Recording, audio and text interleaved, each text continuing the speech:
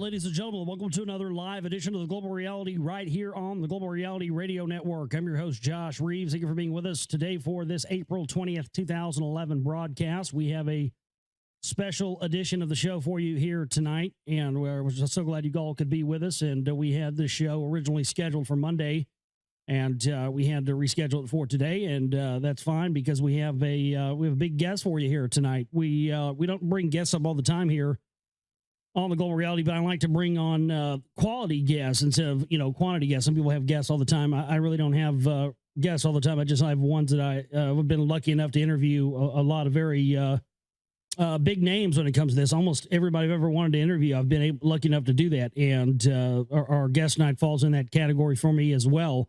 We've been reading his book here on air, and I know you guys as well as I have had.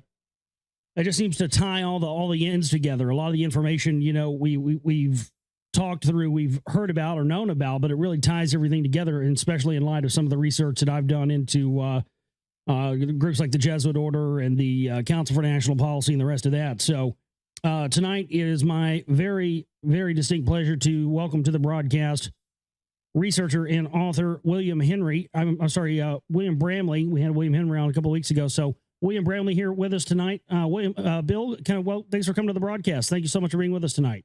Well, it's my pleasure. I'm honored to be on your show. Thanks for your interest in the book. Oh, yeah. Well, I know you've done more than that since that book was released in the early 90s, but we'll definitely want to talk about some of that tonight as well. But for people who may not be familiar with your work, tell people about how you got involved in doing research and writing. I know you came about this through the same way many people, I think, did, trying to figure out the origins of war, why we're told that humans have to have war, and that it's something that we're innately born into. Just give people an idea how you were drawn into the research and where it took you. Well, it probably all started back in high school. I took a class in sociology, and that really turned my life around. Here was the idea that there are certain group dynamics that affect society, that affect individual behavior. And so as a result, when I went off to college, I became a sociology major. And I had a lot of friends. We were all these types who were into political science and sociology and philosophy, and we just loved talking about it and taking classes in it and rapping about it. What's the meaning of life and why is there war and all of that. And this was back like in the early 1970s, which were really part of the 60s still. The 60s didn't really end until about 73. And so I was very, very influenced by that. And so it was really that education that got me going. And so I just, started exploring different things. I knew a guy who did the original research on the Robert Kennedy assassination. He was the one who uncovered the second gun evidence. And so I'd read Mark Lane's book, Rush to Judgment. So that kind of introduced me a little bit to conspiracy theory, the idea that these politically significant things can happen, and sometimes behind it there's evidence of more than just one guy doing something, that there could be kind of a cabal behind some of these things. And some of the evidence was pretty good. So that kind of got me going down that line. I also read, at that time, what was it, the Eric von Daniken book was still popular then. Now, I didn't really get interested in UFOs, even though I read Eric von Daniken and, kind of looked down some other paths. I didn't really get that interested in UFOs. I kind of thought, like most people, well, they're just sort of out there. They're kind of buzzing around. They don't want to get too close because we're kind of warlike and they don't want to be attacked, but they're curious and they sometimes do experiments on people. And I thought, well, even if that's true, yeah, kind of interesting, but that doesn't really solve the problems we have. I think we have to kind of look earthward. And that was really my orientation.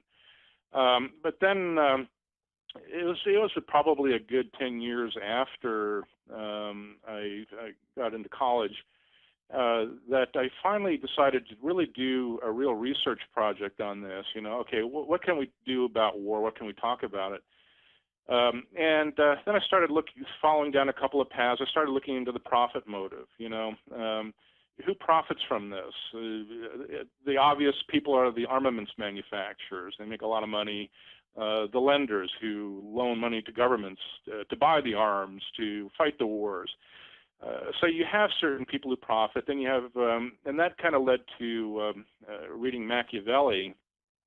Machiavelli wrote about how princes during his time would they would conquer a region, and then they would set up little factions that kind of secretly go in there and have their little agent provocateurs kind of start these little groups to fight each other. And the reason for that is you get a political advantage in that the people become too weakened to fight the real oppressor, the real occupier, because they're so involved in squabbling amongst themselves. So it's been an actual documented political tool.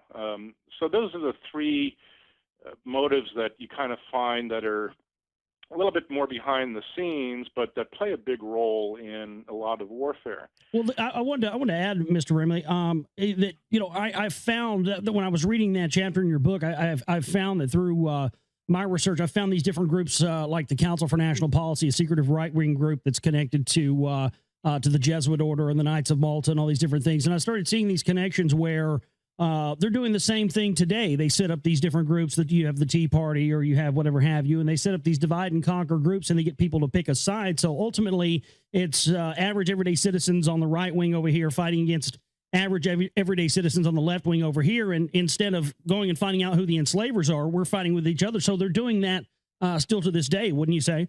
Yeah, it absolutely looks that way, because you really look at, you sometimes find what you look for is you're looking for the common personalities, the ones that kind of flit between the groups. You find the same person. I have to be honest with you, since doing the Gods of Eden, I haven't done a lot of active research. I understand. You weren't originally a researcher. This was just something you did on the side, right? Yeah, exactly. Yeah, it took a lot of time though. It was no light project, I'll tell you that. No. And a lot of people have kind of followed a little bit in along these same tracks, which is great. I'm so happy to see other people out there doing this research, so I don't have to do it. Yeah. Anyway, what happened was though that I got. But I still couldn't understand. Well, why do individuals fight? Who have no benefit from this. You take some young guy who's 20 years old and you throw a gun on him, and what does he have to gain? I mean, the only thing he has to gain is he's going to get killed. I mean, in some countries like the United States, okay, they try to maybe provide a college education, they got a roof over their head or something. But, who's really going to go out there and risk their life just for that? In other words, there's more for the bread and butter fighters, the guys who actually do the actual fighting and actually pick up the guns. There really is very seldom a profit motive, and what you find is they get stimulated by ideology. It could be like intense nationalism. Religion is a big player in this. And so I started looking at that. Well, okay, what are these ideologies that get people to actually pick up the gun and start shooting? And I happened to decide to go down the religion track, because that's the one we look at a lot. Yes. Okay, and there's a certain kind of religion that really seems to trigger this in people. It tends to be this apocalyptic, kind of radical, we are chosen by God and you're not kind of religion. Okay, and I thought, well, that's interesting, and this kind of goes back in time. Well, where did those religions come from? And most sociologists and historians, they look at, it's just the priest class, they get a little power for themselves, they go out and do that. But what you keep finding, like in the Bible and even in the Quran and in the Old Testament, you keep finding these reports, the people who kind of came out with these ideas like, hey, we need, these apocalyptic ideas, they claim, I was approached by this angel, or, this flying thing came down and gave me this message. Yeah. Okay. And, now most historians look at that as being myth. It's just a lot of myth and so forth. But then that's when I started thinking, okay, well, now we're starting to get into, Eric von Daniken possibly. Because now we're talking about, there's a theory that these are ancient astronauts. And what that opens the door to, and then when you get into Zecharia Sitchin, I think probably he was the biggest influence, I think, on my book of anybody, was his work and basically his translations of the old Sumerian tablets talking about the creation stories. And it's just amazing how much of that stuff there is, where they actually talk about in those tablets how, these human-like gods came down and They were the seeders of humanity, so to speak, or at least did a genetic engineering to create the modern form of Homo sapiens. They really talk about how they set up these organizations and they set up a system whereby they had the technology or the ability to keep people fighting. They actually reported that as a tool that they were using way back then. And I thought, well, that's kind of what the Tower of Babel story is about. We can get into that later. Yeah. Yeah. So anyway, going back to all of that, I thought, oh my God. Okay, then, and there were certain characteristics that these organizations had through which they were injecting these divisive philosophies. They tend to be kind of secretive. They tended to be kind of apocalyptic. They claim to have all of this spiritual knowledge, but hey, we're going to hide it from everybody else, and only a select few can have this knowledge, and that whole process. And then you look at how these organizations then have progressed up through history, and I almost couldn't believe it. It's like these same types of organizations have kept going, and you keep finding points in history all the way up to the modern day where people who belong to some of these types of organizations that promote divisiveness in some way continue to report contacts from either some kind of extraterrestrial or heavenly being as being the source of where they get their inspiration and ideas. And that's how the Gods of Eden really came about when I finally kind of went back and then came forward again looking at these common patterns. And that's when the theory of the Gods of Eden then developed. And I have to say, I almost did not put UFOs in there because I thought it was really, really outlandish. I mean, yeah, I had been exposed to some ideas and philosophies about UFOs and things like that, but I'll say even then, my concern was how do you prevent war? What do you do with human beings to get them to stop picking up guns? Something that involves their free will. What's interesting to me, Mr. Bramley, is that was the only chapter in the book I thought so far that I read that was just seemed like it. I could have done without it. You know what I mean? Okay, sure. I mean everything. No, it just to me, you had the evidence and everything else was there, and it was just like I saw why you did that though. I mean, for the benefit of people who have never read that kind of stuff and aren't familiar with it, it was good. But everything else. I mean, you had all of the good info and everything else there, and I think that's what's important when people read the book. I mean, you really do tie together. Yeah, I understand the book came out ends. about 20 years ago. Yeah, way ahead of its time. It was one of the first books that really kind of, I think, got into depth on some of this. I mean, Charles Fort, back in 1919, he wrote the Book of the Damned, and I think he had the best and most succinct explanation. It was just like within a couple of paragraphs, I think he sort of formalized it very well, that we are property, that there's some kind of extraterrestrial race that's kind of out there, we belong to them, and through their secret machinations, they're somehow influencing the Earth. And I mean, this was before the modern UFO era, and he wrote that. And so I quote him in the beginning of the book, as that was also a big influence reading that. But yeah, so it was really hard, and I felt like because of sort of my position, and I try to be I hope a little bit rational. Of course, some people are going to say I'm not, having written a book like this. But I want it to be based on some evidence or on some logical patterns here. And so, like I said, I almost did not want to put the UFOs in there because I'll tell you, the whole UFO field is so goofy and so crazy. Oh, it is. Oh, it's so hard to deal with it. And a lot of people ask me, well, how come you didn't get more involved after you wrote The Gods of Eden? And, because I never really, kind of really got involved, so-called, in the UFO field that much. I'd give talks if I was invited like I am today. Sure, I'd go ahead and be happy to talk about it, but I didn't really make an effort to kind of put myself out there. and part of the reason was it's just so hard to deal with it, and it's so goofy. But that's part of it, It's like you have to accept that as part of the phenomenon. I think the phenomenon is very real, and you just have to sort of deal with the fact that there's also this layer of goofiness on top of it, which I think hides something very real and very serious. And trying to penetrate through that is not that easy all the time. So anyway, that became the challenge. I'm sure you faced that challenge too. Yeah. I mean, I think that's what they've always done. I think you're exactly right. I think they've always put out this sort of goofy sci-fi sort of front for all this stuff when it's really much deeper than that. They put out things with When people talk about shape shifting reptiles and all this different stuff, but when you really look at it, you look into some of their symbology. There is reptile symbology everywhere else. So I think, as you were mentioning earlier, it's the context. We have the ancient texts and we have all this stuff. I think more and more the reason that there has been these, you had the invasion of the Baghdad, the Iraq National Museum in Baghdad during the invasion in 2003, when all the ancient Sumerian cylinder seals and whatnot were taken, all these ancient artifacts, little reptilian statues. They took all of that stuff. And you have to imagine that now that since the time of when your book was released in the early 90s, technology has progressed to a point now where some of these things that were written in the time of Sitchin have a lot more context than they did then. We know what this stuff is now. Oh, absolutely. Yeah, and I think the UFO theory and the ancient astronaut theory, I think, puts a light on things that we never had before. People were talking about aliens all the way back before the so-called modern era, before 1947. Even the founding fathers of the United States had some of them anyway, had some kind of idea of the other worlds, that there could be life elsewhere.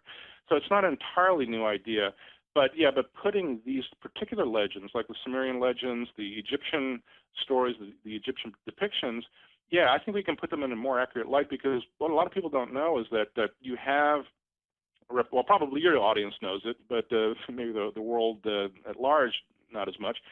You have these depictions of things that look like the gray aliens of today, especially and it's rather amazing. But now we can kind of identify them a little bit better than we could back then, or even up until the UFO era. Now we kind of have so many reports, we have so much data now about the modern manifestations of them, that now I think we can put them in a more accurate light and understand them, I think, a little bit more accurately.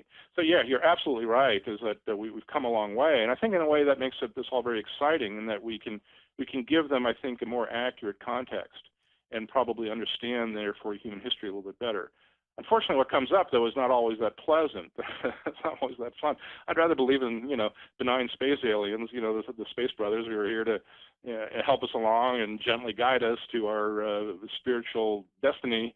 I don't know. Maybe there are a few. I just think that's how you know you're on the right track of research, is when you're coming from the standpoint of not wanting to believe something, where you're doing everything you can to try and find what your discoveries are to be false, and you can't. You continue to find that they're true, and there's more evidence that comes. And I kind of feel that was maybe something you experienced when you were writing The Gods of Eden. Yeah, I did. Yeah, I got exposed to a lot of these different ideas, and even after that exposure, I still felt like, I don't know. And I'm serious about this, because I still kind of was on the fence. Well, maybe UFOs really are just swamp gas and all of that kind of stuff, And so I was really going to write The Gods of Eden and do something totally different. I was just going to write about war profiteering. That was really my book. That was going to be about more war profiteering. I was going to talk a lot more about, and my proposal would be to deprofitize war, just make laws that, companies that make warplanes and all of that, they cannot be for-profit companies. Not that they're charitable by any means, but they can't sell stock. Nobody can make a profit from them.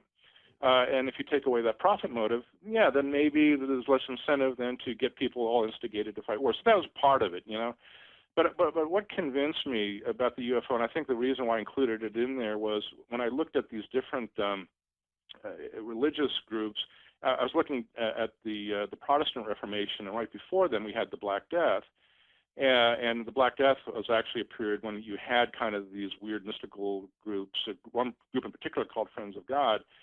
And then I got curious. I thought, well, okay, here we have this great apocalyptic event with with people dying in huge quantities, a tragic event.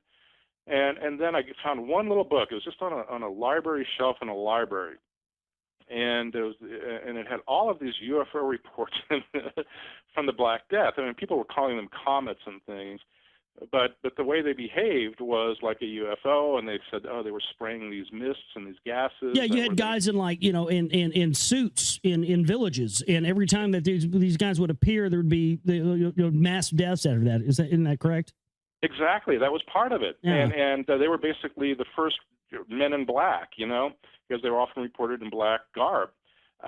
So you put all that together, and my jaw, I swear, I sat in that library, and here are all these other students just kind of walking around, and here I had this mind-bending experience as I was sitting there with this book that nobody checks out or nobody looks at, And there are probably a lot of books like that out there, by the way, in libraries. If it's not all on the internet yet, No. hopefully it'll all get there. But anyway, but that, I just couldn't ignore that anymore. It's just like, okay, I just can't ignore these reports anymore. And that's really what crossed the line. Then I said, okay, this book is now going to be about UFOs. I mean, that's where the evidence led. I just can't brush aside and kind of repress this information from the Black Death era. I mean, I feel like I'd be doing a disservice if I did that. And that became the book. Yeah, so it's been quite a wild ride since then. It's been very provocative talking to people, and it's been very interesting to see where. Like I said, I don't actively research it anymore. But yeah, if I see something on the internet or I see a book, I'll go buy it, I'll read it, and try to keep up with it at least a little bit. Yeah, well, I think is very still very interesting that you went through the experience of researching this, and I think that's something that a lot of people are interested in as well. Because the fact that this is just something that you decided to do because it sort of felt like it was the right thing to do, and so that's why you did it. And of course, it didn't become your life, and you've gone on to do other things. But the fact that you actually did take that moment to do that, I think is inspiring, at least to me, and I know a lot of our listeners. But what you were talking about there in the last segment with the Black Death, and I was sort of interested in how it talked about how they would use fleas and they would use all this stuff to attack the pet population. And we see these depopulation agendas being played out today through war and through things that they're spraying in the air and food and water and the rest of this and natural disasters. So I see a direct line from the beginning of when we had civilizations first start to arise out of nothing in Mesopotamia to now with the same people, these custodial masters, the progeny of the custodial masters still running the game through the bloodlines today and still engaging in warfare. And I think that this type of information probably was relegated to the fringe a lot more in the 1990s when you first wrote this, because of people could just say, oh, well, it doesn't matter with the rest of the things that he said in the book that are correct because it's just UFOlogy and all this stuff. I really see that a lot of people have tried to marginalize your information because I think they're scared of it. Yeah, it's gone a little bit more mainstream. I won't say it's mainstream by any means, but the History Channel's asked me to be on a couple of their Ancient Alien shows and so forth. Wow. So, yeah. So it's gotten out there, and a little bit. Some people think that History Channel's silly to do the series, but apparently it's a very highly rated series. A lot of people watch it. So it's gotten a little bit, like I said, a little bit more mainstream. It certainly is not a mainstream idea, but it's getting out there. And I think, other people are kind of putting out information that they've uncovered or the beliefs that they have, and that's getting put out there. So I think altogether, all of it needs to be analyzed. Not every idea that everybody puts out or every piece of information that everybody puts out is necessarily accurate. Some is, some isn't. And I'm sure some things in Gods of Eden will prove to, not necessarily be totally on spot, but hopefully some will, but the theory basically is holding up, and that's what really surprised me. The book first got published in 1989, and then the Berlin Wall was just coming down. This whole Cold War was basically ending, and people were saying to me, and I was thinking, well, okay, this may disprove the Gods of Eden. It's like because I wrote about that faction. That's kind of when the book ends. It's like with the Cold War. And okay, maybe it's no longer true, or maybe the theory was wrong all along. But I was noticing that there were these little skirmishes, these little fights going on involving Islamic radicals. It wasn't as big as it was today, but it was just kind of getting started. And I gave a talk, and I kind of made a prediction. I'm not proud of this prediction, but I said that if the theory of the Gods of Eden is true, and it hasn't changed, if the end of the Cold War and the coming down of the Berlin Wall is not a change, all it is a shift. We're simply going to, because that's what happens in history. You find this, one faction comes, it eventually goes, and another faction rises up to replace it. Sure. Yeah, and so I said, okay, if the Gods of Eden is true, and if it hasn't changed, probably radical Islam is going to be the next faction that's going to be used to foment a lot of fear and war. Unfortunately, that seems to have come true. But all sides to these battles, of course, are complicit. It's not just radical Islam. Of course, it's also radical Christianity, radical Judaism. All of these more radical elements of these religions, of course, are the fomenters. It takes two to tango, is what I'm trying to say. But that did happen, and so yeah, that the Islam basically replaced the communist bloc as the next faction that we all have to do battle with each other. And that's exactly what Dr. Wernher von Braun had predicted in the final days of his life in the 1970s when he was dying of cancer, and he was just telling his secretary that first it was going to be first it was going to be communism, then it was going to be third world crazy terrorists, and then a threat, then a threat from asteroids, and then what the final card was going to be that they were going to tell people that there were hostile aliens, when in fact these were aliens that may have been coming to try and end war and the rest of this stuff. So very interesting predictions there by Wernher von Braun. But we've been going here about 30 minutes, Mr. Bramley. So we're going to take a break for about 8 minutes, and we're going to come back and we'll continue and do another half hour. Our guest tonight is William Bramley. His book, The Gods of Eden, we've been reading it here on the broadcast. Definitely, you can buy that at Amazon.com. We're going to take a break, come back, and have more with our guests, folks. This is the Global Reality Special Edition here on the subsequent shows over the past few months, and it's just been got such a great response from that. So we're really glad to have Mr. Bramley on with us here tonight. And you can definitely find his books, The Gods of Eden, at Amazon.com and other places like that. So a lot of people are asking if they could get copies and where to find them at. I would go to Amazon.com. Also, if you have questions for Mr. Bramley tonight, you can email me, globalrealityshow@gmail.com.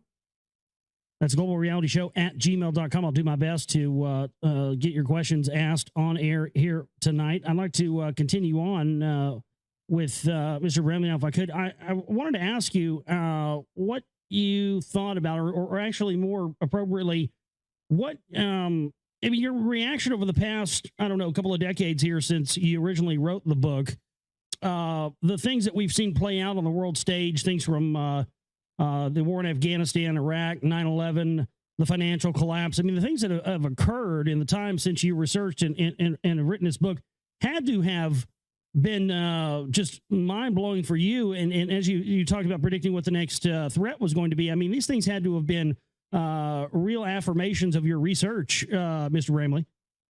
Yeah, unfortunately they have, because the sources of all of these conflicts are ultimately the same as the kind of sources I talk about in The Gods of Eden. For example, I talk about the inflatable money system, which actually arose out of these obscure origins that seem to trace to these weird secret societies. And now that's what we're dealing with today. And yeah, so it seems like one of the purposes or one of the objectives of this whole machination is just to keep people toiling. It's just to keep people struggling all the time, just for their physical existence, just to kind of keep food in their mouths and do all of that. That seems to be part of it, because what that does is it gives you less time then to really think about spiritual questions, to kind of think about the bigger issues. I mean, if you're worried about where your next meal is going to come from, or if your house is about to foreclose, that's where your focus is going to be. And I think it actually promotes a less spiritual life. Now, some people will say, no, in some ways the adversity maybe makes some people more spiritual, and that's good if it does. If they can use it constructively like that, that's good. But for most people it doesn't, and I don't think that's the purpose of it.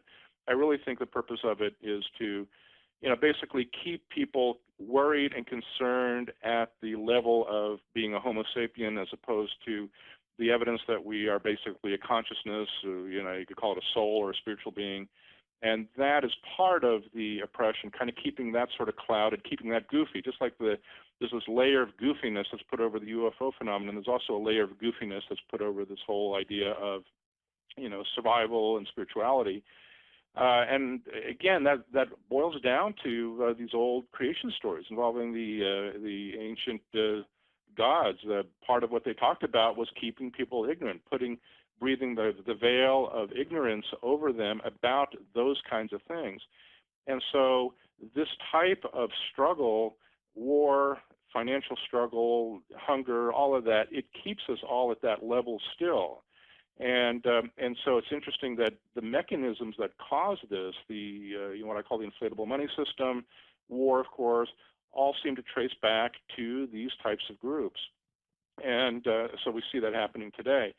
Yeah, there are a couple of other things, and these are just sort of a couple of random things that I've seen. Again, not any in-depth research, and I welcome anybody listening to please go out and do it. If I inspire you to go out and kind of research some of these paths, please do, because I by no means have all of the evidence or everything there. But nobody does.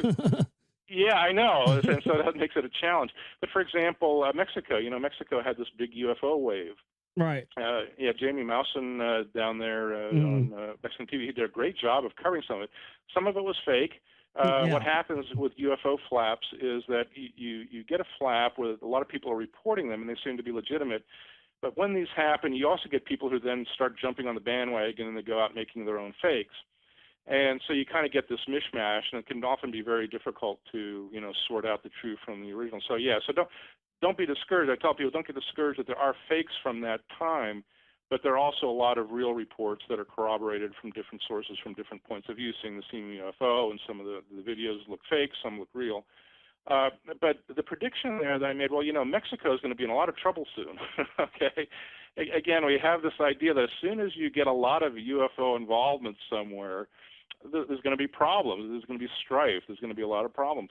And what happened now, of course, is now we've got practically a civil war going on in Mexico between the drug barons and the government down there, which is spilling over not too much into this country, but I hope it stays contained down there. But and again, I haven't really researched it. You'd want to look at, okay, now some of these drug lords down there, do they have apocalyptic beliefs? Do they have, are they or somebody kind of connected to them claiming this kind of connection? And I did read that there's one big drug lord who apparently is a very apocalyptic Christian.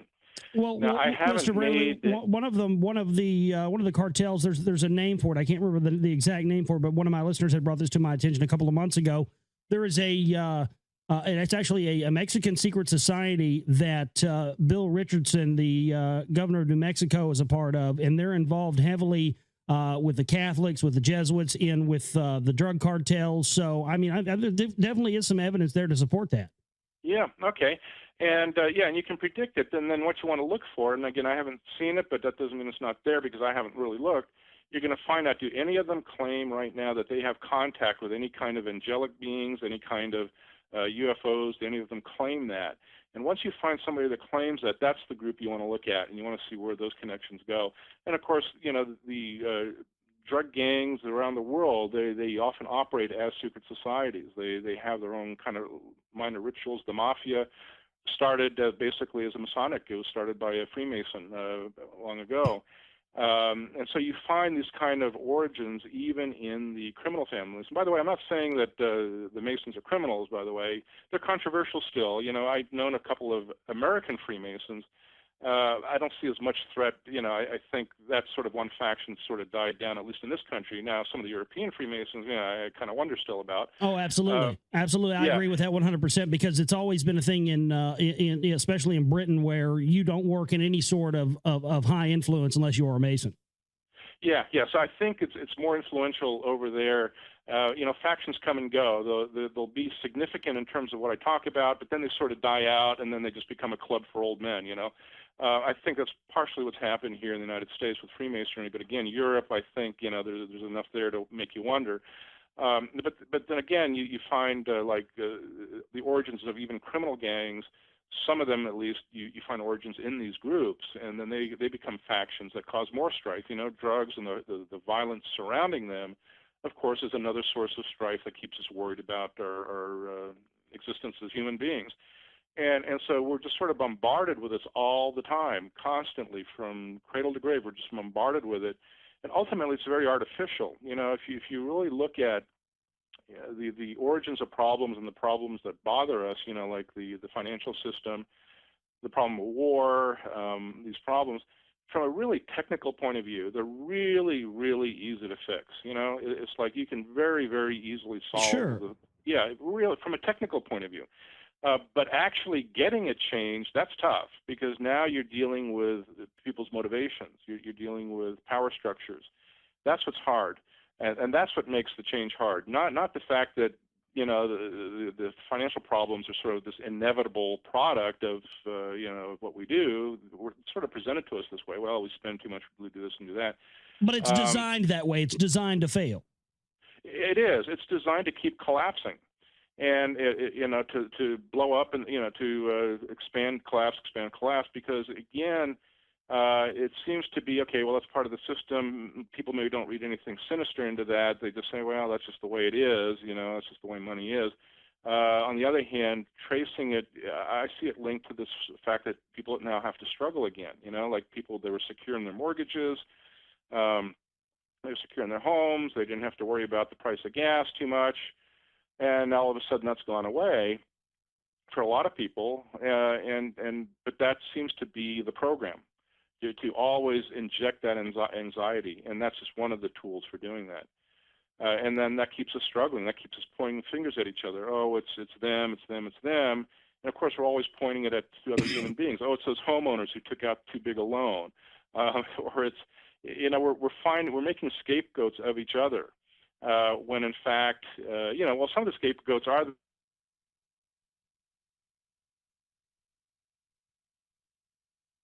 Do we lose William Bramley? Let's see here. This is very odd.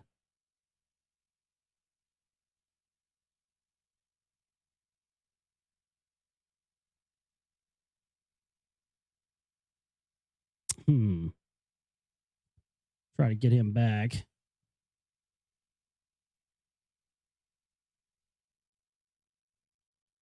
It's so strange that it does this only when we have guests on. You guys notice this is the exact same thing that's happened during William Henry interview. Now we got Bramley on, and it's doing it again. Very strange stuff. It always seems to happen. This has always happened ever since I've been doing shows. It only seems to happen whenever I have guests on, and just about everybody I've ever interviewed this has happened with, and it's mind blowing. So let's see if we can get him reconnected here. Give me just a minute to get everything back up. A good interview so far. I want to see where I hope I can remember what the last thing he said was. Hopefully he'll be able to remember and pick up from there. Oh man, this is such a pain. Let's see.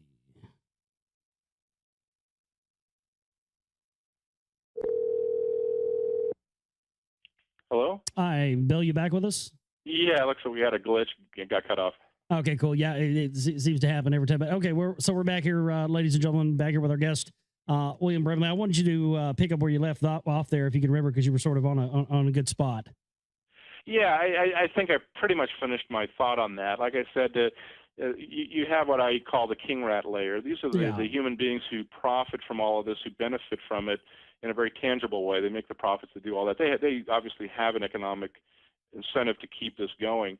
But then you look at the bigger picture, the historical picture, there seems to be one more layer, one more onion layer to peel back, and that's where you find kind of a broader agenda to basically keep people oppressed, anxious, and fighting along the lines of a Machiavellian model. And so, yeah, I do theorize that the financial problems we have today, because they originate from these same kinds of institutions, are ultimately part of that. And at least they have arisen out of that.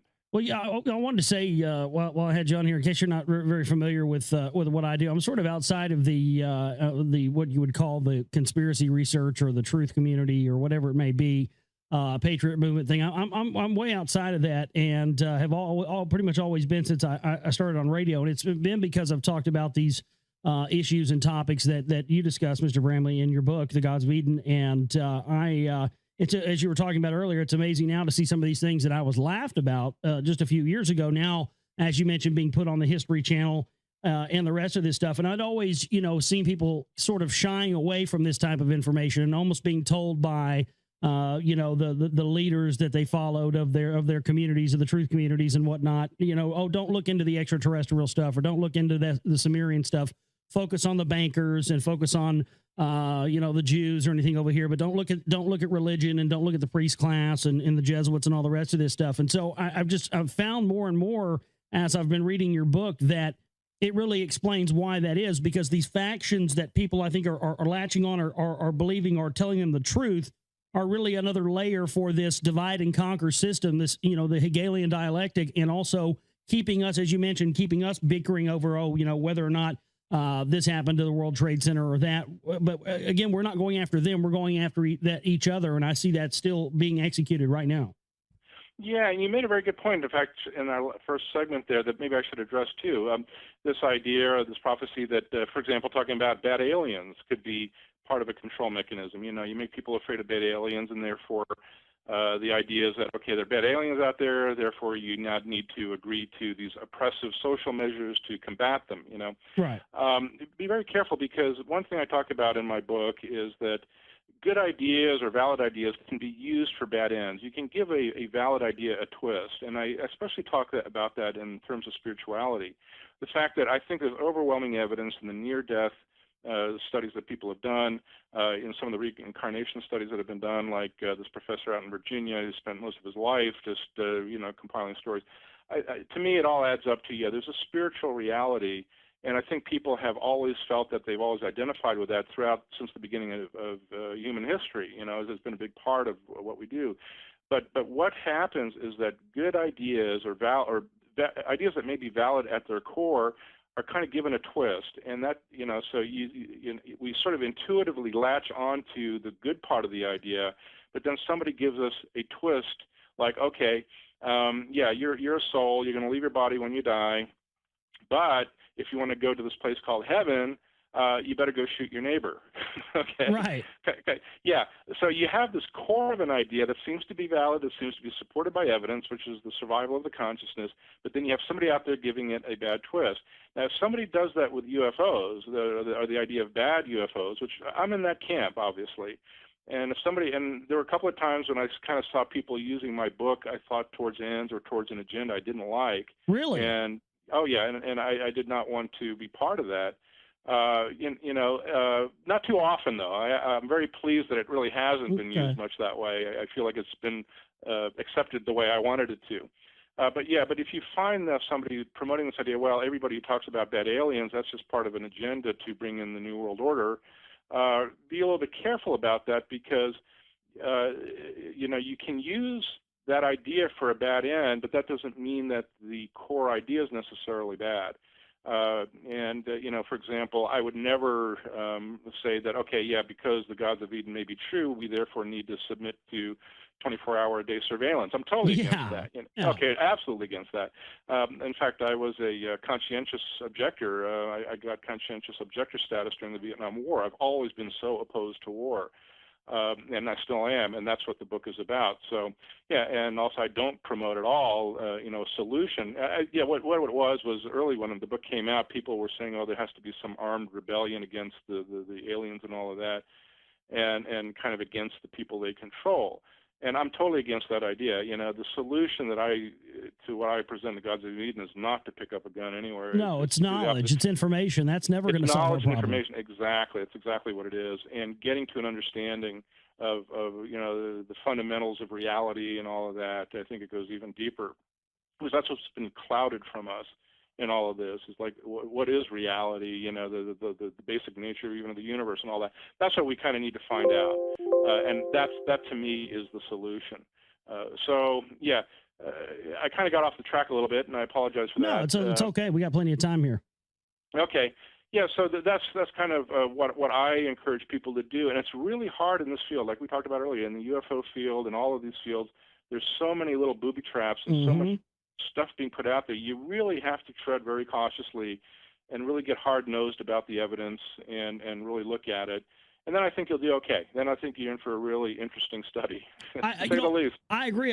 That's what I've always done. I've always taken a little bit from here and a little bit from there, and then gone and researched that and come to my own conclusions about things. And ultimately, I always find things that are just beyond even what I found on my own. Like I'd found my own research, I'd found my stuff, and then I start reading things in your work and start realizing that, wow, this is I can prove with the things that I'm looking at, that the stuff that Mr. Bramley's talking about here is absolutely true and is going on right now. And those were great points that you mentioned there about, being very careful about stuff. Because I think the distinction that people are making between saying that, for a fact that these guys were going around making themselves gods, not just in one place, but all over the place, implying, put no other messiahs, no other gods before me, using the plural and all that. You really have this thing where you you had things that were just ripe to be exploited, and I think that this exploitation has continued today, and I think that that's why there's been so much apprehension to the information, is because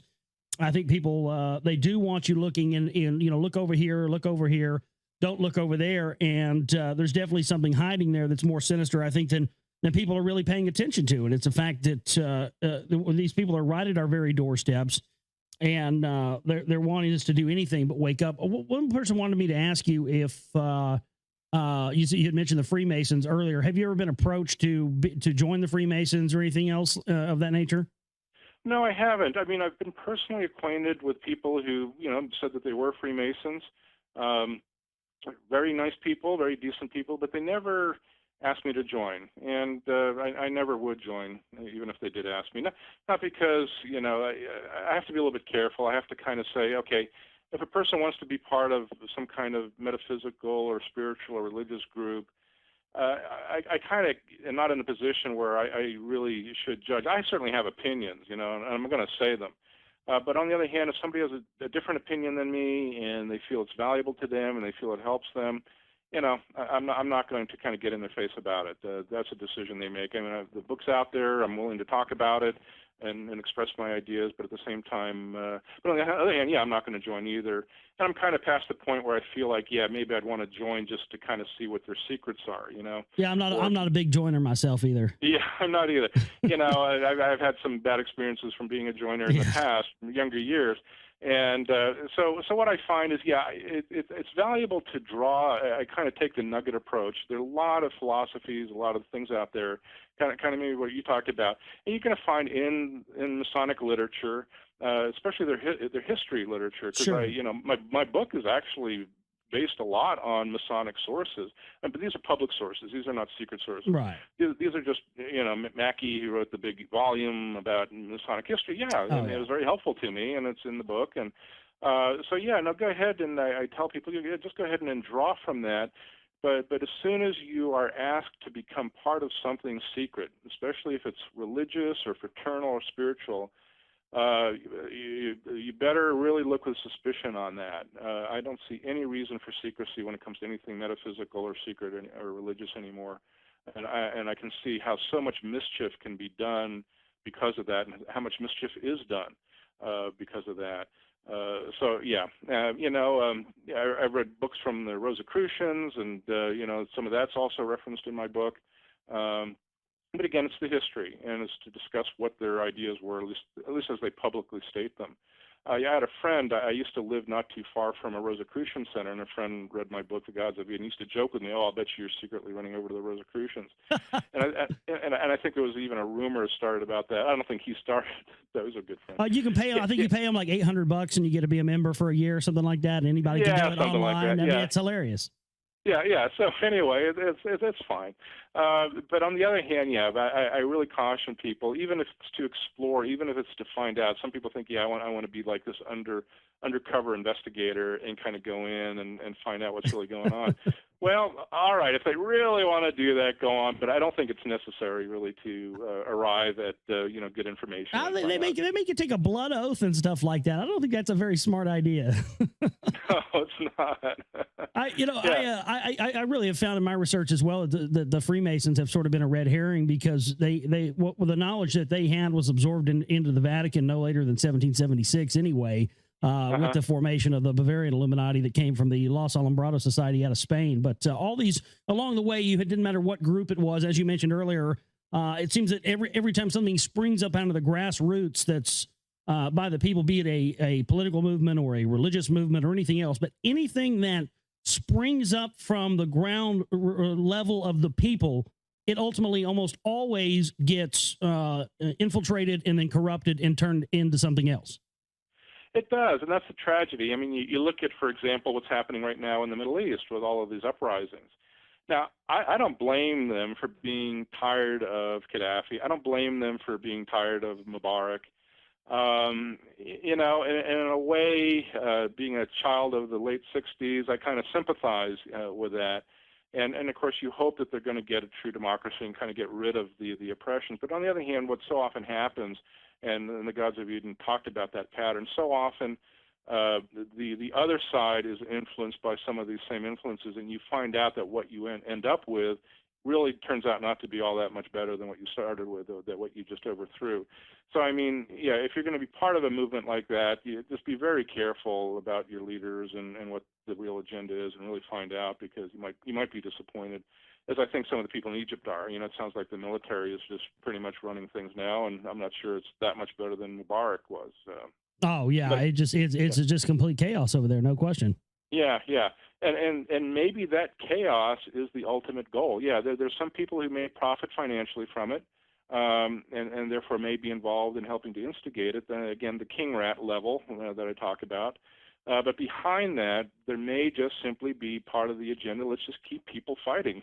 I think that's definitely a big part of it as well. But I mean, my question I have is that the fact that the night before the revolution broke out, the Discovery Channel News published this article about how they had found 2 new chambers inside of the Great Pyramids that they did not previously know about, that they didn't know what function they served, and that they came from the time of Khufu. And then within a few days of the revolution breaking out, we hear about the antiquities being looted, and they happen to be from the same period of Khufu. So I see this direct connection between the wars, as you say, causing these things, keeping us just in perpetual chaos. But I also would see a connection to ancient antiquities, to ancient things that may explain just who these custodial masters are and what their plan is. And I think that's where the elite of today are getting their information from. I think they're continuing the plan that their masters set up long ago. You know, that's an interesting angle that I hadn't thought about, but you're right. You have the looting in Iraq, and like you talked about, the looting in Egypt. And it goes back to the Alexandrian Library, which a lot of people know about, and I talk about in my book. Absolutely. Yeah, that was a huge looting. We lost an enormous amount of priceless, irreplaceable information. It basically was a blackout, of some of our earlier history. And again, the instigators behind that was this sort of apocalyptic Christian leader who, hey, this is all heresy, we need to go burn it down, kind of thing. Yep. And I think and then later on the Muslims, I think, were involved in that too. The radical element, like, hey, we got to make everything safe from Muhammad, kind of idea.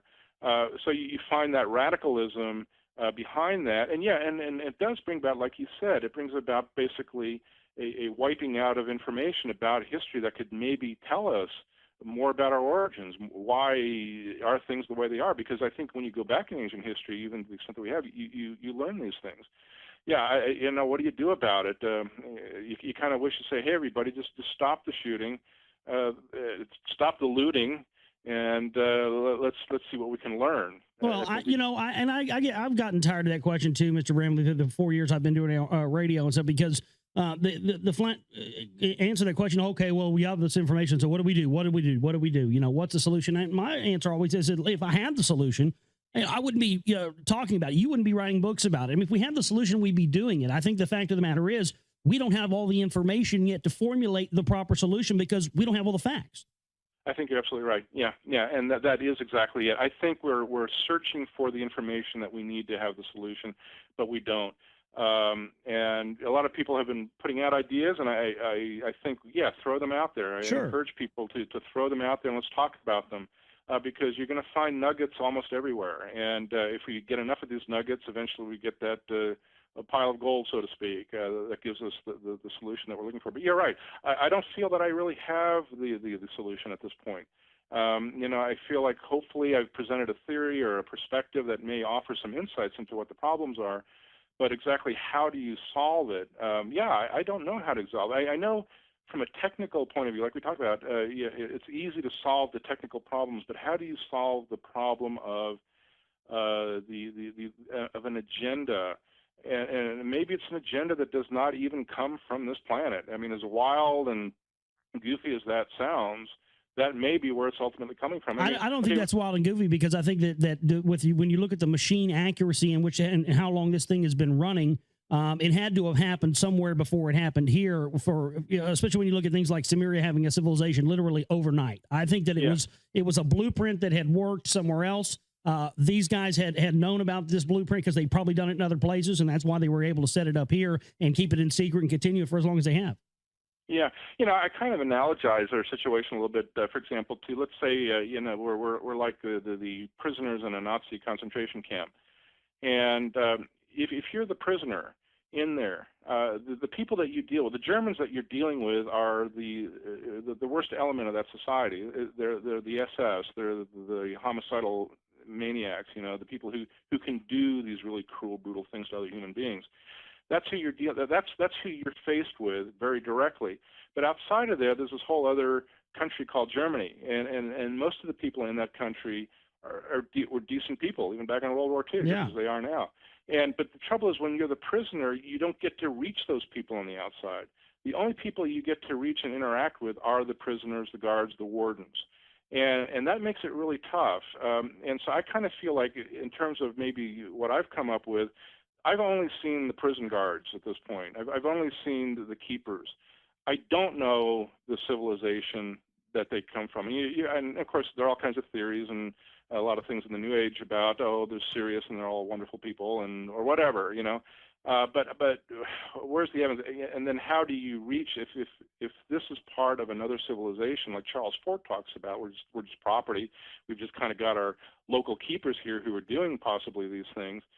How do you reach the civilization that controls them to get them to stop? Because the way the concentration camps stopped is you stopped the country of Germany, right? It wasn't just that you had to stop their whole bigger machine to get the prison to stop. And I kind of maybe see an analogous situation here too on Earth, that if what I theorize is really happening, that somehow there has to be a reaching further out to get somebody else in a position who can stop it to stop it. So that I see as a problem. So that's why, I kind of tell people, even if the theory that I present is true, I don't necessarily have the solution because I don't have the total picture yet. No. This is maybe only a much smaller part of a much bigger picture. Well, I think the best thing is that it's at least, in the book, since it's been written, I think at least has gotten the ball rolling. And as you said, people like myself, I know a lot of others out there have sort of, taken it upon ourselves to kind of continue what, guys like you and others out that before had started. And we had to take a break, and we're going to come back. And we come back from the break, I want to get into, you mentioned this briefly, but I want to talk more on the enslavement of the soul being trapped into material matter, and some of these things, the spiritual bondage and enslavement, and also the pushing of the apocalyptic religions. We'll talk more about this on the other side of the break with our guest, author and researcher William Bramley, here tonight, ladies and gentlemen. This is the Global Reality for you right here on the Global Reality Radio Network. I'm your host, Josh Reeves. We'll be back here in a few minutes. We've been reading here, and we'll continue to read on the broadcast, and it's just a great honor and pleasure to have him on with us and to get his perspective. I really appreciate the fact that he's been somebody who has not.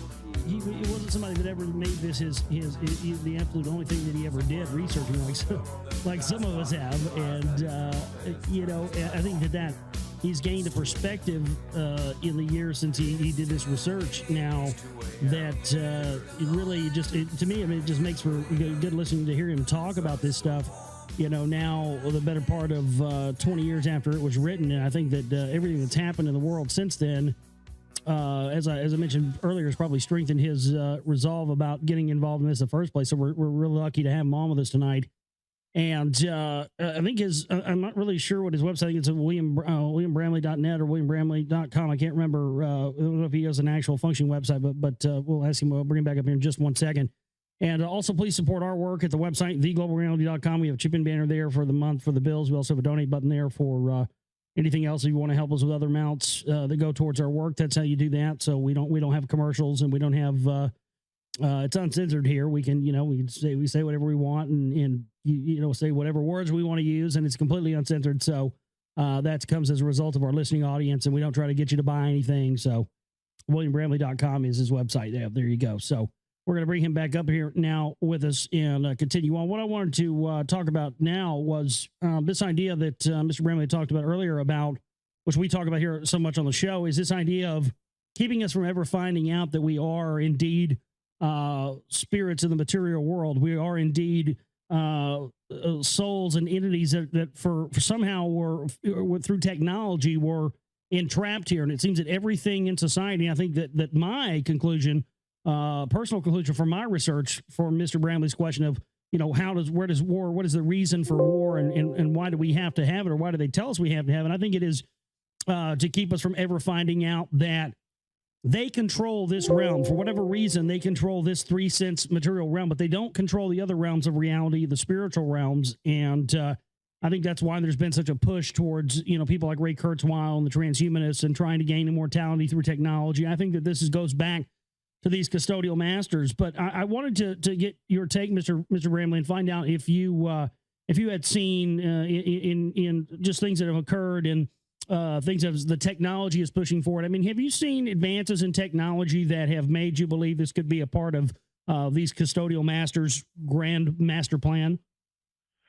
And now, which technology is that? You mean life-extending technologies? Well, I just mean, it could be that, but I just mean, the advances in technologies we've seen. What have there been specific things that maybe you have seen that you've said, okay, well, that right there is definitely a part of their grand agenda? Well, mostly the biological engineering. That's what the ancient creation stories talk about. Creating a biological unit that will keep the soul attached to it. Yes. Because bodies need a consciousness in order to operate, and if a soul can just kind of come and go from the body whenever it wanted to, and it didn't like what was going on, and it didn't want to be a slave, it would just leave, and that would be the end of the slave society. So that seemed to be a necessary element that you keep, at least according to the old creation stories, that you have to keep kind of the soul in a condition of being attached and not really being able to leave that easily. Certainly at death, the soul seems to leave and maybe perhaps get reborn in some cases. But that's so I would say, it's that biological technology is the only thing that I really see that might be a contributor to that. Yeah, it's especially with the medical industrial society, the medical industrial complex becoming just as powerful as the military industrial complex through the healthcare system and through all this mandated stuff. So yeah, it's definitely something to be aware of. I also was earlier you were talking about having to research these various secret societies, and I was just wondering if because what I found is that especially with, as you mentioned, the Rosicrucians and in their symbol itself, the rosy cross with the rose on top of the cross, which of course represents the soul being crucified upon the body and trapped in the body. And that's one of the things that I found in these secret societies, whether it be Rosicrucians or Freemasons or anything else. At the core of it, what it really is all about is about teaching the person and their soul how to transcend the death of the physical body by being able to ascend and not reincarnate back down here and be trapped on Earth. And this is something that as you talked about in the book, and go back to the Brotherhood of the Serpent, this was something that mankind was originally trying to be taught in secret, and then of course it got taken over and corrupted into being held within the hands of the elite. So I wanted to know if you had come across that in your research into the secret societies, this idea of transcending that death.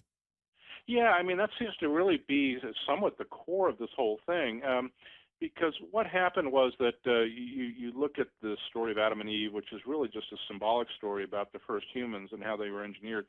The whole idea there was that there was basically a knowledge or an understanding that presumably people had, or early human beings had, about all of this stuff, and it wasn't kind of weird or mystical in any way. You didn't have to, walk around in weird robes and chant to a candle.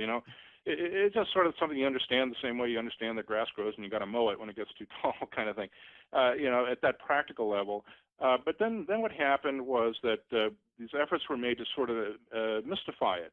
To put it into these strange symbols, that all of a sudden this knowledge is not supposed to be easy to understand. It's supposed to be very weird, and nobody can have access to it unless they join this secret society, and then you have to interpret all these strange symbols. And I think that was sort of the death of spiritual knowledge. I think we probably, our very earliest ancestors had a greater understanding of all of that, but then it got mystified deliberately, basically to make us ignorant about it. Because as soon as you make true knowledge secret, and as soon as you say, oh, only the elite can have that knowledge, well, you're going to lose it. It's just basically going to get lost. And then the few people who do have access to it, it's easy to kind of make it even, as it's taught secretly, you can put weird things in there that are just not true, and people will still believe it because they think it's some great secret, so it must be true. And so what I think appears to have happened, the whole goal, for example, you have the ancient Gnostics, you have some of the old systems of Asia, like around the time of Buddha, where they talked about the need for the soul to liberate. That. And in the Gnostic Gospels of Jesus, supposedly Jesus was a real Gnostic, and one of the things that he supposedly said was, it's so tragic that and I'm not quoting exactly here, but it's so tragic that something as great as the soul gets trapped in the poverty of the body. And so this idea has been around a long time, like this quest to kind of get back to a condition spiritually where you can kind of come and go whenever you want, and you no longer totally self-identify just with the body. But that progression, it's kind of been revived a little bit in the New Age movement. There's a lot of that, which I think is, in that respect, it's positive. But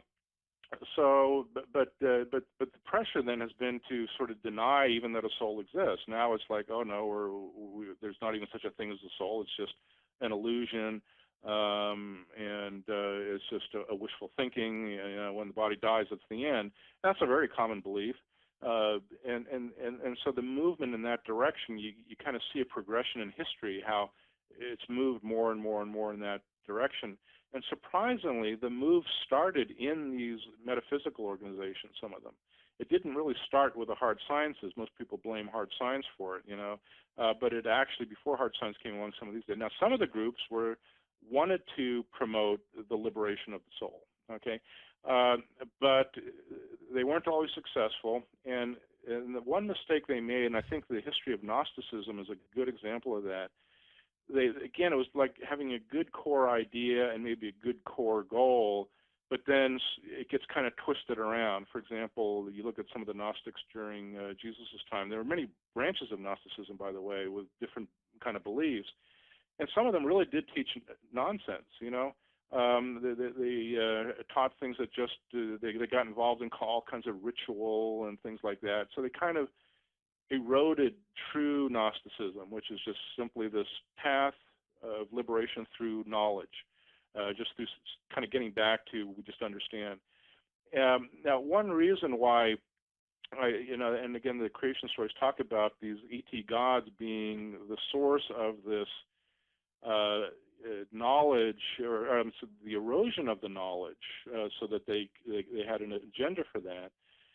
What you find, for example, in the modern UFO abduction literature every now and again, and even in some really interesting Christian apocryphal writings about how these ET angels could actually seem to have a lot of control and understanding and mastery of this.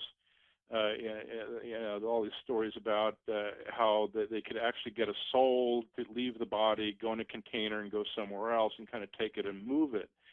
In fact, there's an abduction researcher named David Jacobs who had a story like that from one of his people that he interviewed. He didn't put much credence in it because he hadn't heard it very often.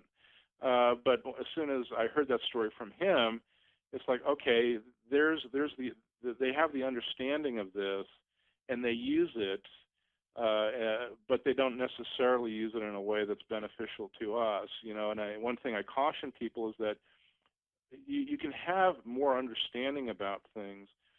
You can maybe have a better understanding of how reality works, how spirituality really works. But if you aren't guided by the right motives, you're not necessarily going to use that in the right way. I have to say that that's exactly what I found, Mr. Bramlett, in my research into secret societies, because I was starting to research secret societies. I was going to make a film about it, and I ended up making these other 2 or 3 other films about it. I just got sidetracked. But one of the core things that I found was that, because I always heard, all the different rumors, Freemasonry and all these secret societies and the devil worship and all this stuff, and it's all for evil and it's evil things. Well, in none of my research, I could never find anything in any Freemasonic literature or Rosicrucian literature or anything else that said this is supposed to be used for evil. The information simply exists in whoever's hands it falls in. Depending upon that person's moral character, it's either going to be used for good or for evil. But as the custodians hijacked these things, they took it and made it where only their people would be in the chain of command.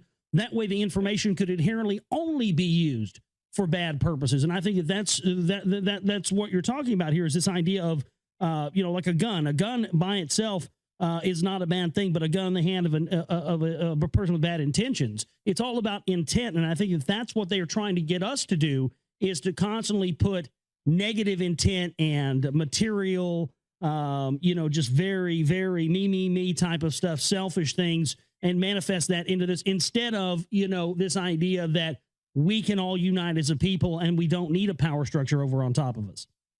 Yeah, I think you hit the nail on the head. I think that's exactly it. It's just we can have this knowledge and we can do something good with it, or we can do something bad with it. And I agree with you on the gun analogy. A gun is actually a fairly neutral thing. If you are living out in the wilderness and you need to eat, and you have a gun where you can shoot something and feed yourself and your family, hey, a gun's a pretty good thing. But yeah, if you've got a gun, you're going to go out and rob a liquor store. Yeah, that's a bad thing. So you're right, and I think spiritual knowledge is exactly the same way. That you can have it, but that doesn't mean you're going to use it well. But of course, so you have to sometimes you have to change the motives. You have to change the motives of, yeah. And any technology is the same way, whether it's just a material technology or maybe even a spiritual knowledge. You have to use it the right way to get a good result from it. If you don't, you're going to get a bad result. Yeah.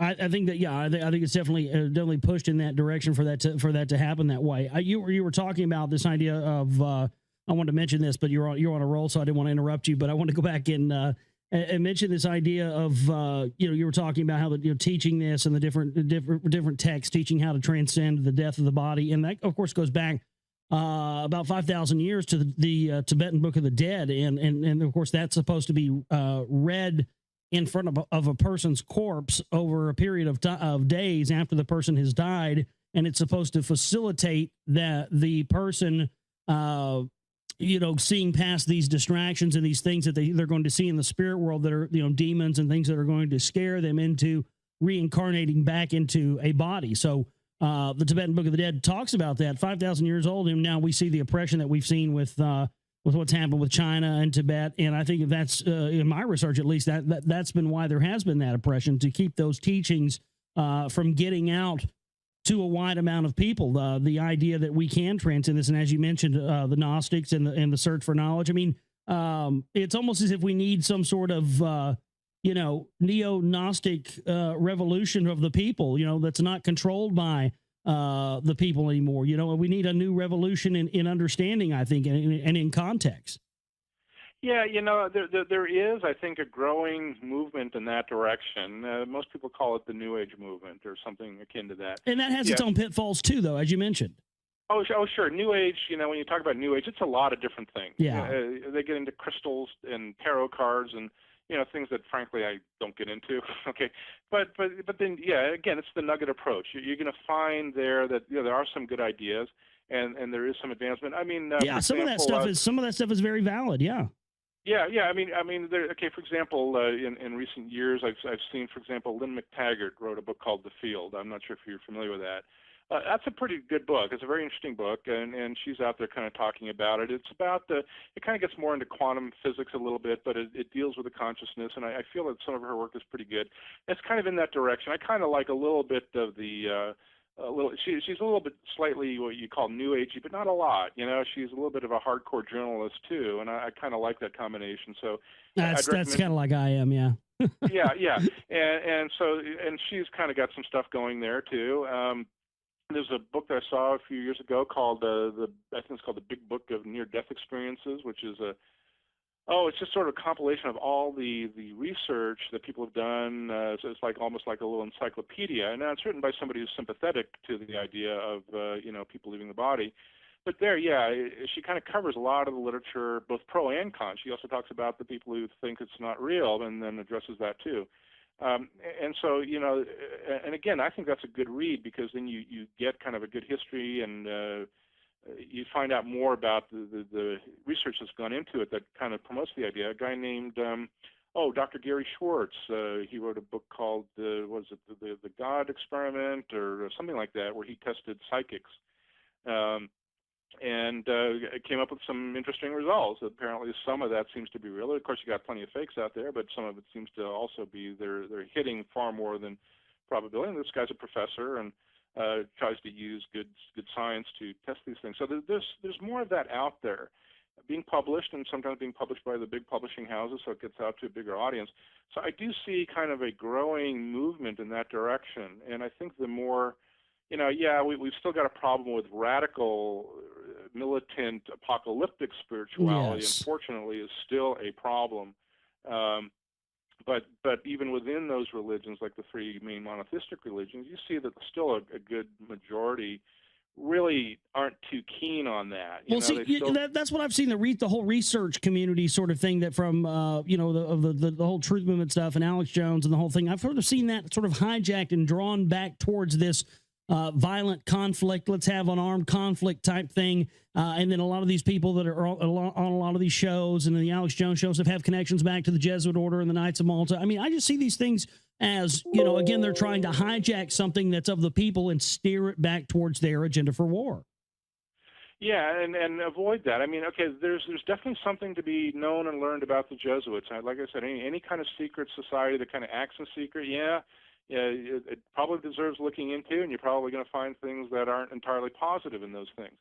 And so, I mean, I kind of support it to that. People talk about 9/11. I think some of the evidence that there was something more to it, I think, is there, especially the collapse of Building 11. I mean, that's just kind of hard to reconcile, But on the other hand, maybe not every idea. But don't. You just kind of got to be careful what evidence you choose, and go carefully down that path. Yeah, for example, you look at one thing that kind of bothers me is I kind of see anti-Semitism kind of creeping into the conspiracy field. Yes. Okay, and that bothers me, and but it seems to happen all the time, and I don't know why this is. I talk about it a little bit in my book with the writings of a writer called Nesta Webster, who actually wrote some pretty good conspiracy books about almost a century ago.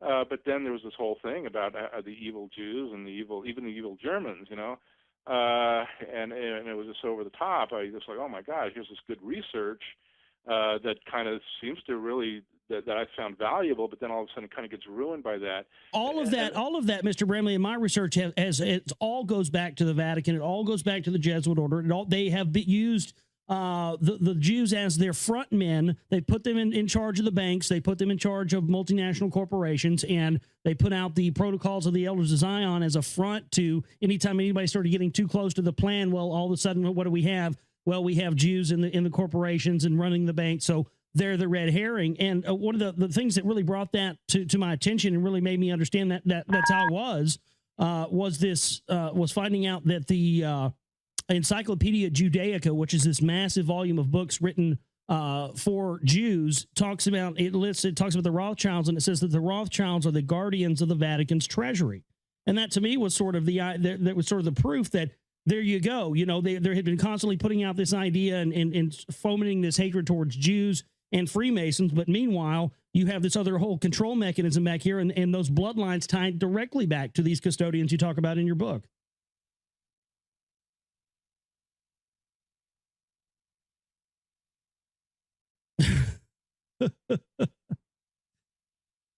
Every damn time we get onto something good, that happens, doesn't it? You guys ever notice that? I mean, this is this is every time I've ever done an interview with a big guest. It's done this several times. One time it did it when I had Michael Tessarian on. Michael Tessarian was like, "Yeah, every time I'm on, it does that." It's unbelievable stuff. Man, oh man, oh man. Let me try to connect back here. It's always fun. Is it every time we have a guest on? See, this is they love messing with me. And now I got to go find his damn number again because it's being wonky. Can't you just tell me the last number I called? There we go. Yeah, call this one.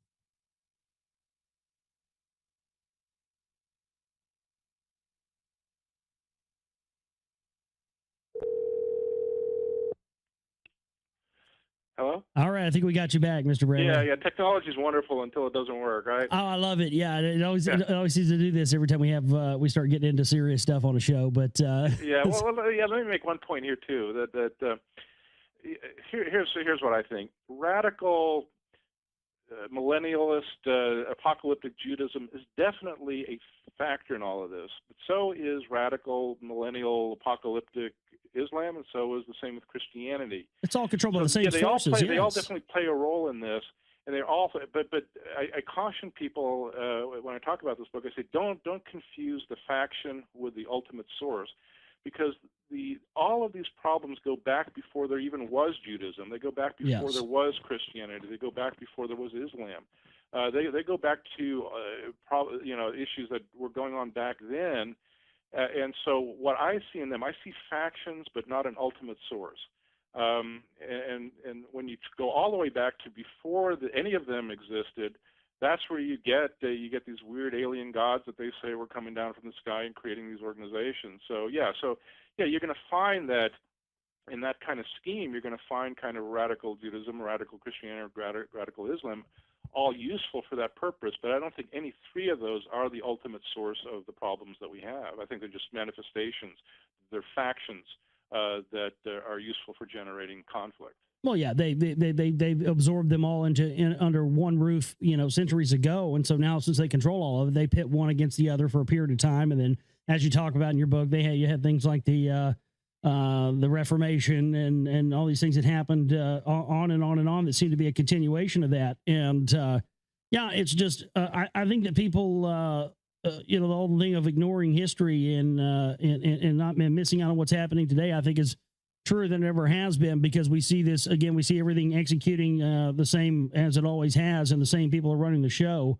I've just been dismayed to find these people, at the very heart of the research community, and people that have, because for years I always wonder why I never heard you on some certain people's shows and certain things of that nature. It seemed like your information was being relegated to some fringe, and then after reading it and getting into it, I find out, oh well, this makes a whole lot of sense to me now, why people don't want us looking at this, because as soon as you pull the face back on peel the onion back and start finding more and more of these revolutions all being associated with these custodial religions, it's not too long until you should start to figure out that, hey, again, as you said, mankind is not the problem. It's the people that are running the show that are the problem, not us. I think so. We certainly have the psychological capability of getting riled up. I mean, that's why it works. That's why an agenda like this would work, because we are capable of being violent. We are capable of getting all excited and being ignorant and doing stupid things. But that is what gives them the ability to kind of keep this agenda going. So, I mean, part of the solution is just to get people to, hey, calm down, just much easier said than done. And especially during times of difficulty, that's when people are more likely to get riled up and become more ignorant, more superstitious, and and more amenable then to being ensconced in this kind of agenda where they go out and do things that they normally wouldn't do. And so it all fits together. It's all like a glove. But how do you do that? And like I said, it's not easy. Part of the solution that I thought, okay, you just kind of got to change people on an individual basis. Much easier said than done. And what are you going to do in a time of real hardship or confronted with some enemy who might at some point be real? Well, you can't really expect them to say necessarily, oh, okay, well, hey, let's just have a talk. Having a talk doesn't always work, but that then creates the trap of, okay, let's pull out the gun, you see, and that's where it becomes so difficult. At some point, they're the Buddhists. I respect the Buddhists quite a bit. They have a philosophy of nonviolence.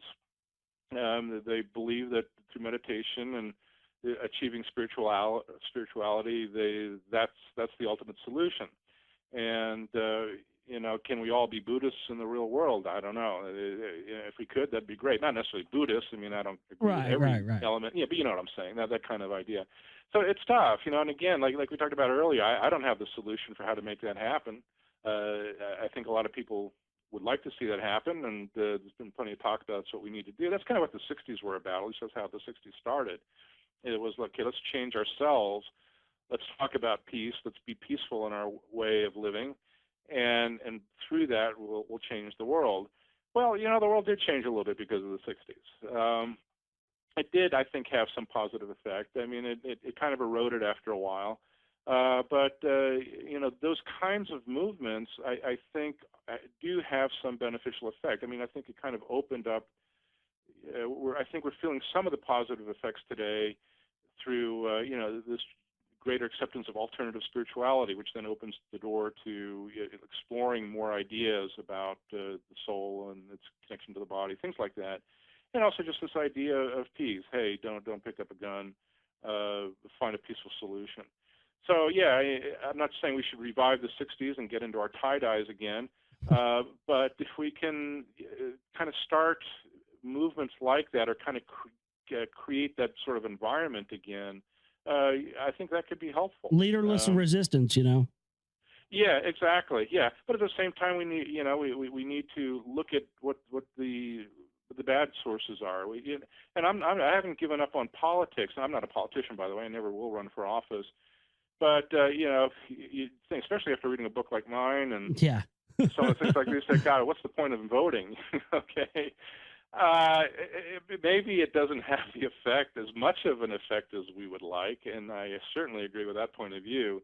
And when you have all these other influences, I mean, the voting public is only half the power in Congress. The other half are the lobbyists, the financial interests, and all of that. I mean, but still, it's at one point anyway. The politicians do have to, at least marginally, at least until they completely fake the voting machines, but until then, the vote has some influence. So keep voting, and if you don't like who's in the two parties, vote for somebody else or write somebody in. People say, well, you're wasting your vote. I'm kind of one of those people who votes for these little marginal third-party candidates, and but I said, but my point is, okay, just vote for who you think would really be the best president, whether you think they could win or not. Eventually, it has some impact. It may not be the impact you wish it would have. You despair that, hey, everybody's voting just Republican or Democrat, and what difference is there?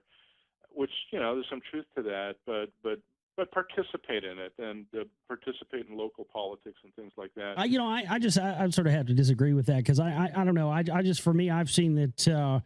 I think that they're perpetuating the system by going and voting and just putting anybody's name, writing in Donald Duck or anything else of that nature, and just voting for whoever or whatever you think the lesser of the two evils is. To me, I think that's dangerous as well, because I think you fall into a trap where, regardless of whether you're voting for puppet number one or puppet number two or puppet number three, whatever it may be, you are still validating to them that their system that they have put down upon us, that these custodial masters had put down on us long ago, is still a valid system that we want to participate in and be a part of. And I think that non-participation in the system altogether, to me, seems like a more viable idea than just going and writing in somebody else's name. But we may differ on that point. It'd be more like, I agree. Don't vote for the lesser of two evils. If you think there's an evil there, don't vote for them.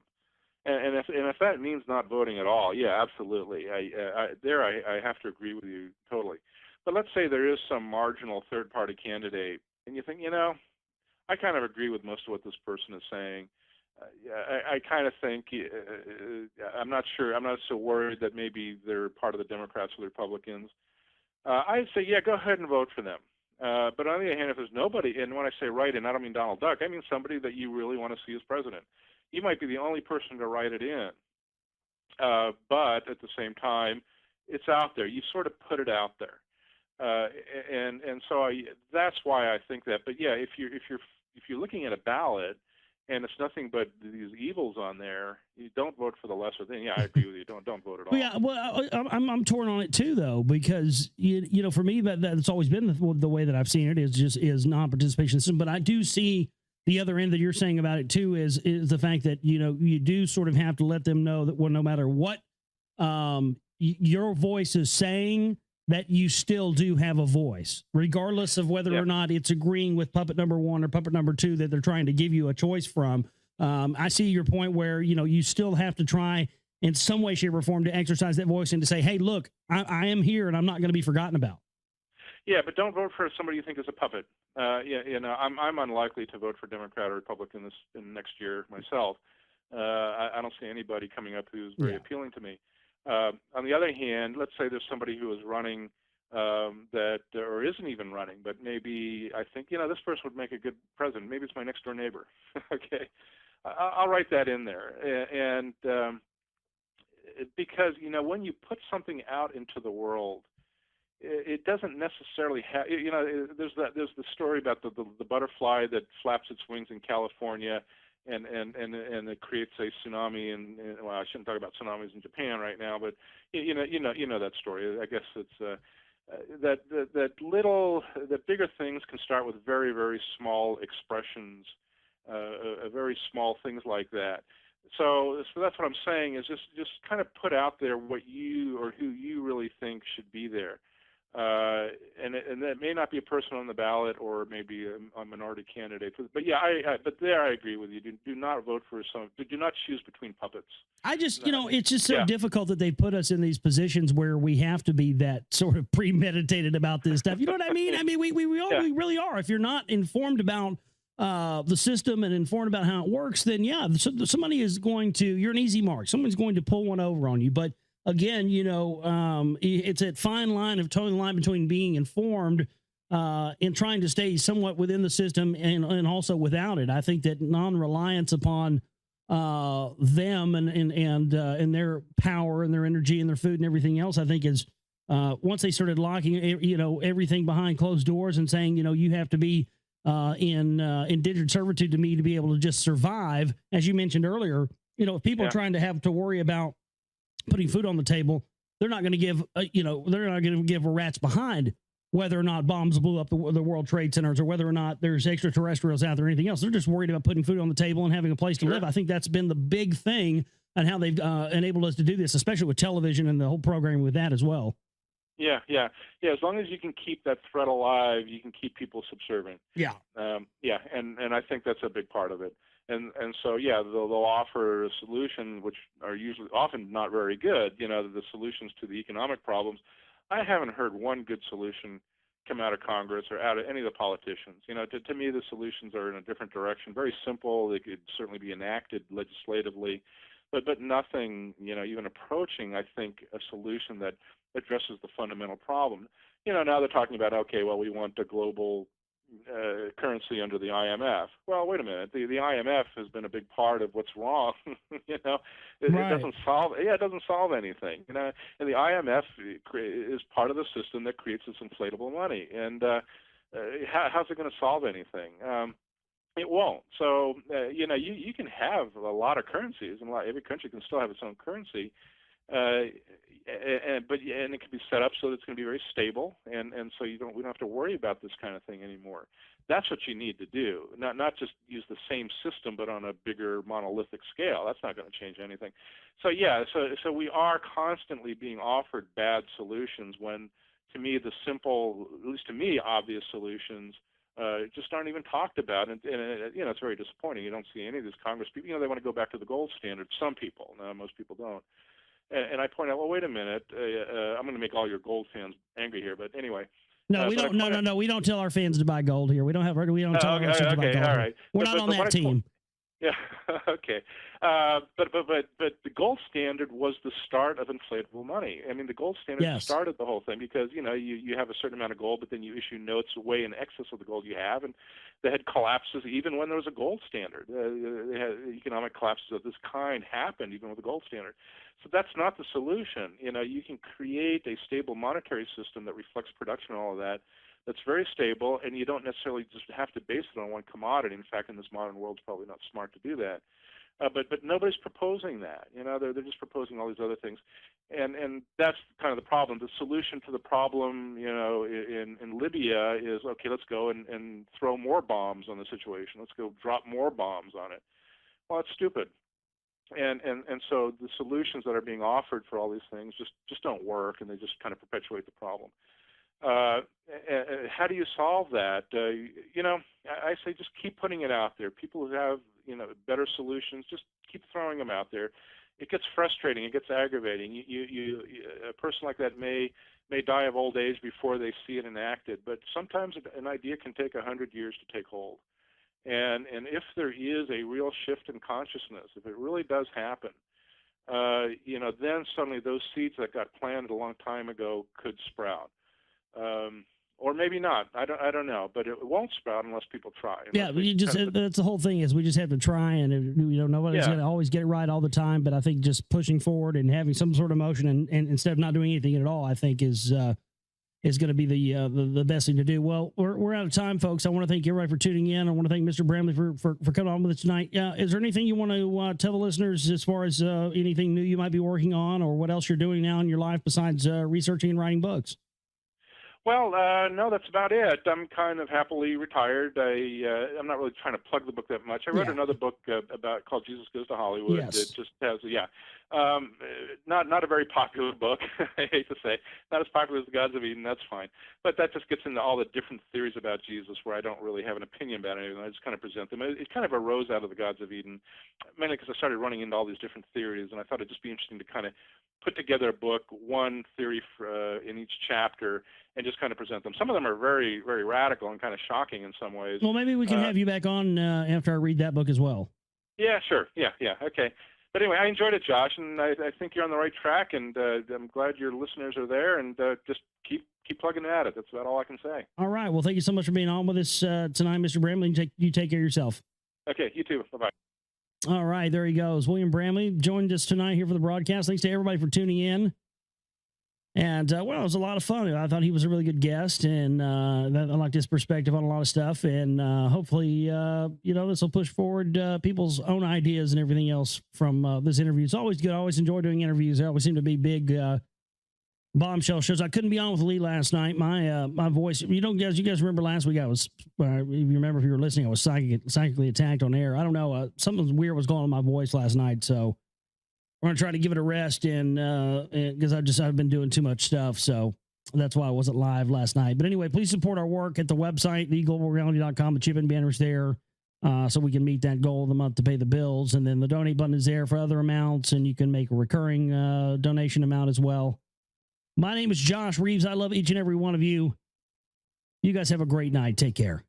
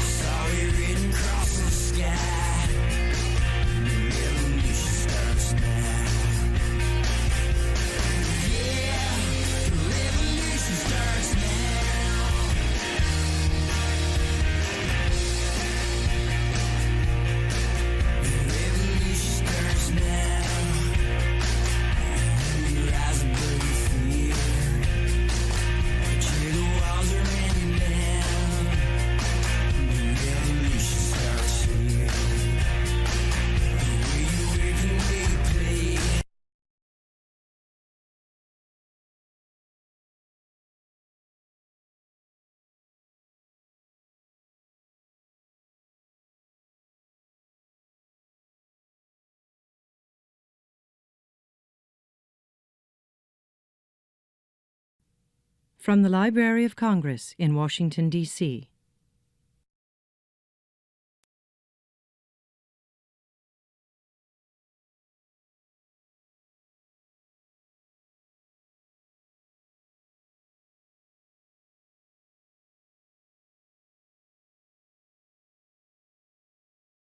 Good evening, ladies and gentlemen, distinguished guests, J.I. Kislak, members of the Kislak Foundation, and members of the Library of Congress's Madison Council, scholars, and members of the public. We welcome you to the Library of Congress this evening for the 7th J.I. Kislak Lecture, and we are very grateful for your patience while we worked on a little bit of a technical glitch. I know that Richard's going to talk about mysterious collapse of major culture tonight, and I kept thinking through my mind, oh my goodness, I hope that there's not a direct connection here to contemporary culture. So we will leave that to the Q&A. But in the meantime, let me just say that this lecture series is part of many public outreach and research activities that are focused here and housed here at the Library of Congress as a direct result from the inspiration and the enablement by the incredible gift of Mr. Kislak to the Library of Congress of his collection of more than 3,000 rare maps, documents, paintings, prints, and artifacts that shed light on all aspects of life: war, intelligence, agricultural science, timekeeping, medicine, of indigenous peoples, spanning the pre-contact cultures of Mesoamerica in the geographic region that now includes most of modern-day Mexico, Guatemala, Belize, Western Honduras, and El Salvador. This lecture series, numerous programs for every audience, from school children to scholars in the field, Kislak residential fellowships, and a designated curator, who you will meet shortly, enable the library to claim an important role in the discovery of new insights into these indigenous cultures and the drama of their encounters with European explorers and settlers. And these materials are brought together with the incredible and unparalleled other collections of the Library of Congress and the staff experts who live and work among these materials. So it is absolutely my pleasure this evening to be able to bring to the podium J.I. Kislak, who really was, whose vision it was to have this collection at the Library of Congress and to generously donate it to us, and then to continue through the works of his family and the foundation to guide the access and use of the collection since the initial gift. So without further ado, and please with a resounding applause, Jay, will you please come to the podium?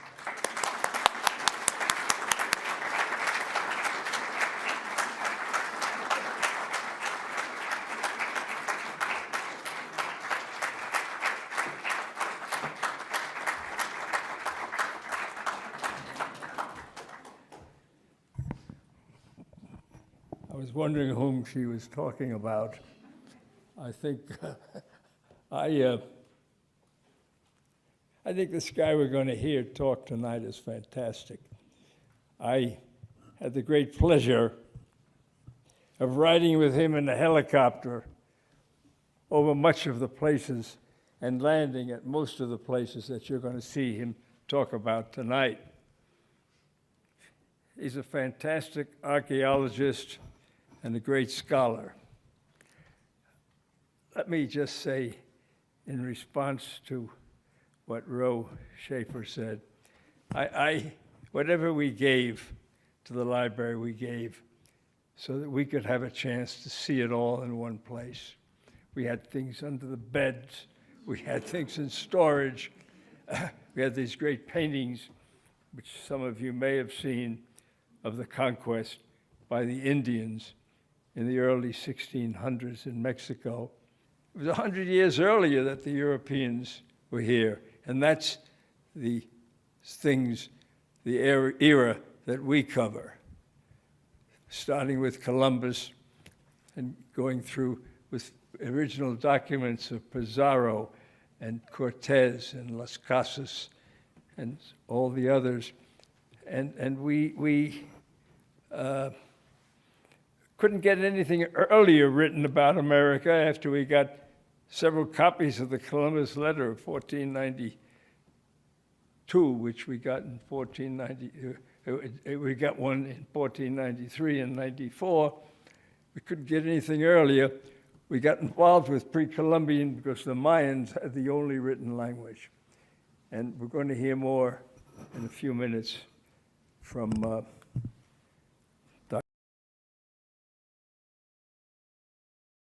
debts. Most of those debts are illusionary.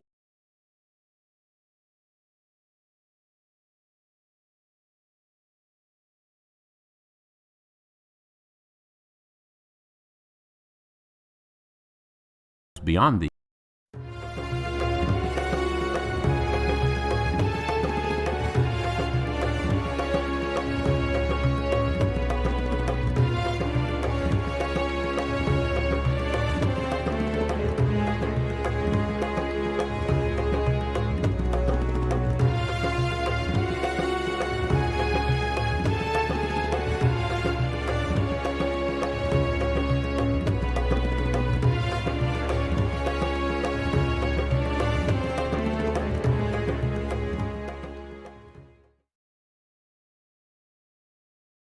The history of the tablets translated in the following pages is strange and beyond the belief of modern scientists. Their antiquity is stupendous, dating back some 36,000 years BC. The writer is Thoth, an Atlantean priest king who founded a colony in ancient Egypt after the sinking of the mother country. He was the builder of the Great Pyramid of Giza, erroneously attributed to Cheops.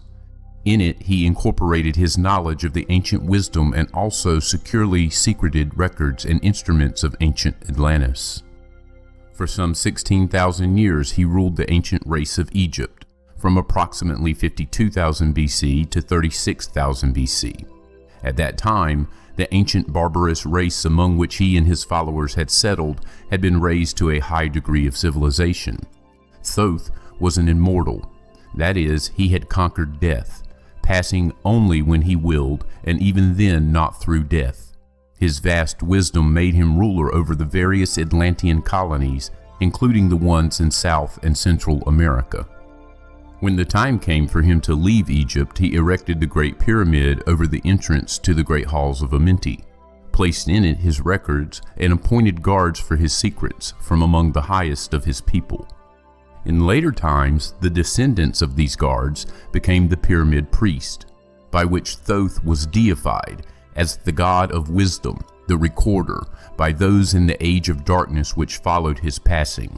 In legend, the halls of Amenti became the underworld, the halls of the gods, where the soul passed after death for judgment. During later ages, the ego of Thoth passed into the bodies of men in the manner described in the tablets. As such, he incarnated 3 times, in his last being known as Hermes the Thrice-Born. In this incarnation, he left the writings known to modern occultists as the Emerald Tablets, a later and far lesser exposition of the ancient mysteries. The tablets translated in this work are 10, which were left in the Great Pyramid in the custody of the Pyramid Priest. The 10 are divided into 13 parts for the sake of convenience. The last 2 are so great and far-reaching in their import that at present it is forbidden to release them to the world at large. However, in those contained herein are secrets which will prove of inestimable value to the serious student. They should be read not once, but 100 times, for only thus can the true meaning be revealed. A casual reading will give glimpses of beauty, but more intensive study will open avenues of wisdom to the seeker. But now, a word as to how these mighty secrets came to be revealed to modern man after being hidden so long. Some 1300 years BC, Egypt, the ancient Kim, was in turmoil, and many delegations of priests were sent to other parts of the world. Among these were some of the Pyramid Priests who carried with them the Emerald Tablets as a talisman by which they could exercise authority over the less advanced priestcraft of races descended from other Atlantean colonies. The tablets were understood from legend to give the bearer authority from Thoth. The particular group of priests bearing the tablets immigrated to South America, where they found a flourishing race, the Maya, who remembered much of the ancient wisdom. Among these, the priests settled and remained. In the 10th century, the Maya had thoroughly settled the Yucatan, and the tablets were placed beneath the altar of one of the great temples of the sun god. After the conquest of the Maya by the Spaniards, the cities were abandoned and the treasures of the temples forgotten. It should be understood that the Great Pyramid of Egypt has been, and still is, a temple of initiation into the mysteries. Jesus, Solomon, Apollonius, and others were initiated there. The writer, who has a connection with the Great White Lodge, which also works through the Pyramid Priesthood, was instructed to recover and return to the Great Pyramid the ancient tablets. This, after adventures which need not be detailed here, was accomplished. Before returning them, he was given permission to translate and retain a copy of the wisdom engraved on the tablets. This was done in 1925, and only now has permission been given for part to be published.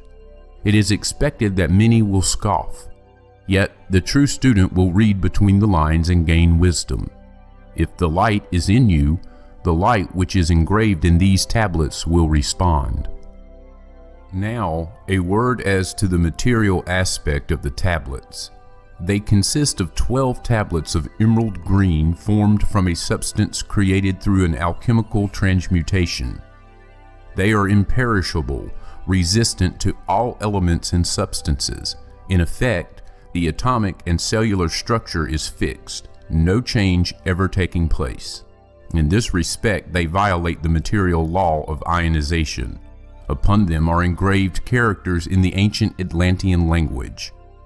Characters which respond to attuned thought waves, releasing the associated mental vibration in the mind of the reader. The tablets are fastened together with hoops of golden-colored alloy suspended from a rod of the same material. So much for the material appearance. The wisdom contained therein is the foundation of the ancient mysteries. And for the one who reads with open eyes and mind, his wisdom shall be increased 100-fold. Read, believe or not, but read, and the vibration found therein will awaken a response in your soul. In cosmic harmony, Duriel, Supreme Voice of the Brotherhood. In the following pages, I will reveal some of the mysteries which as yet have only been touched upon lightly either by myself or other teachers or students of truth.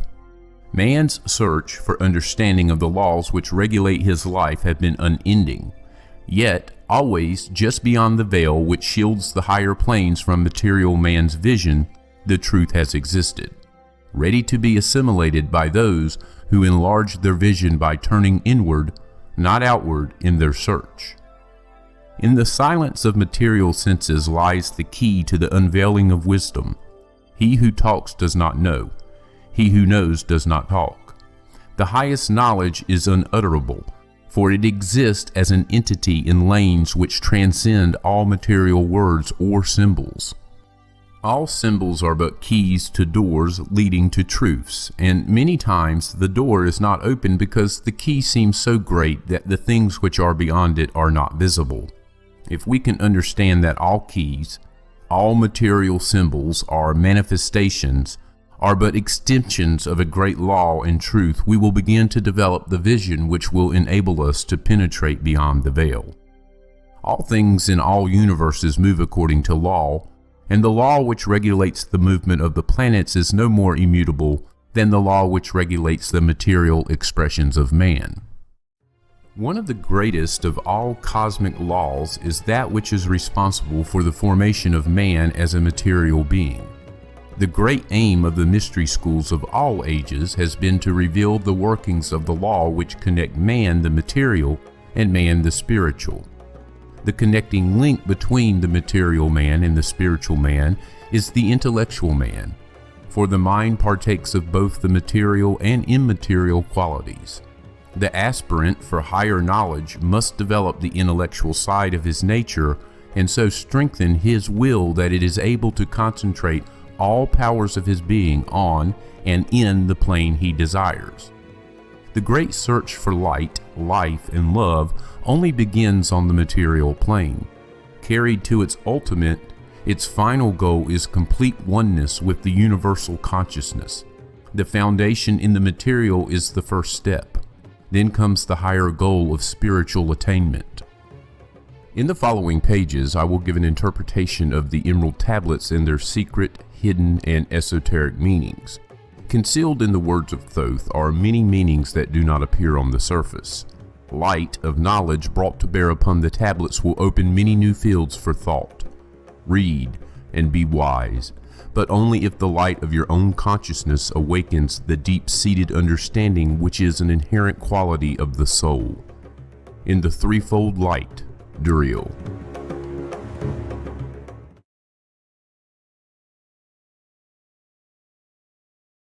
I, Thoth the Atlantean, master of mysteries, keeper of records, mighty king, magician living from generation to generation, being about to pass into the halls of Amenti, set down for the guidance of those that are to come after, these records of the mighty wisdom of great Atlantis. In the great city of Kior on the island of Undal, in a time far past, I began this incarnation. Not as the little men of the present age did the mighty ones of Atlantis live and die, but rather from eon to eon did they renew their life in the halls of Amenti, where the river of life flows eternally onward. 100 times 10 have I descended the dark way that led into light, and as many times have I ascended from the darkness into the light, my strength and power renewed. Now for a time I descend, and the men of Kim shall know me no more. But in a time yet unborn will I rise again, mighty and potent, requiring an accounting of those left behind me. Then beware, O men of Kim, if ye have falsely betrayed my teaching, for I shall cast ye down from your estate into the darkness of the caves from whence ye came. Betray not my secrets to the men of the north, or the men of the south, lest my curse fall upon ye.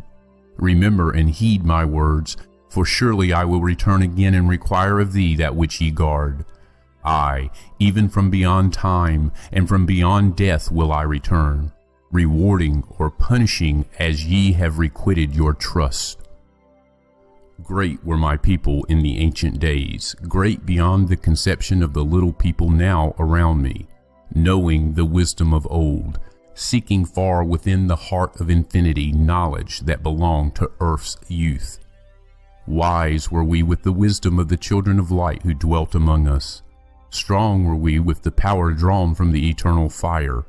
And all of these, greatest among the children of men was my father, Totme, keeper of the great temple, link between the children of light who dwelt within the temple and the races of men who inhabited the 10 islands, mouthpiece, after the 3 of the dweller of Unal, speaking to the kings with the voice that must be obeyed.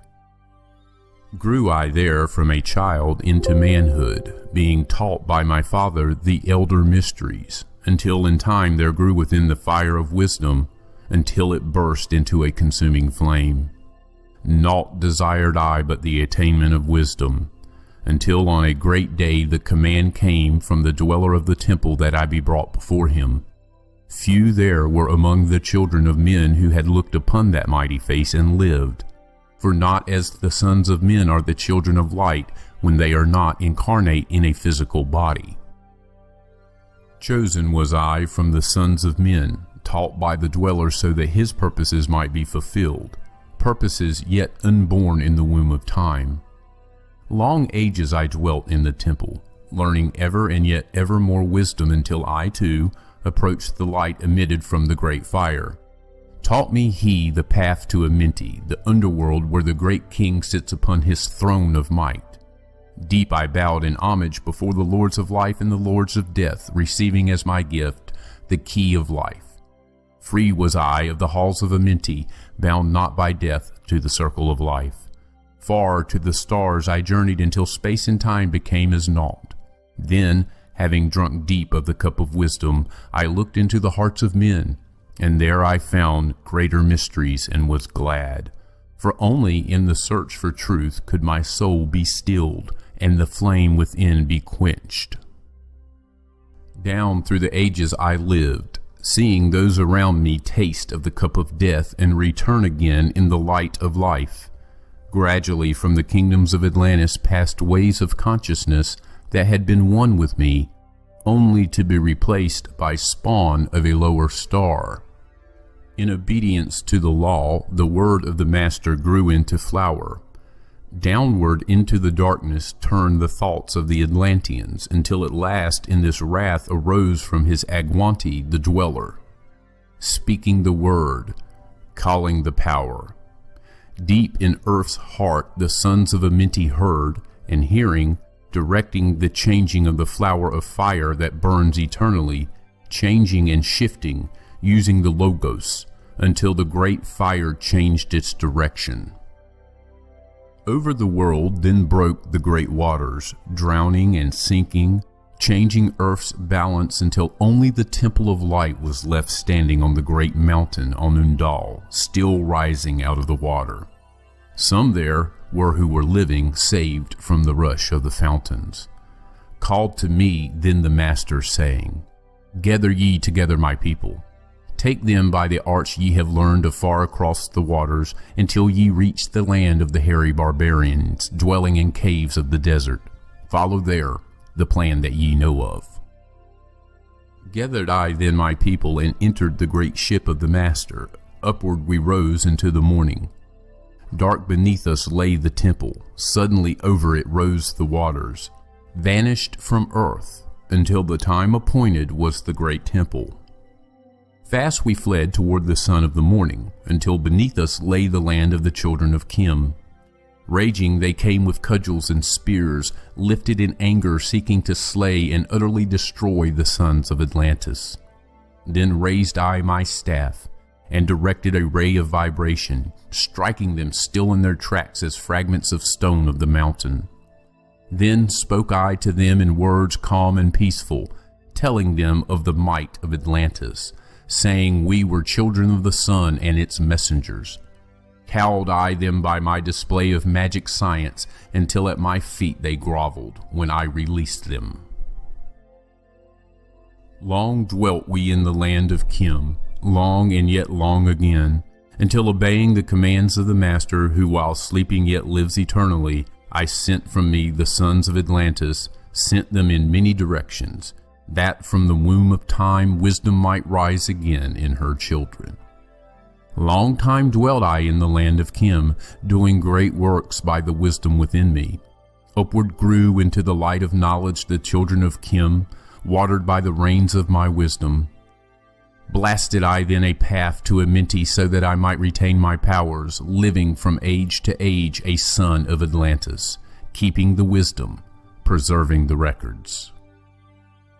Great grew the sons of Chem, conquering the people around them, growing slowly upwards in soul force. Now for a time I go from among them into the dark halls of Amenti, deep in the halls of the earth, before the lords of the powers, face to face once again with the dweller. Raised I high over the entrance a doorway, a gateway leading down to Amenti. Few there would be with courage to dare it. Few passed the portal to dark Amenti. Raised over the passage I, a mighty pyramid, using the power that overcomes earth force. Deep and yet deeper place I a force house or chamber. From it carved I a circular passage reaching almost to the great summit. There in the apex set I the crystal, sending the ray into the time-space, drawing the force from out of the ether, concentrating upon the gateway to Amenti. Other chambers I built and left vacant to all seeming, yet hidden within them are the keys to Amenti. He who in courage would dare the dark realms, let him be purified first by long fasting. Lie in the sarcophagus of stone in my chamber. Then reveal I to him the great mysteries. Soon shall he follow to where I shall meet him. Even in the darkness of earth shall I meet him. I, Thoth, Lord of wisdom, meet him and hold him and dwell with him always.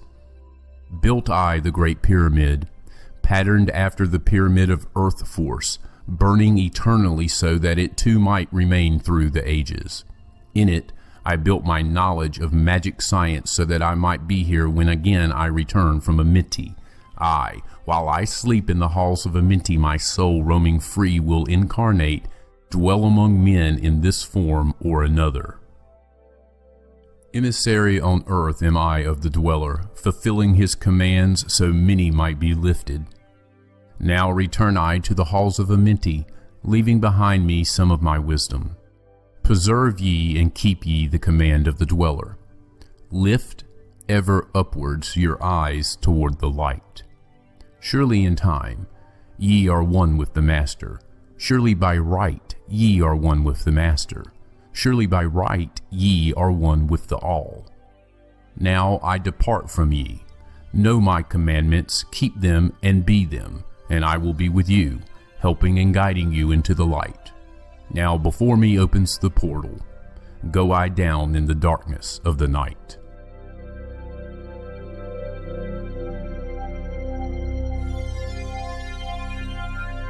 Deep in earth's heart lie the halls of Amenti, far neath the islands of sunken Atlantis, halls of the dead and halls of the living, bathed in fire of the infinite all.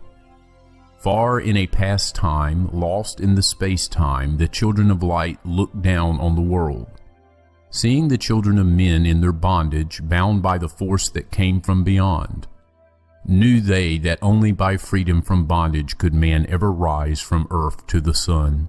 Down they descended and created bodies, taking the semblances of men as their own. The masters of everything said after their forming, "We are they who were formed from the space dust, partaking of life from the infinite all, living in the world as children of men, like and yet unlike the children of men." Then for a dwelling place far neath the earth crust blasted great spaces they by their power, spaces apart from the children of men, surrounded them by forces and power, shielded from harm they the halls of the dead. Side by side then placed they other spaces, filled them with life and with light from above. Builded they then the halls of Amenti, that they might dwell eternally there, living with life to eternity's end. 32 were there of the children, sons of lights who had come among men, seeking to free from the bondage of darkness those who were bound by the force from beyond. Deep in the halls of life grew a flower, flaming, expanding, driving backward the night. Placed in the center a ray of great potence, life-giving, light-giving, filling with power all who came near it. Placed they around it thrones, 32, places for each of the children of light, placed so that they were bathed in the radiance filled with the life from the eternal light. There, time after time, placed they their first created bodies so that they might be filled with the spirit of life. 100 years out of each 1,000 must the life-giving light flame forth on their bodies, quickening, awakening the spirit of life. There, in the circle from eon to eon, sit the great masters, living a life not known among men. There, in the halls of life, they lie sleeping. Free flows their soul through the bodies of men. Time after time, while their bodies lie sleeping, incarnate they in the bodies of men, teaching and guiding onward and upward, out of the darkness into the light.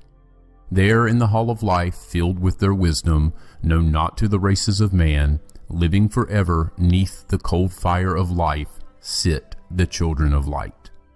Times there are when they awaken, come from the depths to be lights among men, infinite they among finite.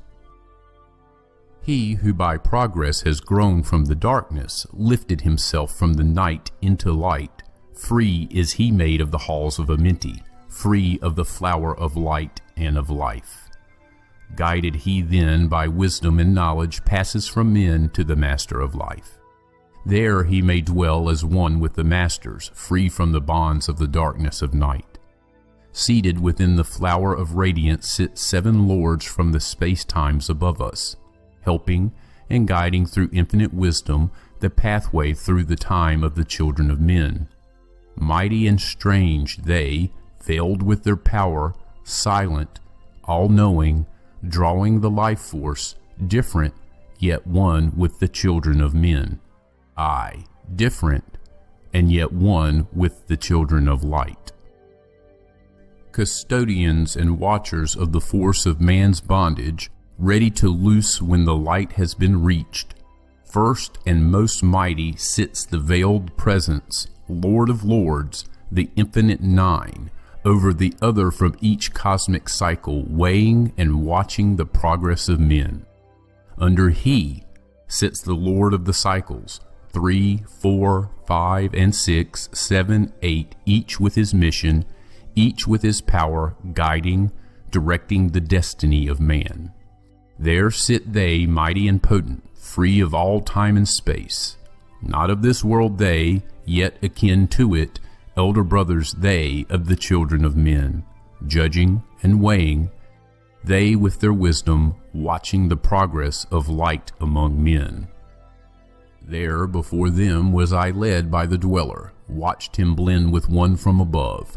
Then from he came forth a voice saying, Great art thou, Thoth, among children of men, free henceforth of the halls of Amenti, master of life among children of men. Taste not of death except as thou will it, Drink thou of life to eternity's end. Henceforth forever is life, thine for the taking. Henceforth is death at the call of thy hand. Dwell here or leave here when thou desireth. Free is Amenti to the Son of Man. Take thou up life in what form thou desireth, child of the light that has grown among men. Choose thou thy work, for all must labor, never be free from the pathway of light. One step thou hast gained on the long pathway upward, infinite now is the mountain of light. Each step thou taketh but heightens the mountain, all of thy progress but lengthens the goal. Approach ye ever the infinite wisdom, ever before thee recedes the goal. Free are ye made now of the halls of Amenti to walk hand in hand with the lords of the world, one in one purpose, working together, bringers of light to the children of men. Then from his throne came one of his masters, taking my hand and leading me onward through all the halls of the deep hidden land.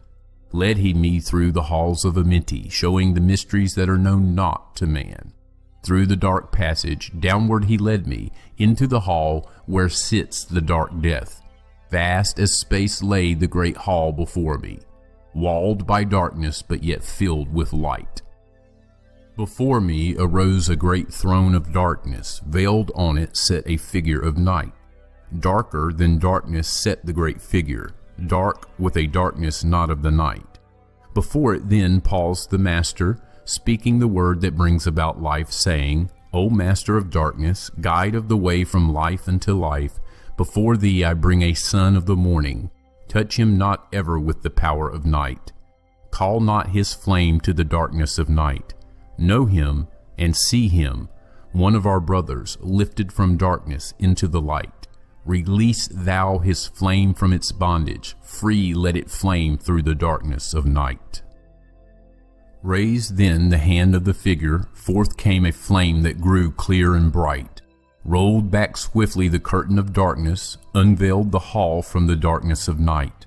Then grew in the great space before me flame after flame from the veil of the night. Uncounted millions leaped they before me, some flaming forth as flowers of fire. Others there were that shed a dim radiance, flowing but faintly from out of the night. Some there were that faded swiftly, others that grew from a small spark of light, each surrounded by its dim veil of darkness, yet flaming with light that could never be quenched. Coming and going like fireflies in springtime, filled they with space, with light and with life. I, death, come, and yet I remain not, for life eternal exists in thee all. Only an obstacle I in the pathway, quick to be conquered by the infinite light. Awaken, O flame that burns ever inward, flame forth and conquer the veil of the night. Then in the midst of the flames in the darkness grew there one that drove forth the night, flaming, expanding, ever brighter, until at last was nothing but light. Then spoke my guide, the voice of the Master. See your own soul as it grows in the light, free now forever from the Lord of the night. Forward he led me through many great spaces filled with the mysteries of the children of light, mysteries that man may never yet know of until he, too, is a son of the light. Backward then he led me into the light of the hall of the light.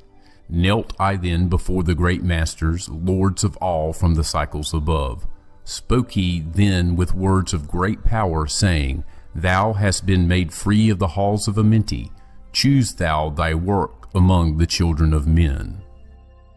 Then spoke I, O great Master, let me be a teacher of men, leading them onward and upward until they too are lights among men, freed from the veil of the night that surrounds them, flaming with light that shall shine among men.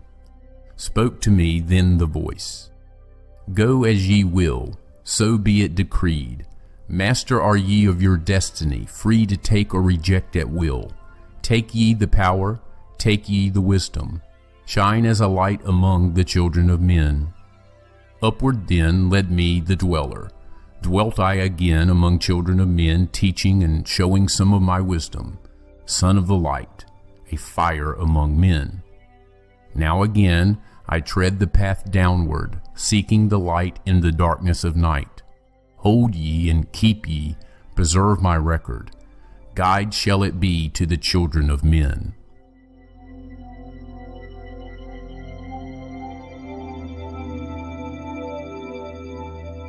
I, Thoth the Atlantean, give of my wisdom, give of my knowledge, give of my power. Freely I give to the children of men. Give that they too might have wisdom to shine through the world from the veil of the night.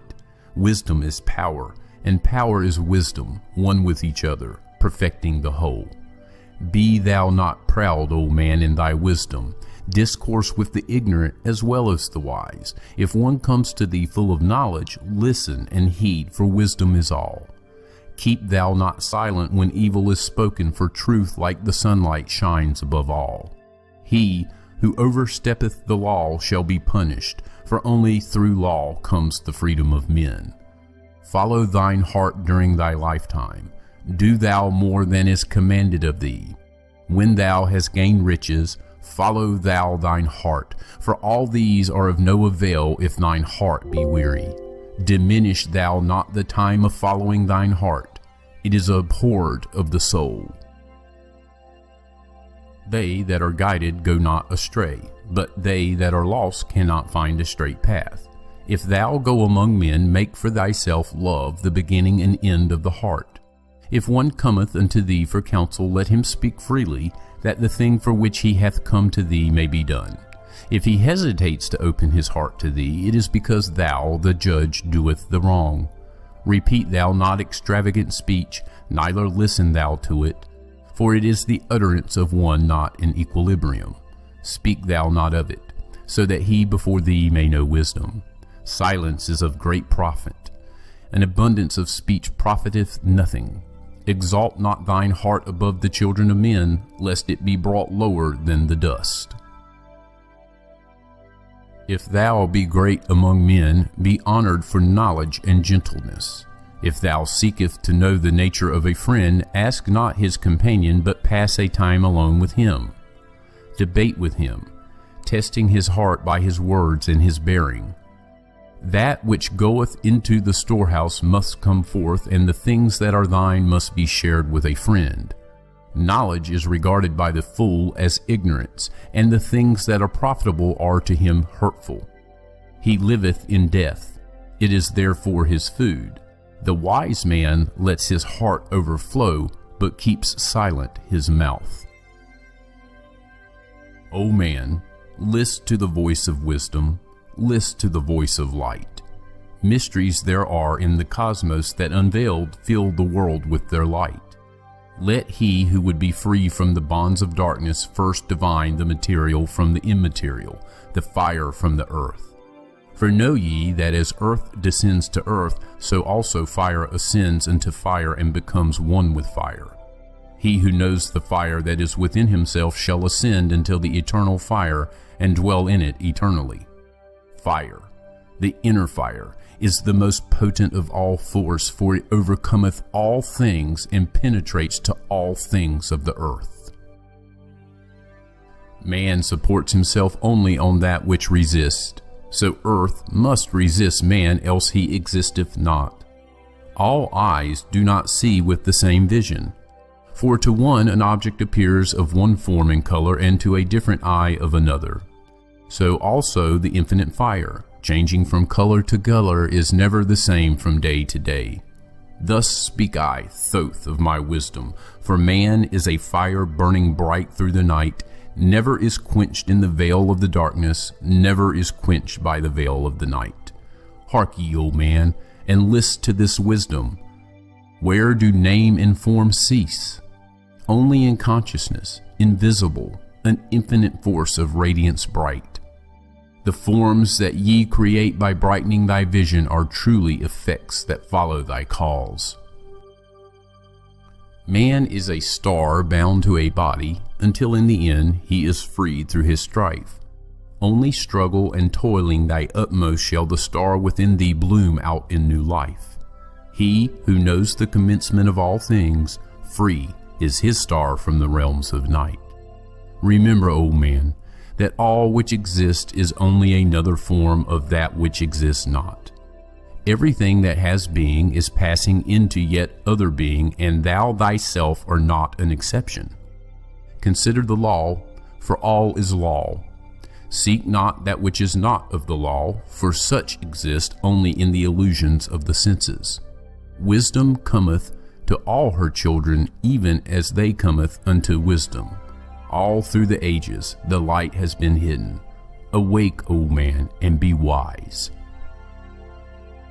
Far neath the earth crust, in the halls of Amenti, mysteries I saw that are hidden from men. Oft have I journeyed the deep hidden passage, looked on the light that is life among men. There, neath the flowers of life ever living, searched I the hearts and the secrets of men. Found I that man is but living in darkness, light of the great fire is hidden within. Before the lords of hidden Amenti, learned I the wisdom I given to men. Masters are they of the great secret wisdom, brought from the future of infinity's end. 7 are they, the lords of Amenti, overlords they of the children of morning, sons of the cycles, masters of wisdom. Formed are not they as the children of men? 3, 4, 5, and 6, 7, 8, 9 are the titles of the masters of men. Far from the future, formless yet forming, came they as teachers for the children of men. Live they forever, yet not of the living, bound not to life, and yet free from death. Rule they forever with infinite wisdom, bound yet not bound to the dark halls of death. Life they have in them, yet life that is not life, free from all are the lords of the all.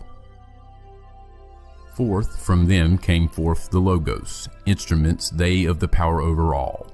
Vast is their countenance, yet hidden in smallness, formed by a forming, known yet unknown.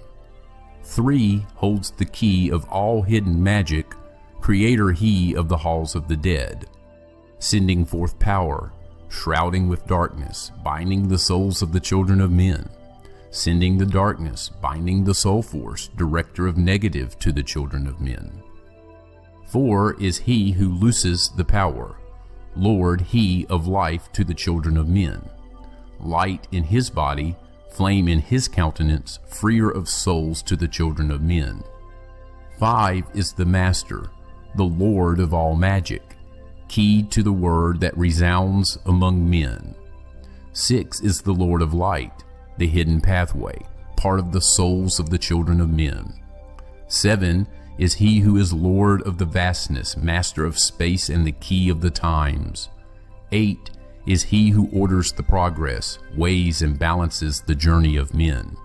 9 is the Father, vast he of countenance, forming and changing from out of the formless. Meditate on the symbols I give thee. Keys are they, though hidden from men. Reach ever upward, O soul of the morning. Turn thy thoughts upward to light and to life. Find in the keys of the numbers I bring thee, light on the pathway from life unto life. Seek ye with wisdom. Turn thy thoughts inward. Close not thy mind to the flower of light. Place in thy body a thought-formed picture. Think of the numbers that lead thee to life. Clear is the pathway to he who has wisdom. Open the door to the kingdom of light. Pour forth thy flame as a sun of the morning. Shut out the darkness and live in the day. Take thee, O man, as part of thy being. The 7 who are but are not as they seem. Opened, O man, have I my wisdom. Follow the path in the way I have led. Masters of wisdom, son of the morning, light and life to the children of men.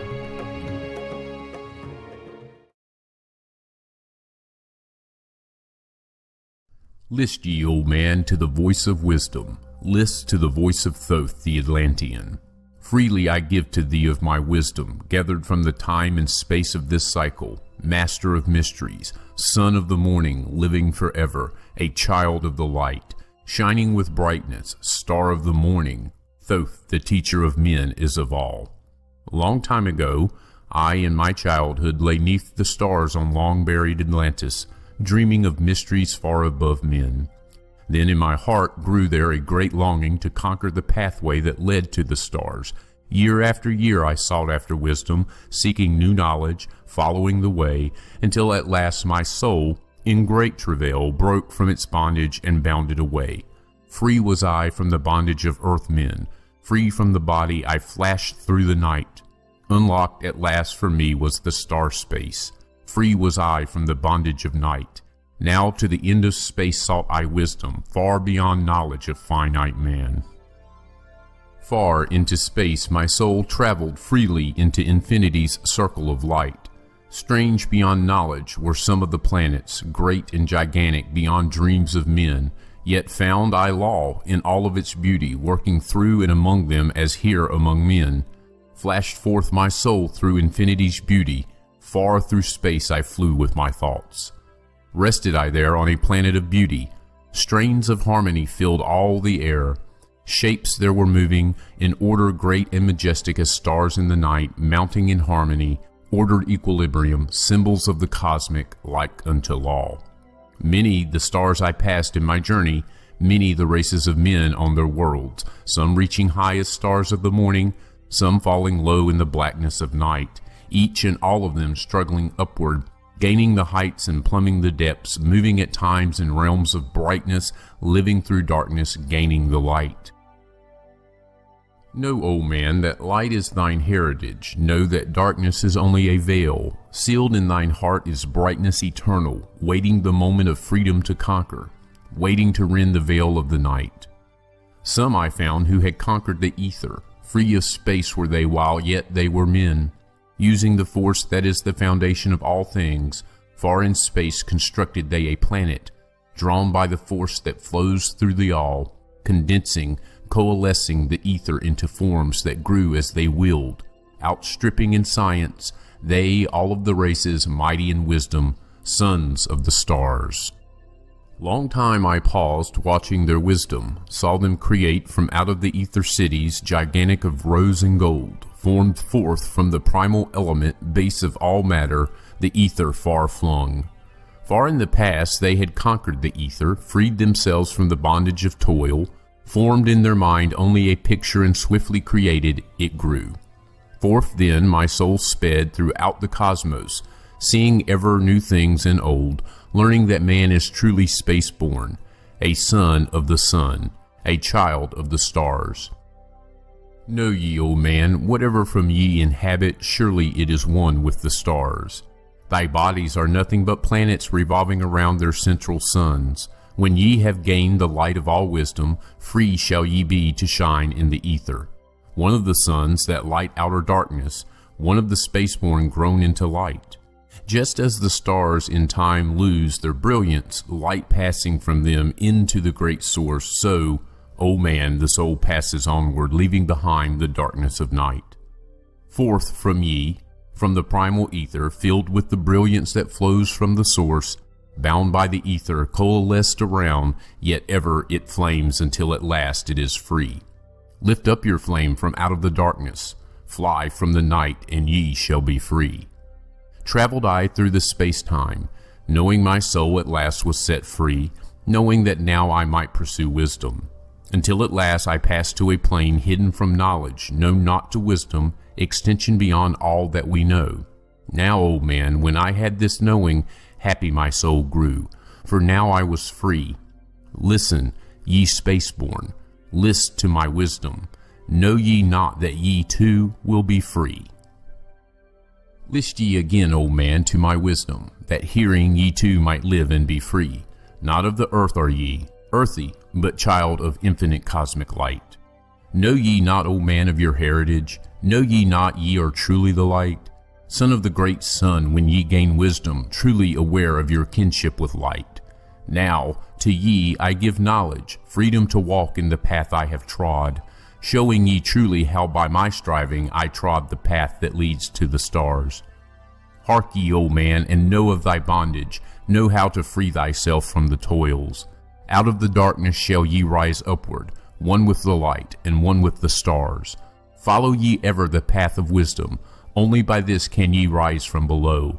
Ever man's destiny leads him onward into the curves of infinity's all.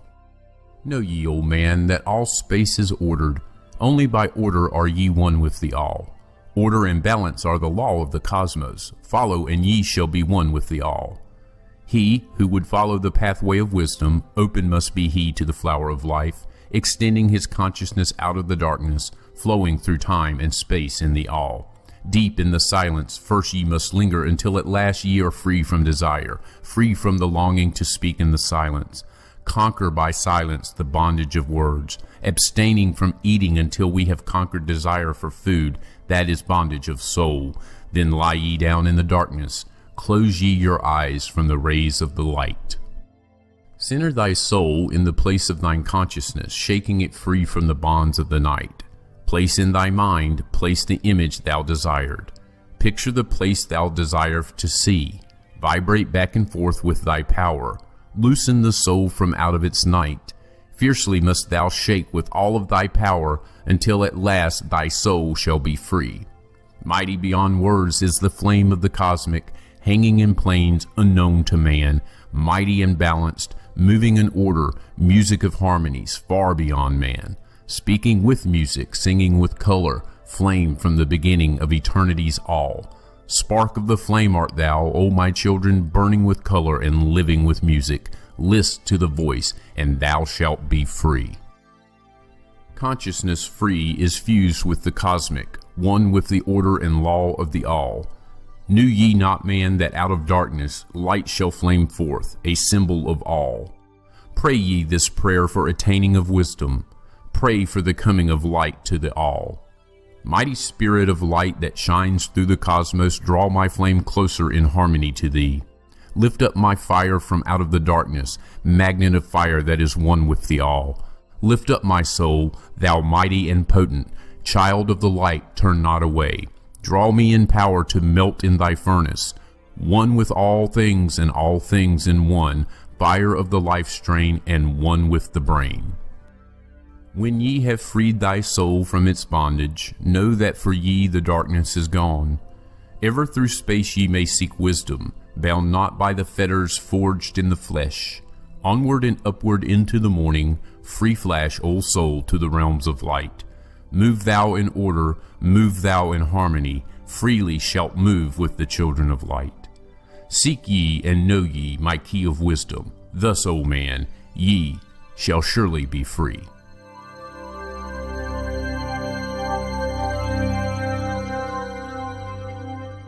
Oft dream I of buried Atlantis, lost in the ages that have passed into night. Eon on eon thou existed in beauty, a light shining through the darkness of night.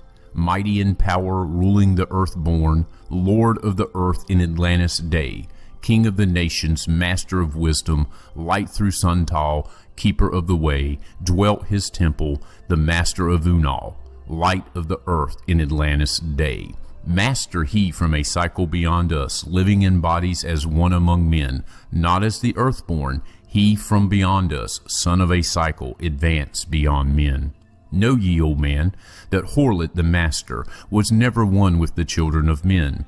Far in the past time when Atlantis first grew as a power, appeared there one with the key of wisdom, showing the way of light to all. Showed he to all men the path of attainment, way of the light that flows among men, mastering darkness, leading the man-soul upward to heights that were one with the light.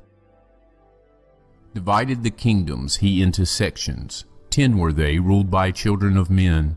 Upon another built he a temple, built but not by the children of men. Out of the ether called he its substance, molded and formed by the power of Tolan into the forms he built with his mind. Mile upon mile it covered the island, space upon space it grew in its might. Black, yet not black, but dark like space-time, deep in its heart the essence of light. Swiftly the temple grew into being, molded and shaped by the word of the dweller, called from the formless into form. Builded he then within it great chambers, filled them with forms called forth from the ether, filled them with wisdom called forth by his mind. Formless was he within the temple, yet was he formed in the image of men. dwelling among them, yet not of them. Strange and far different was he from the children of men. Choose he then from among the people 3 who became his gateway. Choose he the 3 from the highest to become his links with Atlantis. Messengers they who carried his counsel to the kings of the children of men. Brought he forth others and taught them wisdom, teachers they to the children of men. Placed he them on the island of Undal to stand as teachers of light to men. Each of those who were thus chosen, taught must he be for years 5 and 10. Only thus could he have understanding to bring light to the children of men. Thus there came into being the temple, a dwelling place for the master of men. I, Thoth, have ever sought wisdom, searching in darkness and searching in light. Long in my youth I traveled the pathway, seeking ever new knowledge to gain, until after much striving one of the 3 to me brought the light. Brought he to me the commands of the dweller, called me from the darkness into the light. Brought he me before the dweller, deep in the temple before the great fire. There on the great throne beheld I the dweller clothed with the light and flashing with fire. Down I knelt before that great wisdom, feeling the light flowing through me in waves. Heard I then the voice of the dweller, O darkness, come into the light. Long have ye sought the pathway to light. Each soul on earth that loosens its fetters shall soon be made free from the bondage of night. Forth from the darkness have ye arisen, closer approached the light of your goal. Here ye shall dwell as one of my children, keeper of records gathered by wisdom, instrument thou of the light from beyond. Ready by thou made to do what is needed, preserver of wisdom through the ages of darkness. That shall come fast on the children of men. Live thee here and drink of all wisdom. Secrets and mysteries unto thee shall unveil. Then I answered the master of cycles, saying, O light that descended to men, give thou to me of thy wisdom, that I might be a teacher of men. Give thou of thy light, that I may be free. Spoke then to me again the master, Age after age shall ye live through your wisdom. Aye, when over Atlantis the ocean waves roll, holding the light, though hidden in darkness, ready to come when over thou shalt call. Go thee now and learn greater wisdom. Grow thou through light to infinity's all. Long then dwelt I in the temple of the dweller, until at last I was one with the light. Light there was in ancient Atlantis, yet darkness too was hidden in all. Fell from the light into the darkness some who had risen to heights among men. Proud they became because of their knowledge. Proud were they of their place among men. Deep delved they into the forbidden, opened the gateway that led to below. Sought they to gain ever more knowledge, but seeking to bring it up from below. He who descends below must have balance, else he is bound by lack of our light. Opened they then by their knowledge pathways forbidden to man. But in his temple, all-seeing, the dweller lay in his Egwanti, while through Atlantis his soul roamed free. Saw he the Atlanteans, by their magic, opening the gateway that would bring to earth a great woe. Fast fled his soul then back to his body. Up he arose from his Egwanti, called he the three mighty messengers, gave the commands that shattered the world. Deep neath earth's crust to the halls of Amenti swiftly descended the dweller. Called he then on the powers of the seven lords wielded, changed the earth's balance. Down sank Atlantis beneath the dark waves. Shattered the gateway that had been opened, shattered the doorway that led down below. All of the islands were shattered except Unal, and part of the island of the sons of the dweller. Preserved he them to be the teachers, lights on the path for those to come after, lights for the lesser children of men. Called he then I Thoth before him, gave me commands for all I should do, saying, Take thou, O Thoth, all of your wisdom, take all your records, take all your magic. Go thou forth as a teacher of men. Go thou forth, reserving the records until in time light grows among men. Light shall thou be all through the ages, hidden yet found by enlightened men. Over all earth give we ye power, free thou to give or take it away. Gather thou now the sons of Atlantis, Take them and flee to the people of the rock caves. Fly to the land of the children of Kim.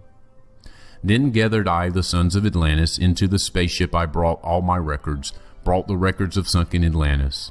Gathered I all my powers, instruments many of mighty magic.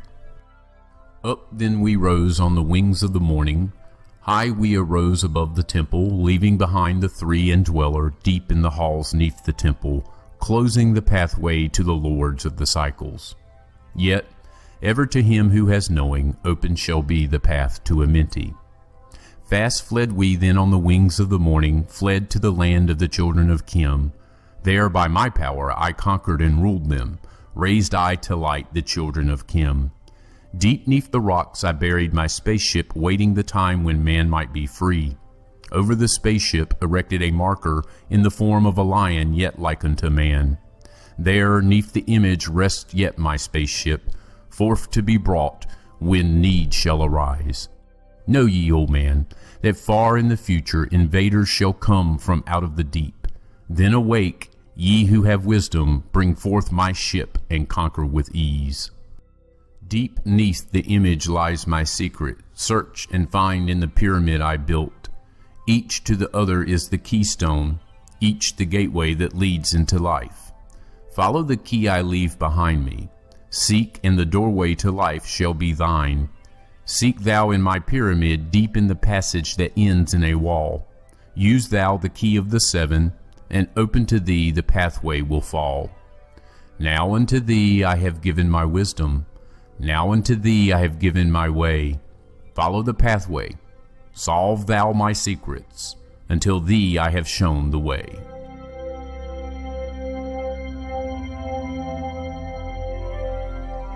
Hark ye, old man, to the wisdom of magic. Hark the knowledge of powers forgotten.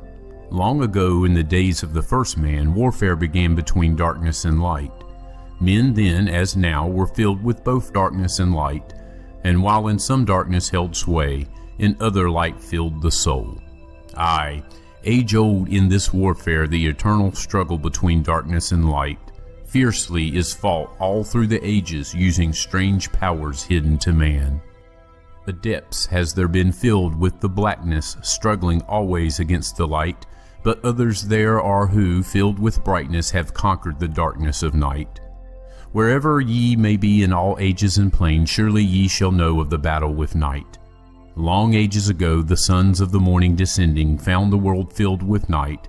There in that past began the struggle, the age-old battle, darkness and light. Many in time were so filled with darkness that only feebly flamed the light from the night.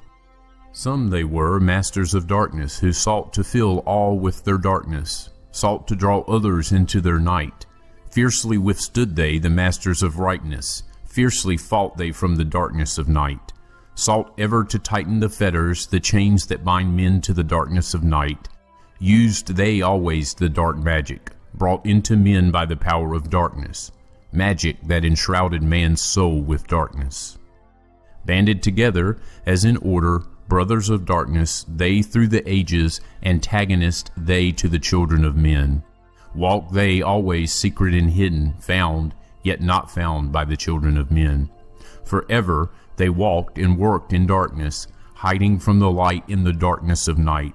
Silently, secretly used they their power, enslaving and binding the soul of men. Unseen they come, and unseen they go. Man in his ignorance calls them from below. Dark is the way of the dark brothers travel, dark of the darkness, not of the night. Traveling over earth they walk through man's dreams. Power they have gained from the darkness around them to call other dwellers from out of their plane in ways that are dark and unseen by man. Into man's mind space reached the dark brothers. Around it they closed the veil of their night. There, through its lifetime, that soul dwells in bondage, bound by the fetters of the veil of the night. Mighty are they in the forbidden knowledge, forbidden because it is one with the night. Hark ye, old man, and list to my warning. Be ye free from the bondage of night. Surrender not your soul to the brothers of darkness. Keep thy face ever turned towards the light. Know ye not, O man, that your sorrow only has come through the veil of the night? Aye, man, heed ye my warning. Strive ever upward. Turn your soul toward the light. The brothers of darkness seek for their brothers those who traveled the pathway of light. For well know they that those who have traveled far towards the sun in their pathway of light have great and yet greater power to bind with darkness the children of light. List ye, O man, to he who comes to you, but weigh in the balance if his words be of light. For many there are who walk in dark brightness, and yet are not the children of light. Easy it is to follow their pathway, easy to follow the path that they lead. But yet, O man, heed ye my warning. Light comes only to him who strives. Hard is the pathway that leads to the wisdom. Hard is the pathway that leads to the light. Many shall ye find, the stones in your pathway, many the mountains to climb toward the light. Yet know ye, O man, to him that overcometh, free will he be of the pathway of light. For ye know, O man, in the end light must conquer, and darkness and night be banished from light. Listen, O man, and heed ye this wisdom. Even as darkness, so is the light. When darkness is banished, and all veils are rended, out there shall flash from the darkness the light. Even as exist among men the dark brothers, so there exist the brothers of light. Antagonists they of the brothers of darkness, seeking to free men from the night. Powers have they, mighty and potent. Knowing the law, the planets obey. Work they ever in harmony and order, freeing the man-soul from its bondage of night. Secret and hidden walk they also. Known not are they to the children of men. Ever have they fought the dark brothers, conquered, and conquering time without end. Yet always light shall in the end be master, driving away the darkness of night. Aye, man, know ye this knowing, always beside thee walk the children of light. Masters they of the sun power, ever unseen yet the guardians of men. Open to all is their pathway, open to he who will walk in the light. Free are they of dark Amenti, free of the halls where life reigns supreme. Sons are they and lords of the morning, children of light to shine among men. Like man, they are and yet are unalike. Never divided were they in the past. One have they been in oneness eternal, throughout all space since the beginning of time. Up did they come in oneness with the All-One, up from the first space, formed and unformed. Given to man have they secrets that shall guard and protect him from all harm. He who would travel the path of the Master, free must he be from the bondage of night. Conquer must he the formless and shapeless. Conquer must he the phantom of fear. Knowing must he gain of all the secrets, travel the pathway that leads through the darkness, yet ever before him keep the light of his goal. Obstacles great shall he meet in the pathway, yet press on to the light of the sun. Hear ye, O man, the sun is the symbol of the light that shines at the end of thy road. Now to thee give I the secrets, now to meet the dark power, meet and conquer the fear from the night. Only by knowing can ye conquer, only by knowing can ye have light. Now I give unto thee the knowledge, known to the masters, the knowing that conquers all the dark fears. Use this, the wisdom I give thee. Master thou shalt be of the brothers of night. When unto thee comes a feeling, drawing thee nearer to the darker gate, examine thine heart, and find if the feeling thou hast have come from within. If thou shalt find the darkness thine own words, banish them forth from the place in thy mind. Send through thy body a wave of vibration, irregular first and regular second, repeating time after time until free. Start the wave force in thy brain center, directed in waves from thine head to thy foot. But if thou findest thine heart is not darkened, be sure that a force is directed to thee. Only by knowing can thou overcome it. Only by wisdom can thou hope to be free. Knowledge brings wisdom, and wisdom is power. Attain, and ye shall have power over all. Seek ye first a place bound by darkness. Place ye a circle around about thee. Stand erect in the midst of the circle. Use thou this formula, and you shalt be free. Raise thou thine hands to the dark space above thee. Close thou thine eyes and draw in the light. Call to the spirit of the light through the space-time, using these words, and thou shalt be free. Fill thy my body, O Spirit of life. Fill thy my body with spirit of light. Come from the flower that shines through the darkness. Come from the halls where 7 lords rule. Name them by name, I, the 7. 3, 4, 5, and 6, 7, 8, 9. By their names I call them to aid me, free me, and save me from the darkness of night. Untanus, Quirtus, Cheetal, and Guana, Hurtle, Simveta, Ardal. By their names I implore thee, free me from darkness and fill me with light.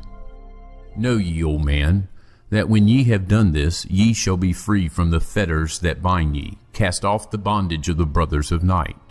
See ye not that the names have the power to free by vibration the fetters that bind? Use them at night to free thou thine brother, so that he too may come forth from the night. Thou, O man, art thy brother's helper.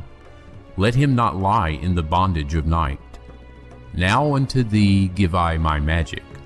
Take it, and dwell on the pathway of light. Light unto thee, life unto thee, sun may thou be on the cycle above.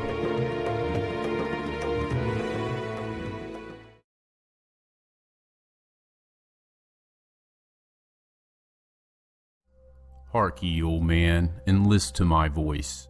Open thy mind space and drink of my wisdom. Dark is the pathway of life that ye travel, many the pitfalls that lie in thy way. Seek ye ever to gain greater wisdom. Attain, and it shall be on thy way. Open thy soul, O man, to the cosmic, and let it flow in as one with thy soul. Light is eternal, and darkness is fleeting. Seek ye ever, O man, for the light. Know ye that ever as light fills thy being, darkness for thee shall soon disappear. Open thy souls to the brothers of brightness. Let them enter and fill thee with light. Lift up thine eyes to the light of the cosmos. Keep thou ever thy face to the goal. Only by gaining the light of all wisdom art thou one with the infinite goal. Seek ye ever the oneness eternal. Seek ever the light of the goal. Light is infinite, and light is finite, separate only by darkness and man. Seek ye to rend the veil of the darkness. Bring thou together the light into one. Hear ye, O man, list to my voice singing the song of light and of life. Throughout all space light is prevalent, encompassing all with its banners of flames. Seek ye forever in the veil of the darkness, somewhere ye shall surely find light. Hidden and buried, lost to man's knowledge, deep in the finite, the infinite exists. Lost but existing, flowing through all things, living in all is the infinite brain. In all space there is only one wisdom. Though seeming divided, it is one in the one. All that exists comes forth from the light, and the light comes forth from the all. Everything created is based upon order. Law rules the space where the infinite dwells. Forth from equilibrium came the great cycles, moving in harmony toward infinity's end. Know ye, O man, that far in this space-time infinity itself shall pass into change. Hear ye and list to the voice of wisdom. Know that all is of all evermore. Know that through time thou may pursue wisdom and find ever more light on the way. Aye, thou shalt find that ever receding, thy goal shall elude thee from day unto day.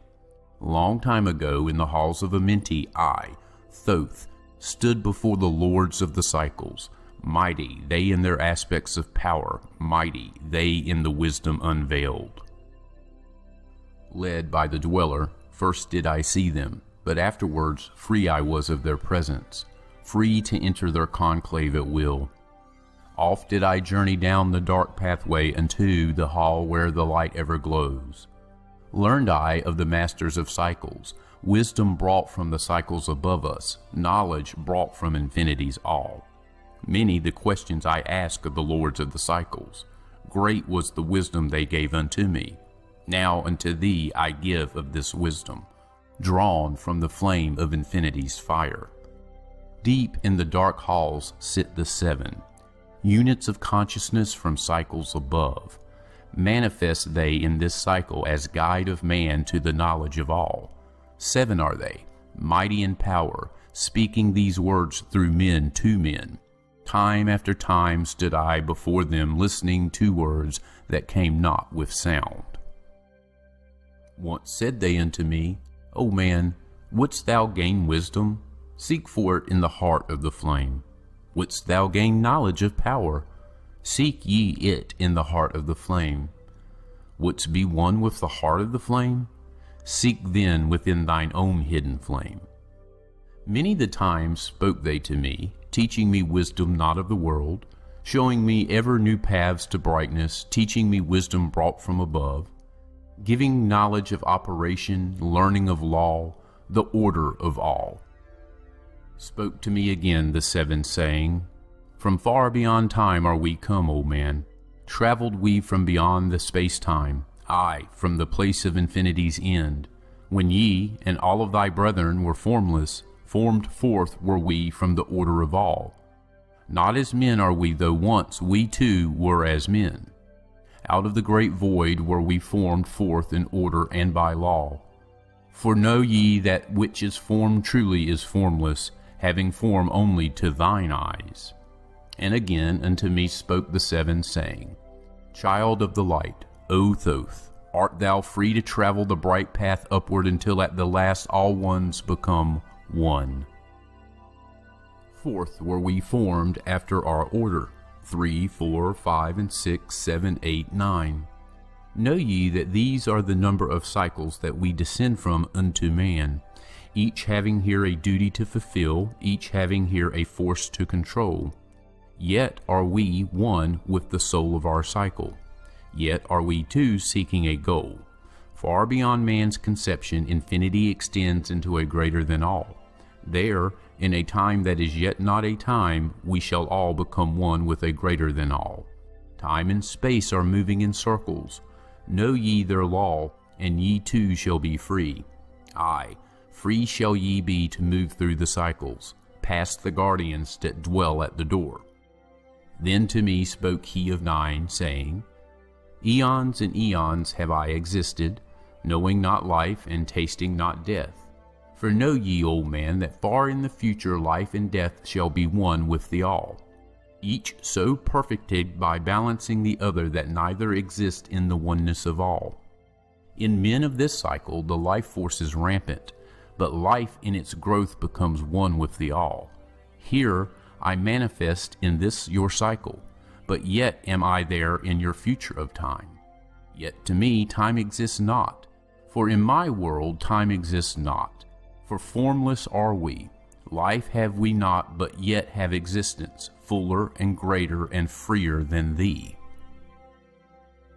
Man is a flame bound to a mountain, but we in our cycle shall ever be free. Know ye, old man, that when ye have progressed into the cycles that lengthen above, life itself will pass to the darkness, and only the essence of soul shall remain.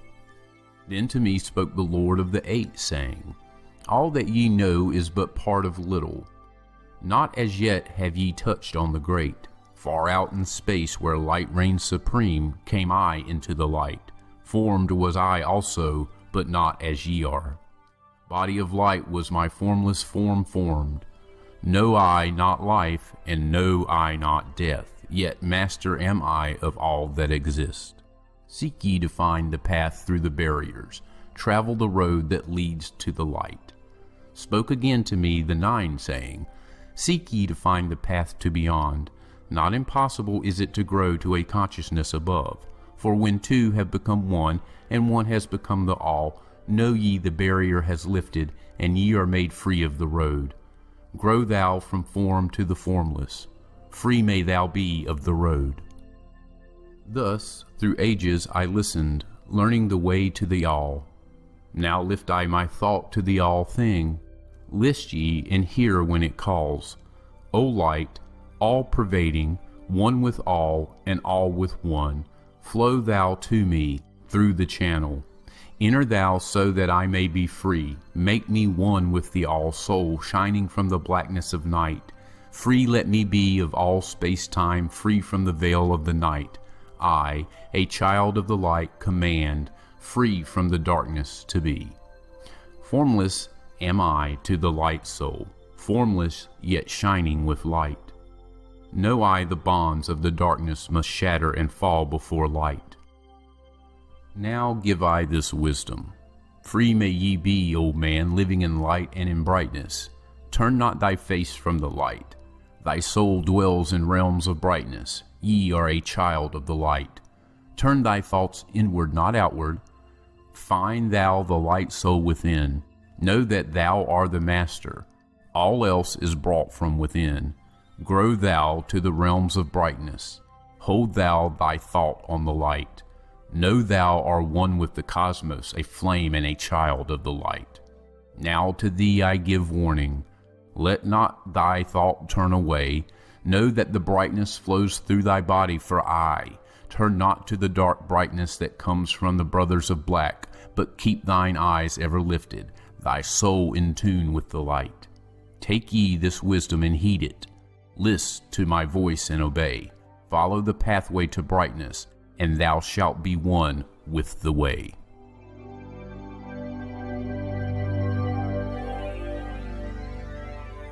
Unto thee, O man, have I given my knowledge. Unto thee have I given of light. Hear ye now, and receive my wisdom brought from space planes above and beyond. Not as man am I, for free have I become of dimensions and planes.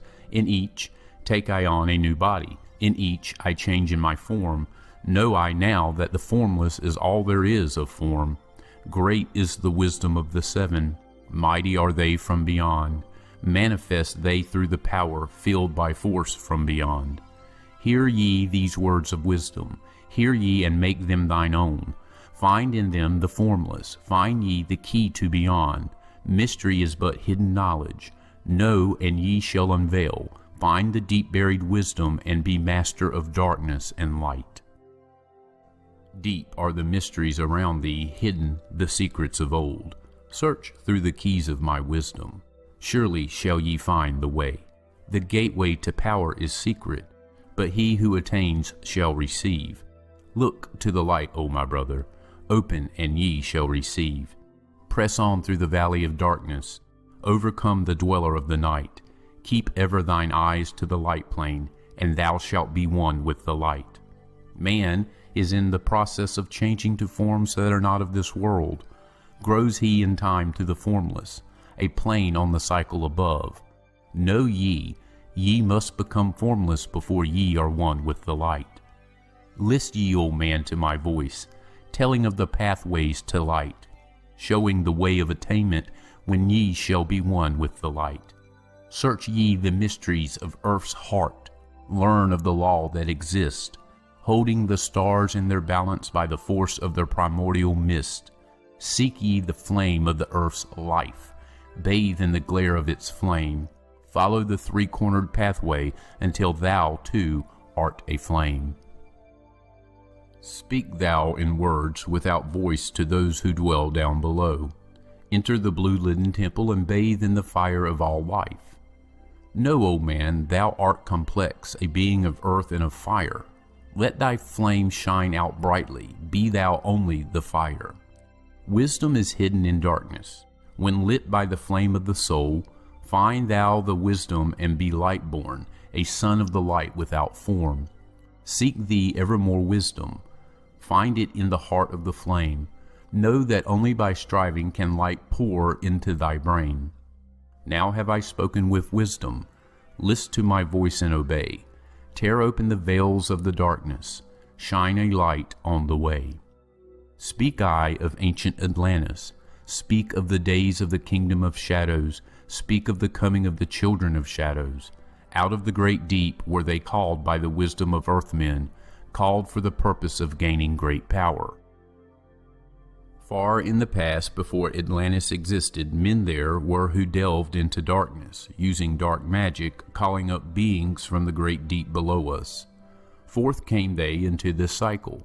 Formless were they of another vibration, existing unseen by the children of earthmen. Only through blood could they have formed being. Only through man could they live in the world. In ages past were they conquered by the masters, driven below to the place whence they came. But some there were who remained, hidden in spaces and plains unknown to man. Lived they in Atlantis as shadows, but at times they appeared among men. Aye, when the blood was offered, forth came they to dwell among men.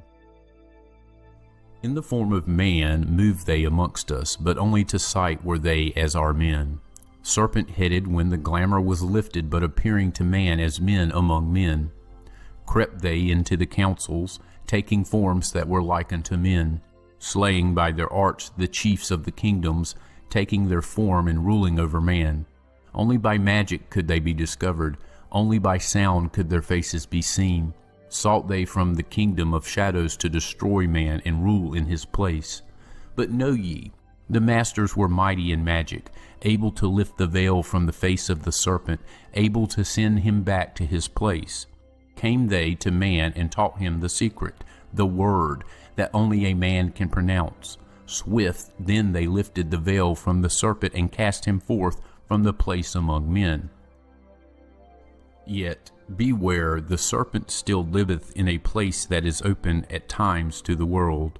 Unseen they walk among thee in places where the rites have been said. Again, as time passes onward, shall they take the semblance of men. Called may they be by the master who knows the white or the black, but only the white master may control and bind them while in the flesh. Seek not the kingdom of shadows, for evil will surely appear. For only the master of brightness shall conquer the shadow of fear. Know ye, O my brother, that fear is an obstacle great. Be master of all in the brightness. The shadow will soon disappear. Hear ye and heed my wisdom. The voice of light is clear. Seek not the valley of shadow, and light will only appear. List ye, O man, to the depth of my wisdom. Speak I of knowledge hidden from man. Far have I been on my journey through space-time, even to the end of space of this cycle. I glimpsed the hounds of the barrier, lying in wait for he who would pass them. In that space where time exists not, faintly I sense the guardians of cycles. Move they only through angles. Free are they not of the curved dimensions. Strange and terrible are the hounds of the barrier. Follow they consciousness to the limits of space. Think not to escape by entering your body, for follow they fast the soul through angles. Only the circle will give ye protection. Save from the claws of the dwellers in angles. Once in a time past I approached the great barrier and saw on the shores where time exists not, the formless forms of the hounds of the barrier. I, hiding in the midst beyond time, I found them, and they, scenting me afar off, raised themselves and gave the great bell cry that could be heard from cycle to cycle, and moved through space toward my soul. Fled I then fast before them, back from time's unthinkable end. But ever after me pursued they, moving in strange angles not known to man. I, on the gray shores of time-space's end, found I the hounds of the barrier, ravening for the soul who attempts the beyond. Fled I through circles back to my body, fled, and fast after me they followed. Aye, after me the devourers followed, seeking through angles to devour my soul. Aye, know ye, man, that the soul who dares the barrier may be held in bondage by the hounds from beyond time, held till this cycle is completed and left behind when the consciousness leaves. Entered I my body, created the circles that know not angles, created the form that from my form was formed, made my body into a circle and lost the pursuers in the circles of time. But even yet, when free from my body, cautious ever must I be not to move through angles, else my soul may never be free. Know ye, the hounds of the barrier move only through angles and never through curves of space. Only by moving through curves can ye escape them, for in angles they will pursue thee. O man, heed ye my warning. Seek not to break open the gate to the beyond. Few there are who have succeeded in passing the barrier to the greater light that shines beyond. For know ye, ever the dwellers seek such souls to hold in their thrall. Listen, O man, and heed ye my warning. Seek ye to move not in angles but curves. And if while free from thy body thou hearest the sound like the bay of a hound ringing clear and bell-like through thy being, flee back to thy body through circles, penetrate not the midst before. When thou hast entered the form thou hast dwelt in, use thou the cross and the circle combined. Open thy mouth and use thou thy voice. Utter the word and thou shalt be free. Only the one who of light has the fullest can hope to pass by the guards of the way. And then must he move through strange curves and angles that are formed in direction not known to man. List ye, O man, and heed ye my warning. Attempt not to pass the guards on the way.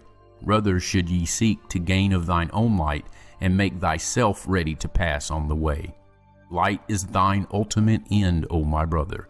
Seek and find ever the light on the way.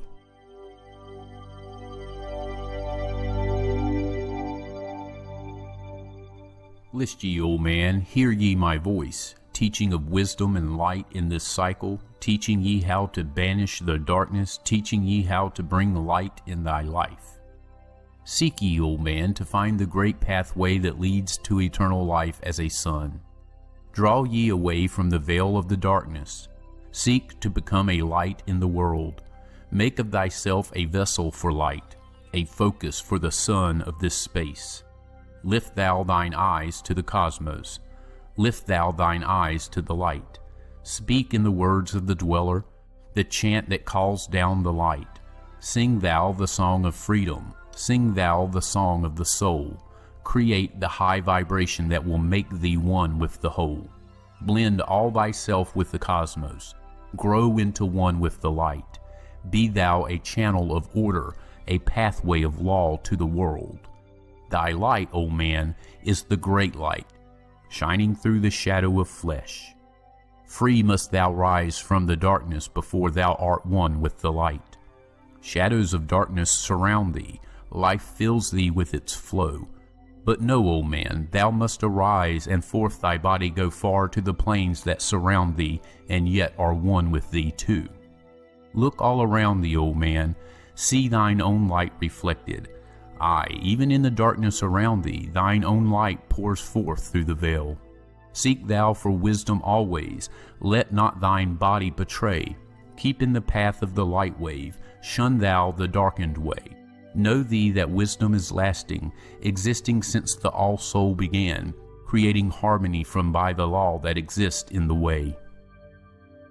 List ye, O man, to the teachings of wisdom. List to the voice that speaks of the pastime. I shall tell thee knowledge forbidden, tell ye of wisdom hidden in past time, lost in the midst of darkness around me. Know ye, O man, ye are the ultimate of all things.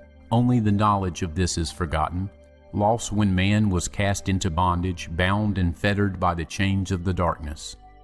Long, long ago I cast off my body, wandered I free through the vastness of ether, circled the angels that hold man in bondage. Know ye, O man, ye are only a spirit. The body is nothing. The soul is all. Let not your body be a fetter. Cast off the darkness and travel in light. Cast off your body, O man, and be free, truly a light that is one with the light.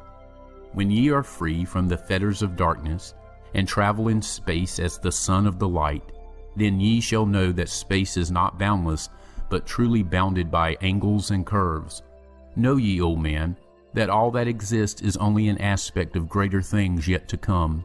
Matter is fluid and flows like a stream, constantly changing from one thing to another. All through the ages has knowledge existed, never been changed, though buried in darkness, never been lost, though forgotten by man. Know ye that throughout the space that ye dwell in are others as great as your own, interlaced through the heart of your matter, yet separate in space of their own. Once in a time long forgotten, I, Thoth, opened the doorway, penetrated into other spaces and learned of the secrets concealed. Deep in the essence of matter are many mysteries concealed. 9 are the interlocked dimensions, and 9 are the cycles of space. 9 are the diffusions of consciousness, and 9 are the worlds within worlds. Aye, 9 are the lords of the cycles that come from above and below. Space is filled with concealed ones, for space is divided by time. Seek ye the key to this time-space, and ye shall unlock the gate. Know ye that throughout the time-space consciousness surely exists. Though from our knowledge it is hidden, yet still forever exists.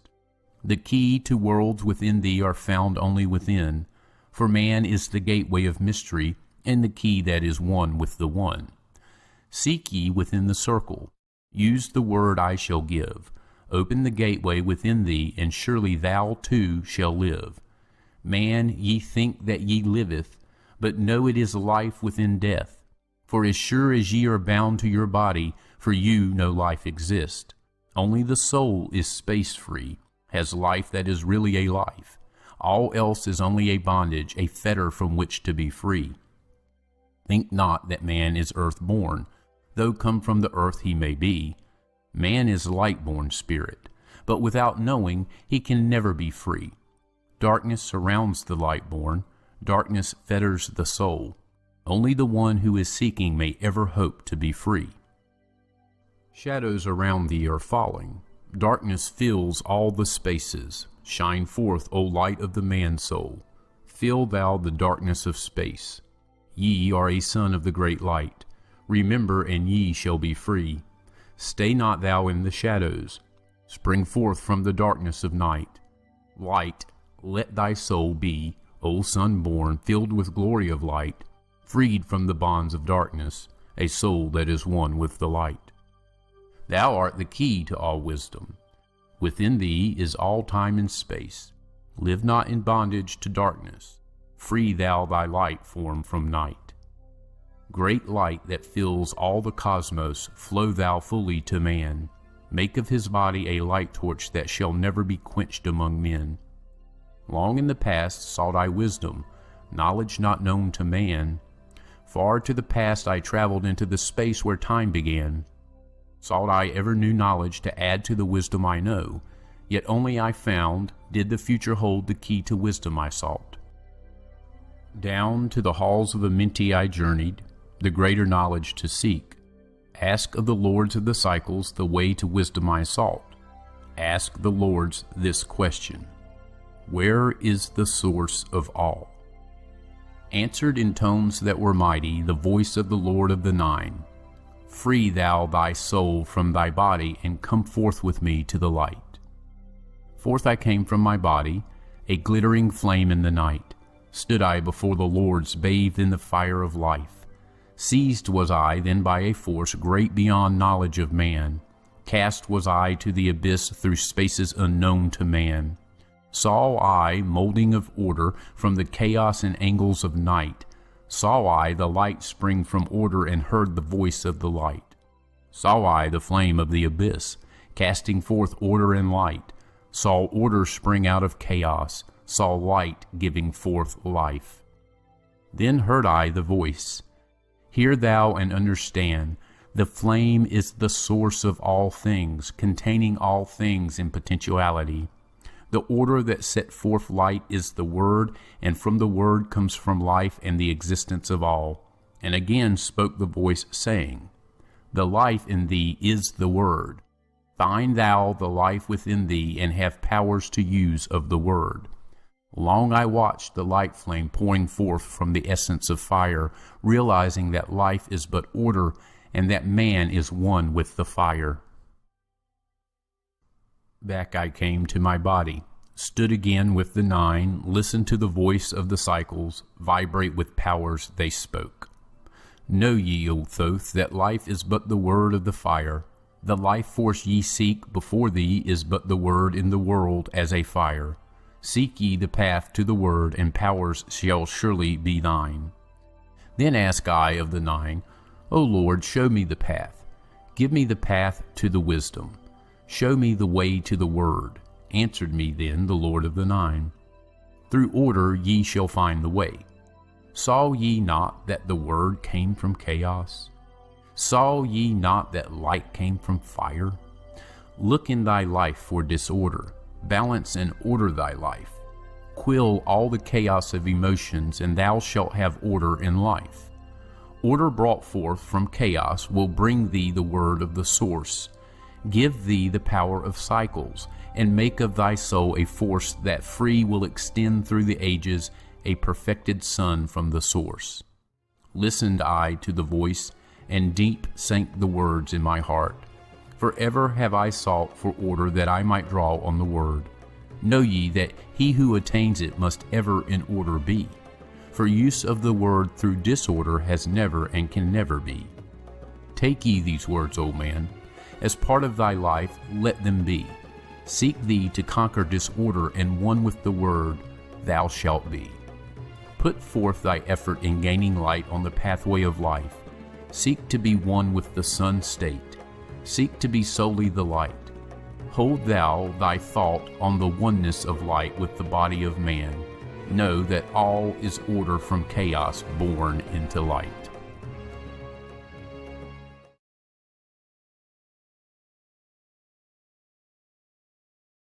List ye, O man, take of my wisdom, learn of the deep hidden mysteries of space. Learn of the thought that grew in the abyss, bringing order and harmony in space. Know ye, O man, that all exist has being only because of the law. Know ye the law, and ye shall be free, never be bound by the fetters of night. Far through strange spaces have I journeyed into the deep of the abyss of time, learning strange and yet stranger mysteries, until in the end all was revealed. Know ye that mystery is only mystery when it is knowledge unknown to man. When ye have plumbed the heart of all mystery, knowledge and wisdom will surely be thine. Seek ye, and learn that time is the secret whereby ye may be free of this space. Long have I, Thoth, sought wisdom, aye, and shall seek of eternity's end, for know that ever before me receding shall move the goal I seek to attain. Even the lords of the cycles know that not yet have they reached the goal, for with all of their wisdom they know that truth ever grows. Once in a past time I spoke to the dweller, asked of the mystery of time and space, asked him to question the surged in my being, saying, O Master, what is time? Then to me spoke he, the Master, Know ye, O Thoth, in the beginning there was void and nothingness, a timeless, spaceless nothingness. And into the nothingness came a thought, purposeful, all-pervading, and it filled the void.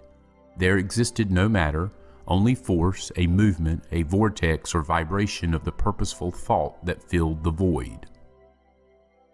And I questioned the Master, saying, Was this thought eternal? And answered me the dweller, saying, In the beginning there was eternal thought, and for thought to be eternal, time must exist. So into the all-pervading thought grew the law of time. Aye, time which exists through all space, floating in a smooth, rhythmic movement that is eternally in a state of fixation. Time changes not, but all things change in time, for time is the force that holds events separate, each in its own proper place. Time is not in motion, but ye move through time as your consciousness moves from one event to another. Aye, by time yet exist all in all eternal one existence. Know ye that even though in the time ye are separate, ye still are one, in all times existent. Ceased then the voice of the dweller, and departed I to ponder on time, for knew I that in these words lay wisdom, and a way to explore the mysteries of time. Oft did I ponder the words of the dweller, then sought I to solve the mystery of time. Found I that time moves through strange angles. Yet only by curves could I hope to attain the key that would give me access to the time-space. Found I that only by moving upward, and yet again by moving to rightward, could I be free from the time of the movement. Forth I came from out of my body, moved in the movements that changed me in time. Strange were the sights I saw in my journeys, many the mysteries that opened to view. Aye, saw I man's beginning, learned from the past that nothing is new. Seek ye, O man, to learn the pathway that leads through the spaces that are formed forth in time. Forget not, O man, with all of thy seeking, that light is the goal ye shall seek to attain. Search ye for the light on thy pathway, and ever for thee the goal shall endure. Let not thine heart turn ever to darkness. Light let thine soul be, a sun on the way.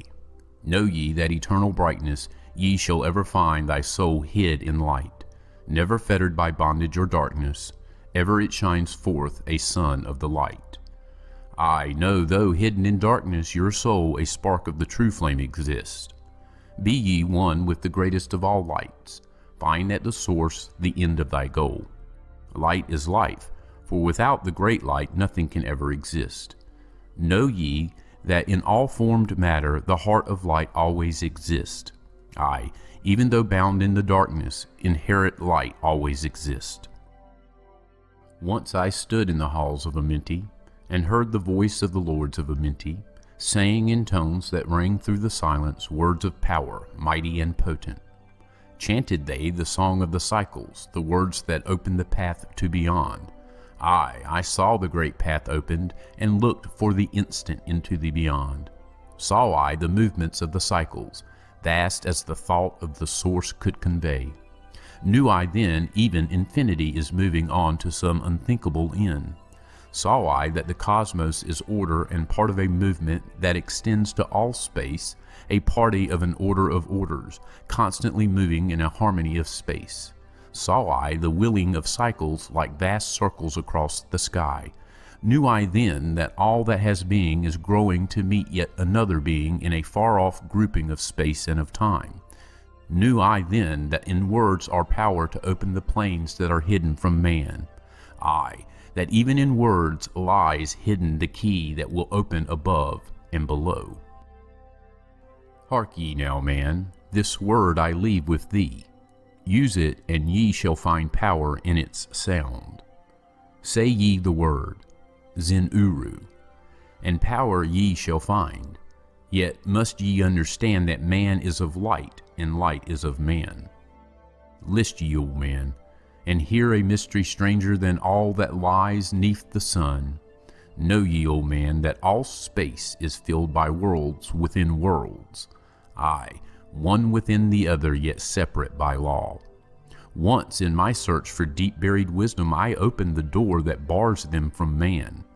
Called I from the other planes of being one who was fairer than the daughters of men.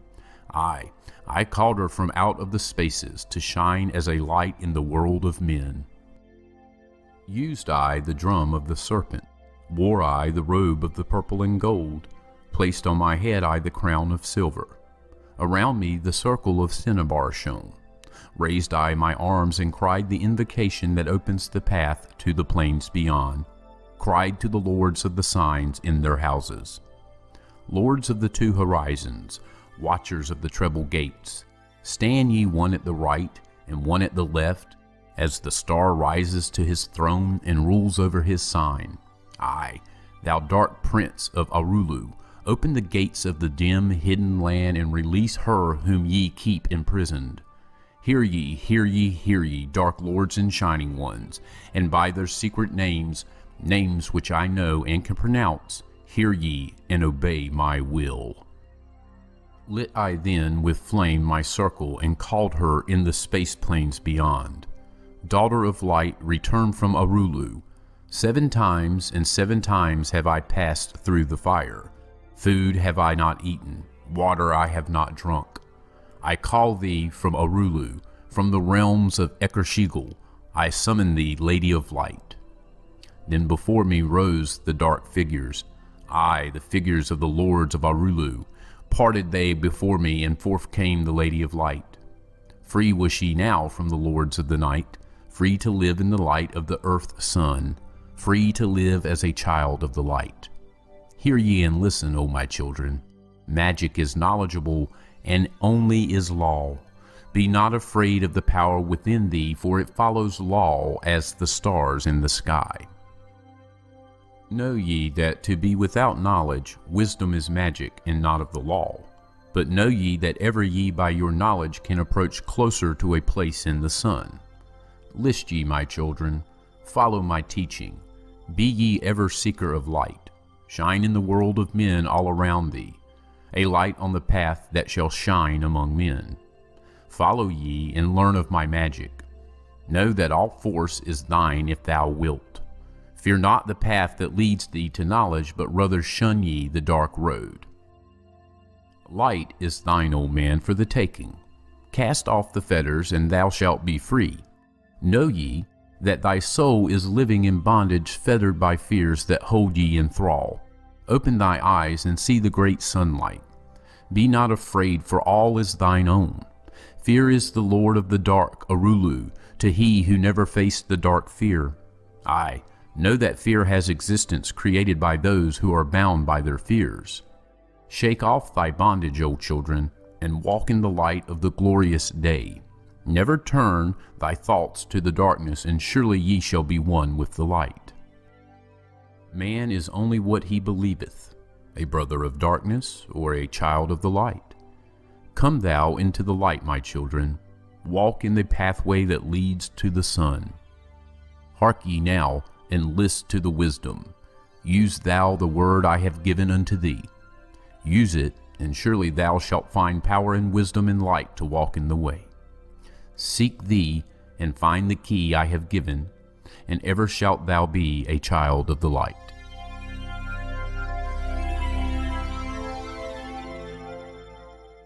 Hear ye, and list ye, O children of Kim, to the words that I give that shall bring ye to the light.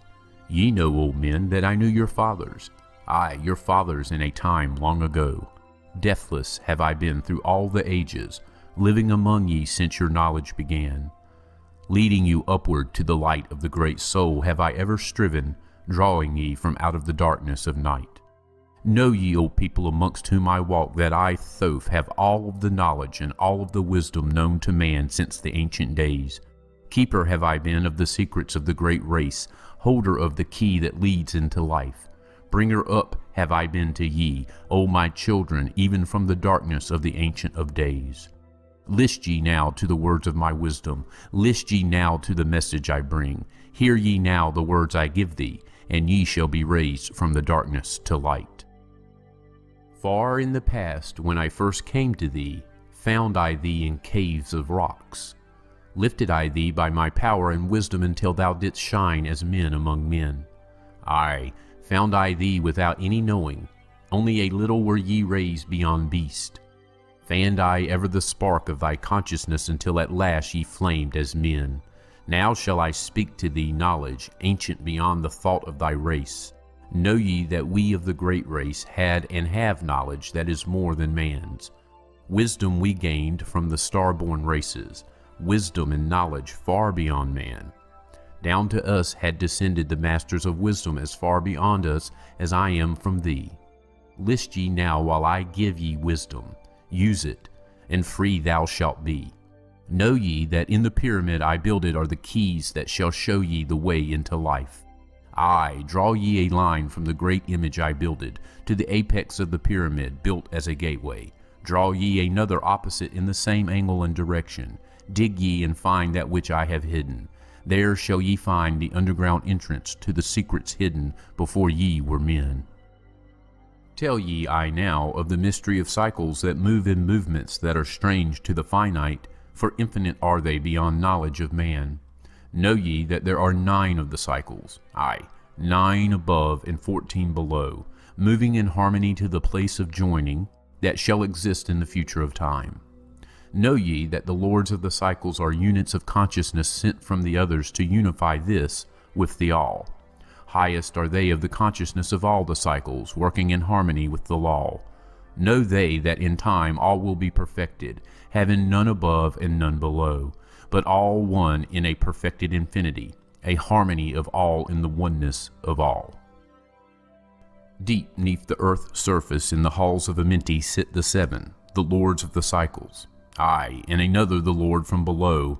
Yet know thee that in infinity there is neither above nor below, but ever there is and ever shall be oneness of all when all is complete. Oft have I stood before the lords of the all. Oft at the front of their wisdom have drunken and filled both my body and soul with their light. Spake they to me and told me of cycles and the law that gives them the means to exist.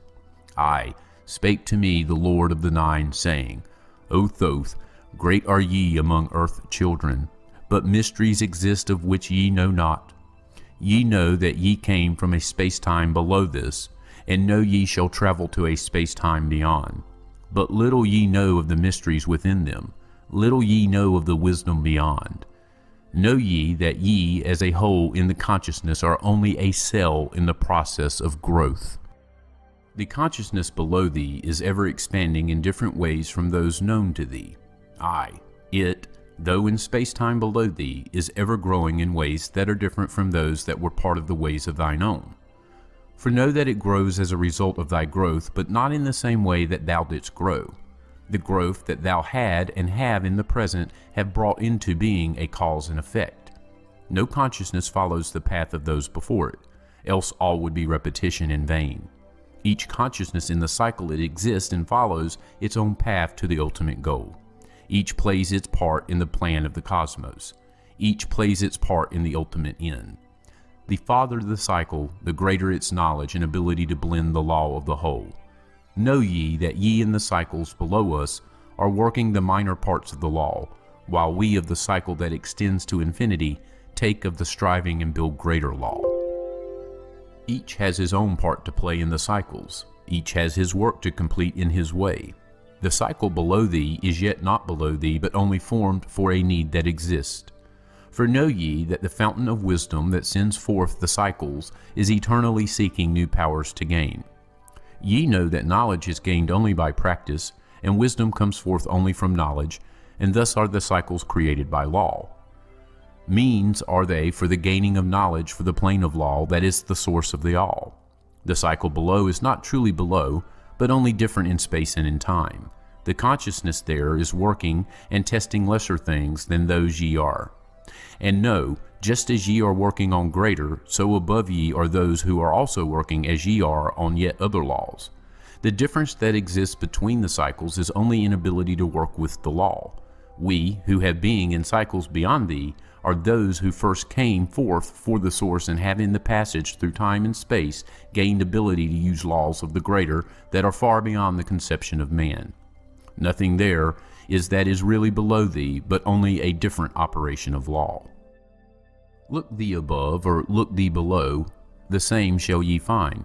For all is but part of the oneness that is at the source of the law. The consciousness below thee is part of thine own, as we are a part of thine. Ye as a child had not the knowledge that came to ye when ye became a man. Compare ye the cycles to man in his journey from birth unto death, and see in the cycle below thee the child with the knowledge he has, and see ye yourself as the child grown older, advancing in knowledge as time passes on. See ye, we also, the child grown to manhood with the knowledge and wisdom that came with the years. So also, O Thoth, are the cycles of consciousness, children in different stages of growth, yet all from the one source, the wisdom, and all to the wisdom returning again. Ceased then he from speaking, and sat in the silence that comes to the Lord's. Then again spake he unto me, saying, O Thoth, long have we set in Amenti, guarding the flame of life in the halls. Yet know, we are still part of our cycles, with our vision reaching unto them and beyond. Aye, know we that of all, nothing else matters excepting the growth we can gain with our soul. Know we the flesh is fleeting, the things men count great are nothing to us. The things we seek are not of the body, but are only the perfected state of the soul.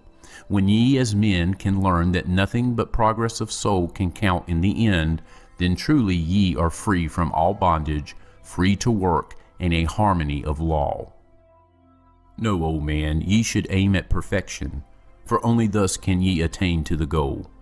Though ye should know that nothing is perfect, yet it should be thy aim and thy goal.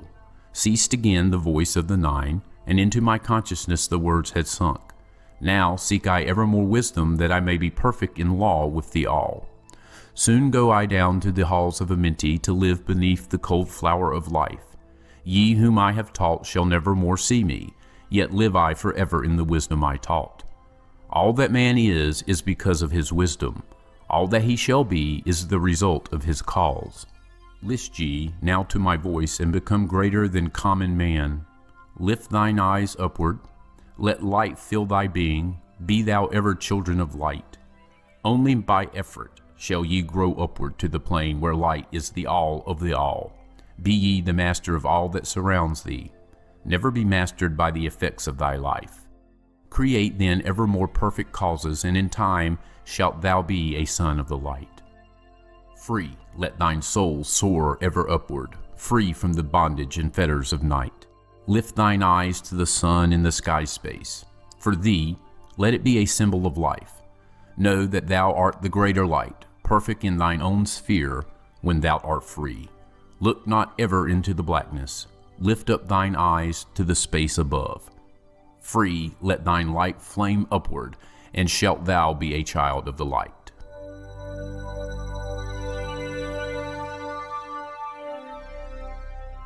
List ye, O man, to the words of my wisdom. List to the voice of Thoth the Atlantean. Conquered have I the law of time-space. Knowledge have I gained of the future of time. Know I that man in his movement through space-time shall ever be one with the all. Know ye, O man, that all of the future is an open book to him who can read. All effect shall bring forth its causes, as all effects grew from the first cause. Know ye the future is not fixed or stable, but varies as cause brings forth an effect. Look in the cause thou shalt bring into being, and surely thou shalt see that all is effect. So, O man, be sure the effects that ye bring forth are ever causes of more perfect effects.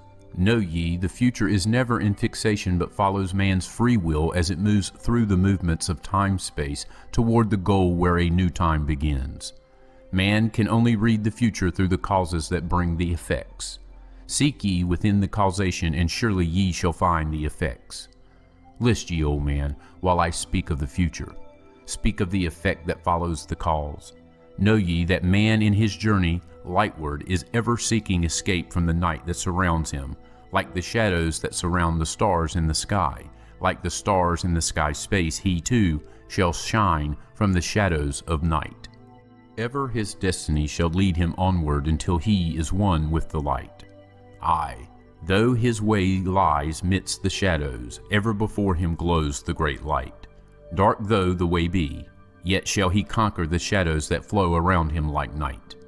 Far in the future I see man as light-born, free from the darkness that fetters the soul, living in light without the bounds of the darkness to cover the light that is light of their soul. Know ye, O man, before ye attain this, that many the dark shadows shall fall on your light, striving to quench with the shadows of darkness the light of the soul that strives to be free. Great is the struggle between light and darkness, age-old and yet ever new. Yet know in time, far in the future, light shall be all and darkness shall fall. List ye, O man, to my words of wisdom. Prepare, and ye shall not bind your light. Man has risen and man has fallen, as ever new waves of consciousness flow from the great abyss below us toward the sun of their goal. Ye, my children, have risen from a state that was little above the beast, until now of all men ye are greatest. Yet before thee were others greater than thee. Yet tell I thee, as before thee, others have fallen, so also ye come to an end. And upon the land where ye dwell now, barbarians shall dwell, and in turn rise to light. Forgotten shall be the ancient wisdom, yet ever shall live, though hidden from men. Aye, in the land thou callest Kim, races shall rise and races shall fall. Forgotten shalt thou be of the children of men, yet thou shalt have moved to a star space beyond this, leaving behind this place where thou hast dwelt. The soul of man moves ever onward, bound not by any one star, but ever moving to the great goal before him where he is dissolved in the light of the all. Know ye that ye shall ever go onward, moved by the law of cause and effect, until in the end both become one. Aye, man, after ye have gone, others shall move in the places ye lived. Knowledge and wisdom shall all be forgotten, and only a memory of gods shall survive. As I to thee am a god by my knowledge, so ye too shall be gods of the future, because of your knowledge far above theirs. Yet know ye that all through the ages man shall have access to law when he will. Ages to come shall see revival of wisdom to those who shall inherit thy place on this star. They shall, in turn, come into wisdom and learn to banish the darkness by light. Yet greatly must they strive through the ages to bring unto themselves the freedom of light. Then shall there come unto man the great warfare that shall make the earth tremble and shake in its course. Aye, then shall the dark brothers open the warfare between light and the night. When man again shall conquer the ocean and fly in the air on wings like the birds, when he has learned to harness the lightning, then shall the time of warfare begin. Great shall the battle be twixt the forces, great the warfare of darkness and light. Nation shall rise against nation, using the dark forces to shatter the earth. Weapons of force shall wipe out the earth-man until half of the races of men shall be gone. Then shall come forth the sons of the morning, and give their edict to the children of men, saying, O men, cease from thy striving against thy brother, only thus can ye come to the light. Cease from thy unbelief, O my brother, and follow the path, and know ye are right. Then shall men cease from their striving, brother against brother, and father against son. Then shall the ancient home of my people rise from its place beneath the dark ocean waves. Then shall the age of light be unfolded, with all men seeking the light of the goal. Then shall the brothers of light rule the people. Banished shall be the darkness of night. Aye, the children of men shall progress onward and upward to the great goal. Children of light shall they become. Flame of the flame shall their souls ever be. Knowledge and wisdom shall be man's in the great age, for he shall approach the eternal flame, the source of all wisdom, the place of beginning, that is yet one with the end of all things. Aye, in a time that is yet unborn, all shall be one, and one shall be all. Man, a perfect flame of this cosmos, shall move forward to a place in the stars. I shall move even from out of the space-time into another beyond the stars. Long have ye listened to me, O my children. Long have ye listened to the wisdom of Thoth. Now I depart from ye into darkness. Now go I to the halls of Amenti, there to dwell in the future when light shall come again to man. Yet know ye, my spirit shall ever be with thee, guiding thy feet in the pathway of light. Guard ye the secrets I leave with thee, and surely my spirit will guard thee through life. Keep thine eyes ever on the pathway to wisdom. Keep the light as thy goal evermore. Fetter not thy soul in bondage of darkness. Free let it wing in its flight to the stars.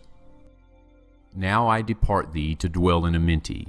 Be thou my children in this life and the next. The time will come when ye too shall be deathless, living from age to age a light among men.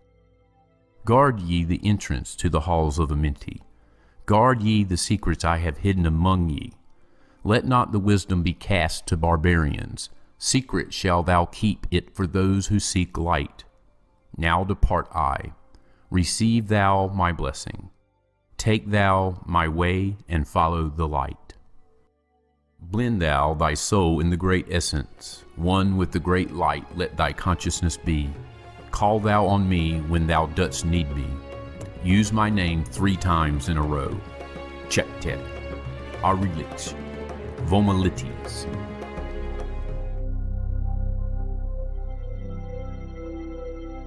List ye, O man, hear ye the wisdom. Hear ye the word that shall fill thee with life. Hear ye the word that shall banish the darkness. Hear ye the voice that shall banish the night. Mystery and wisdom have I brought to my children, knowledge and power descended from old. Know ye not that all shall be open when ye shall find the oneness of all? One shall ye be with the masters of mystery, conquerors of death and masters of life.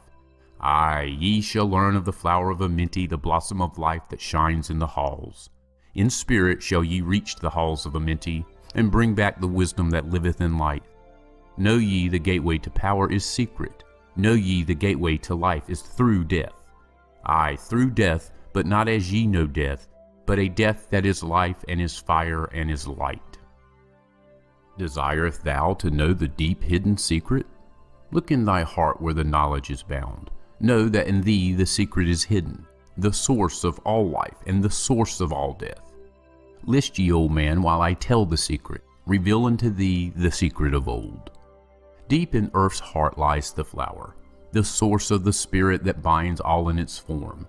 For know ye that the earth is living in body as thou art alive in thine own form.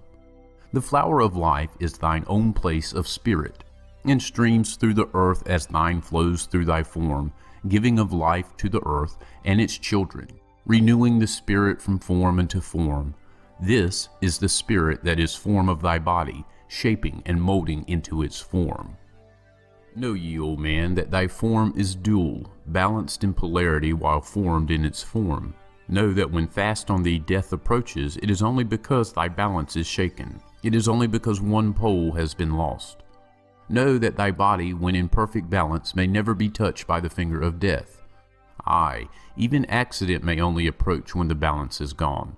When ye are in balanced equilibrium, ye shall live on in time and not taste of death. Know that thou art the balanced completion, existing because of thy balance of poles.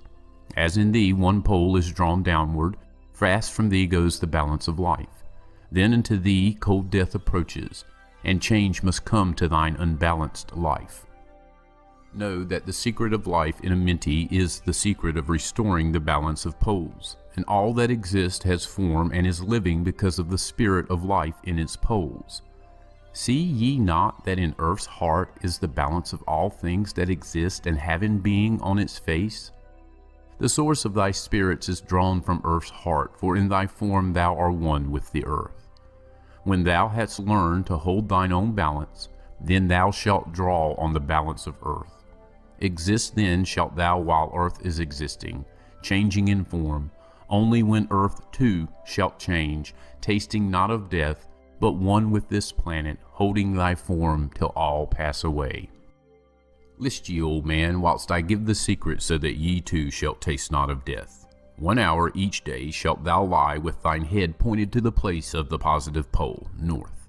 1 hour each day shalt thy head be pointed to the place of the negative pole, south. Whilst thy head is placed to the northward, hold thou thy consciousness from the chest to the head.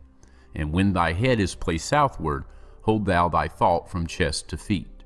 Hold thou in balance once in each 7, and thy balance will retain the whole of its strength. Aye, if thou be old, thy body will freshen, and thy strength will become as a youth's. This is the secret known to the masters, by which they hold off the fingers of death. Neglect not to follow the path I have shown, for when thou hast passed beyond years to 100, to neglect it will mean the coming of death. Hear ye my words, and follow the pathway. Keep thou thy balance, and live on in life. Hear ye, O man, and list to my voice. List to the wisdom that gives thee of death. When at the end of thy work appointed, thou may desire to pass from this life, pass to the plane where the sons of the morning live, and have being as children of light. Pass without pain, and pass without sorrow into the plane where is eternal light. First, lie at rest with thine head to the eastward. Fold thou thy hands at the source of thy life. Place thou thy consciousness in the life's seat. Whirl it and divide to north and to south. Send thou the one out toward the northward. Send thou the other out to the south. Relax thou their hold upon thy being. Forth from thy form will thy silver spark fly, upward and onward to the sun of the morning, blending with light, at one with its source. There it shall flame till desire shall be created. Then shall return to a place in a form. Know ye, O man, that thus passed the great souls, changing at will from life unto life.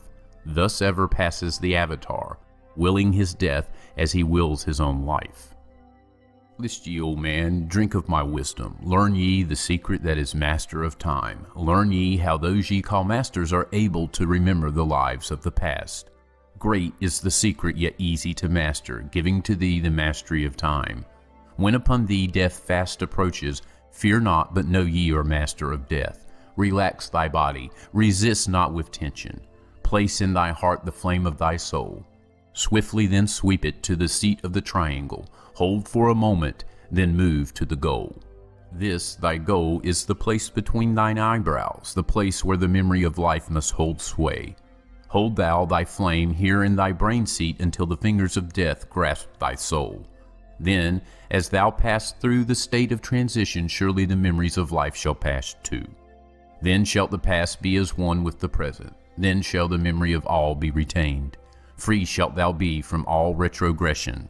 The things of the past shall live in today. Man, ye have heard the voice of my wisdom. Follow, and ye shall live through the ages as I.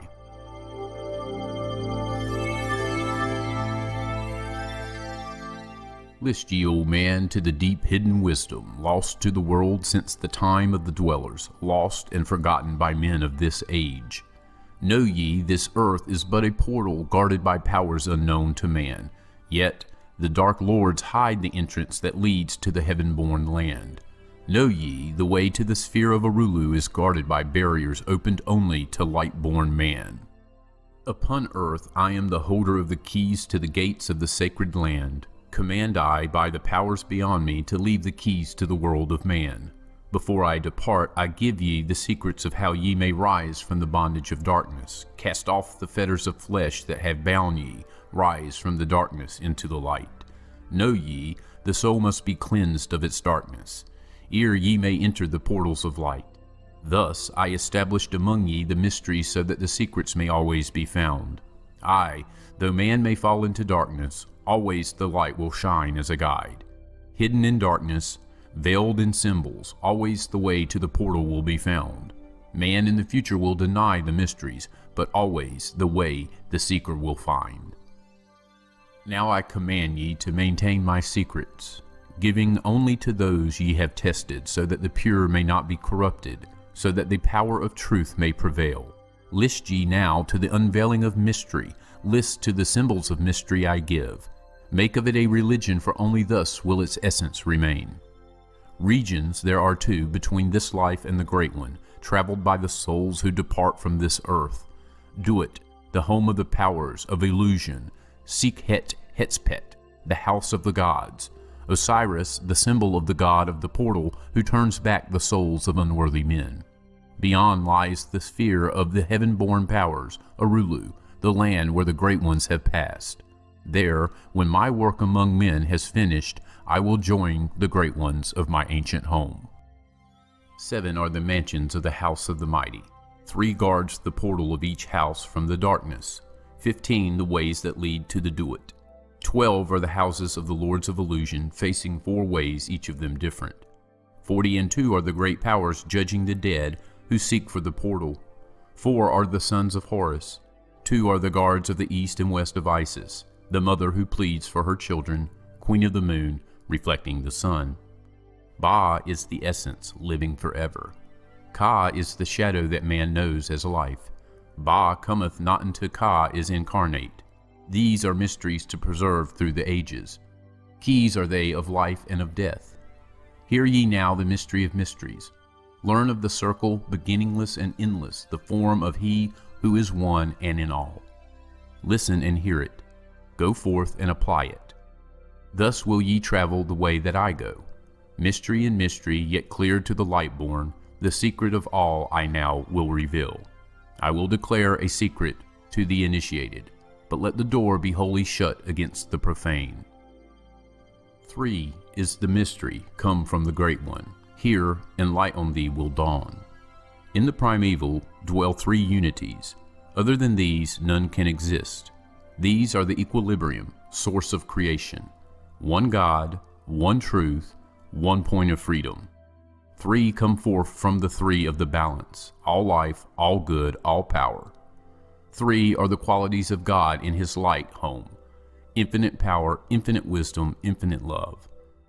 There are the powers given to the masters, to transmute evil, assist good, use discrimination. 3 are the things inevitable for God to perform, manifest power, wisdom, and love.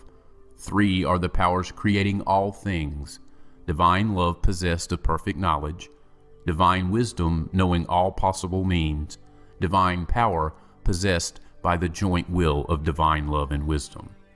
3 are the circles of existence, the circle of light where dwells nothing but God, and only God can traverse it, the circle of chaos where all things by nature arise from death, and the circle of awareness where all things spring from life. All things animate are of the 3 states of existence: chaos or death, liberty in humanity, and felicity of heaven.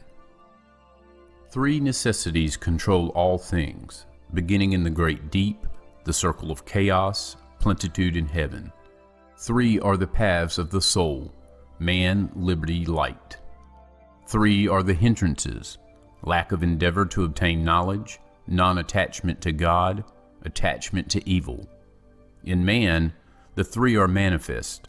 3 are the kings of power within. 3 are the chambers of the mysteries, found yet not found in the body of man. Hear ye now of he who is liberated, freed from the bondage of life into light. Knowing the source of all worlds shall be open. Aye, even the gates of Arulu shall not be barred. Yet heed, O man, who wouldst enter heaven. If ye be not worthy, better it be to fall into the fire. Know ye the celestials pass through the pure flame. At every revolution of the heavens, they bathe in the fountains of light. List ye, old man, to this mystery. Long in the past, before ye were man born, I dwelled in ancient Atlantis. There in the temple I drank of the wisdom, poured as a fountain of light from the dweller. Give the key to ascend to the presence of light in the great world. Stood I before the Holy One enthroned in the flower of fire. Veiled was he by the lightnings of darkness, else my soul by the glory had been shattered. Forth from the feet of his throne, like the diamond, rolled forth 4 rivers of flame from his footstool, rolled through the channels of clouds to the man world. Filled was the hall with spirits of heaven. Wonder of wonders was the starry palace. Above the sky, like a rainbow of fire and sunlight, were formed the spirits. Sang they the glories of the Holy One. Then from the midst of the fire came a voice. Behold the glory of the first cause. I beheld that light, high above all darkness, reflected in my own being. I attained, as it were, to the God of all gods, the Spirit Son, the sovereign of the sun spheres. Again came the voice. There is one, even the first, who hath no beginning, who hath no end, who hath made all things, who govern all, who is good, who is just, who illumines, who sustains. Then from the throne there poured a great radiance, surrounding and lifting my soul by its power. Swiftly I moved through the spaces of heaven. Shown was I the mystery of mysteries, shown the secret heart of the cosmos. Carried was I to the land of Arulu, stood before the lords in their houses. Opened they the doorway so that I might glimpse the primeval chaos. Shuddered my soul to the vision of horror, shrank back my soul from the ocean of darkness. Then saw I the need for the barriers, saw the need for the lords of Arulu. Only they with their infinite balance could stand in the way of the inpouring chaos. Only they could guard God's creation. Then did I pass around the circle of 8, saw all the souls who had conquered the darkness, saw the splendor of light where they dwelled. Longed I to take my place in their circle, but longed I also for the way I had chosen, when I stood in the halls of Amenti and made my choice to the work I would do. Passed I from the halls of Arulu down to the earth space where my body lay. Arose I from the earth where I rested, stood I before the dweller, gave my pledge to renounce my great right until my work on earth was completed, until the age of darkness be past. List ye, old man, to the words I shall give ye. In them shall ye find the essence of life. Before I return to the halls of Amenti, taught shall ye be the secrets of secrets, how ye too may arise to the light. Preserve them and guard them, hide them in symbols so the profane will laugh and renounce. In every land form ye the mysteries, make the way hard for the seeker to tread. Thus will the weak and the wavering be rejected. Thus will the secrets be hidden and guarded, held till the time when the will shall be turned. Through the dark ages, waiting and watching, my spirit shall remain in the deep hidden land. When one has passed all the trials of the outer, summon ye me by the key they ye hold. Then will I, the initiator, answer, come from the halls of the gods in Amenti. Then will I receive the initiate, give him the words of power. Hark ye, remember these words of warning. Bring not to me one lacking in wisdom, impure in heart, or weak in his purpose. Else I will withdraw from ye your power to summon me from the place of my sleeping. Go forth and conquer the element of darkness. Exalt in thy nature thine essence of light. Now go ye forth, and summon thy brothers so that I may impart the wisdom to light thy path when my presence is gone. Come to the chamber beneath my temple. Eat not food until 3 days are past. There will I give thee the essence of wisdom, so that with power ye may shine amongst men. There I will give unto thee the secrets, so that ye too may rise to the heavens, God-men in truth, as in essence ye be. Depart now, and leave me while I summon those ye know of, but as yet know not.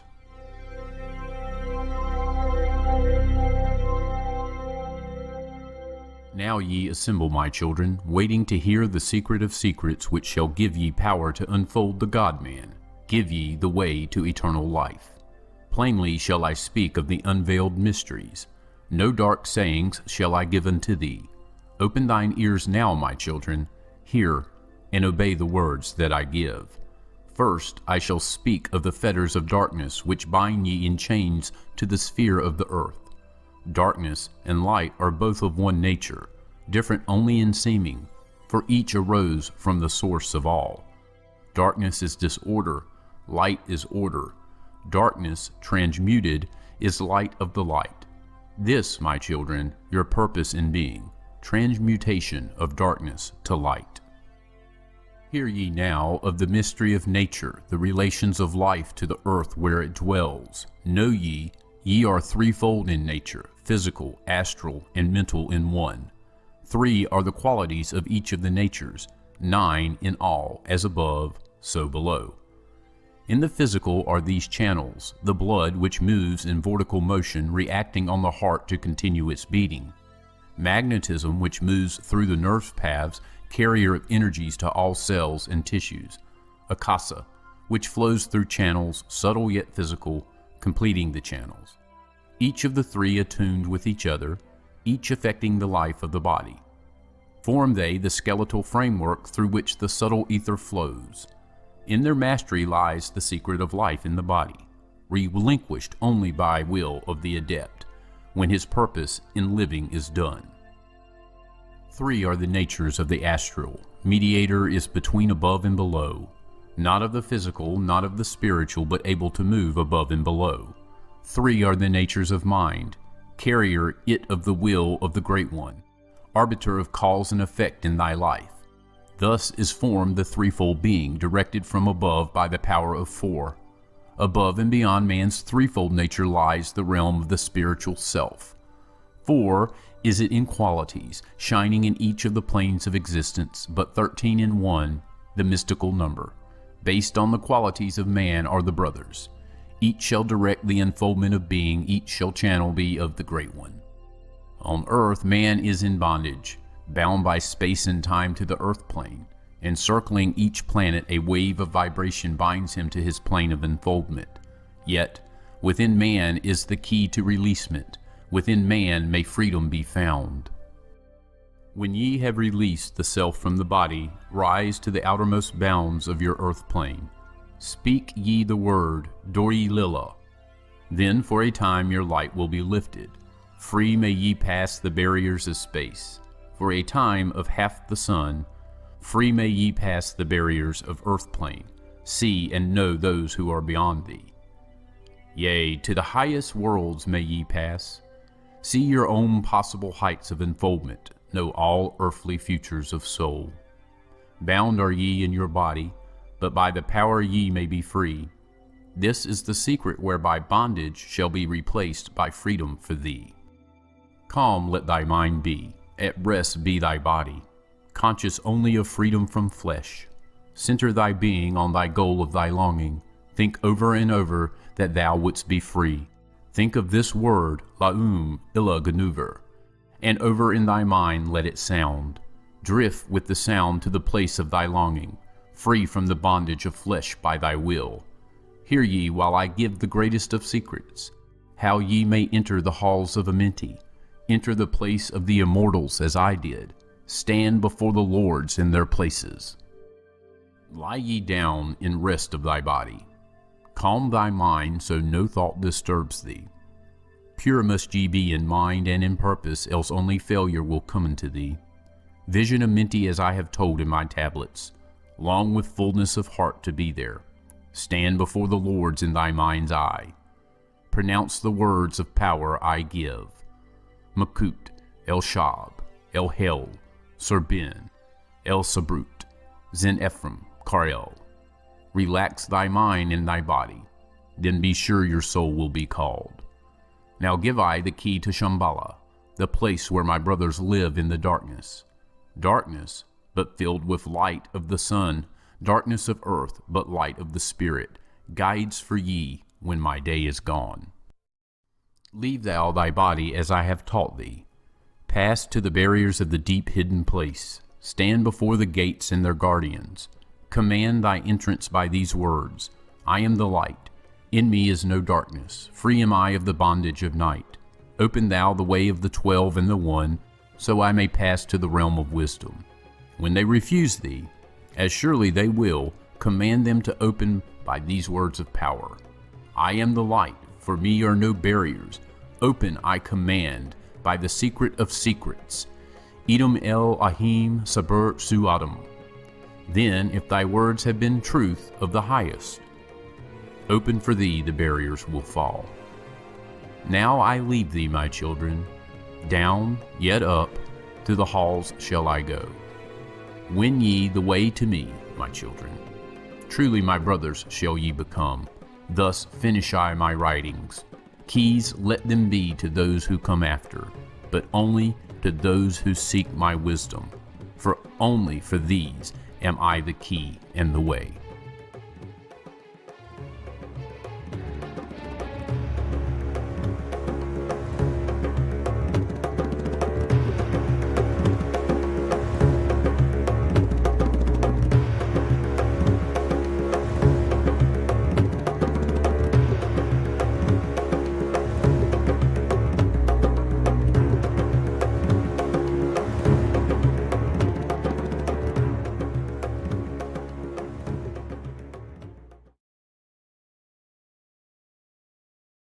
The following content is provided under a Creative Commons license. Your support will help MIT OpenCourseware continue to offer high-quality educational resources for free. To make a donation or to view additional materials from hundreds of MIT courses, visit MIT OpenCourseware at ocw.mit.edu.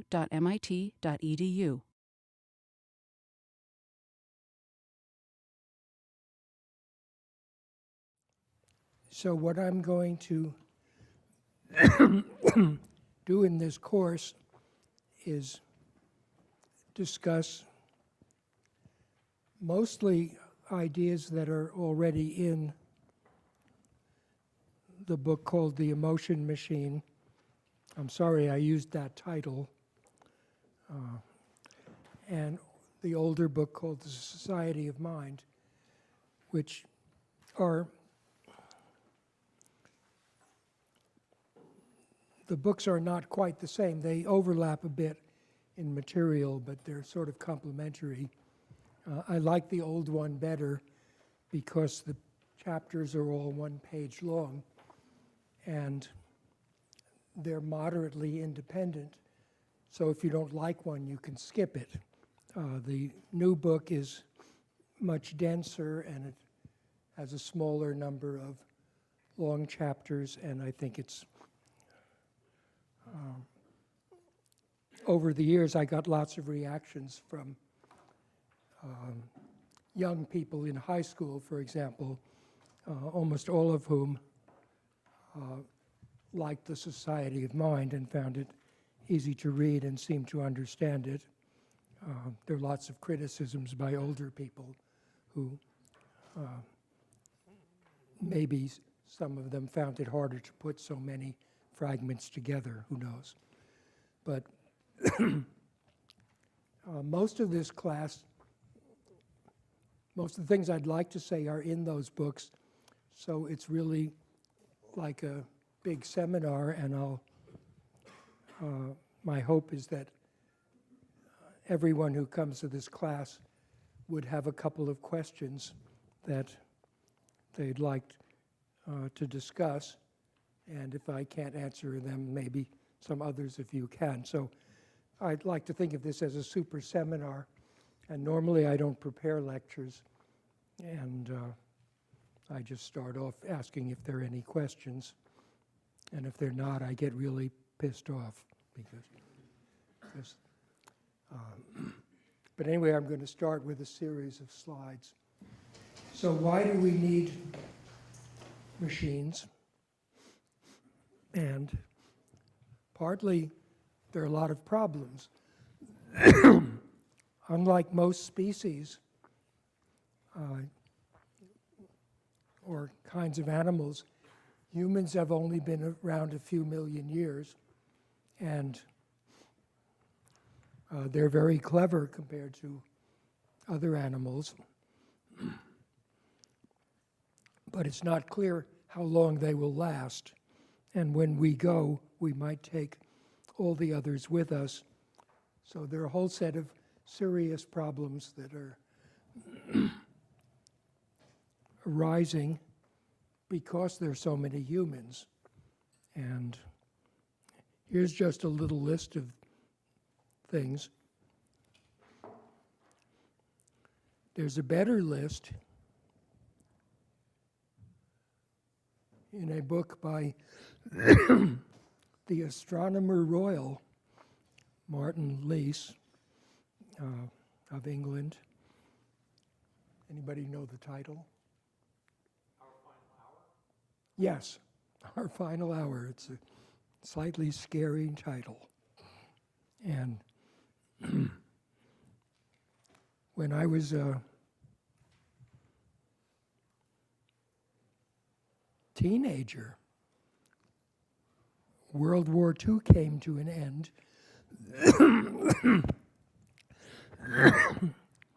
With the dropping of two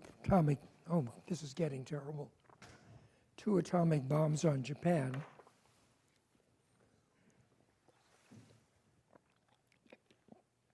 And I didn't believe the first one was real because it was in Hiroshima.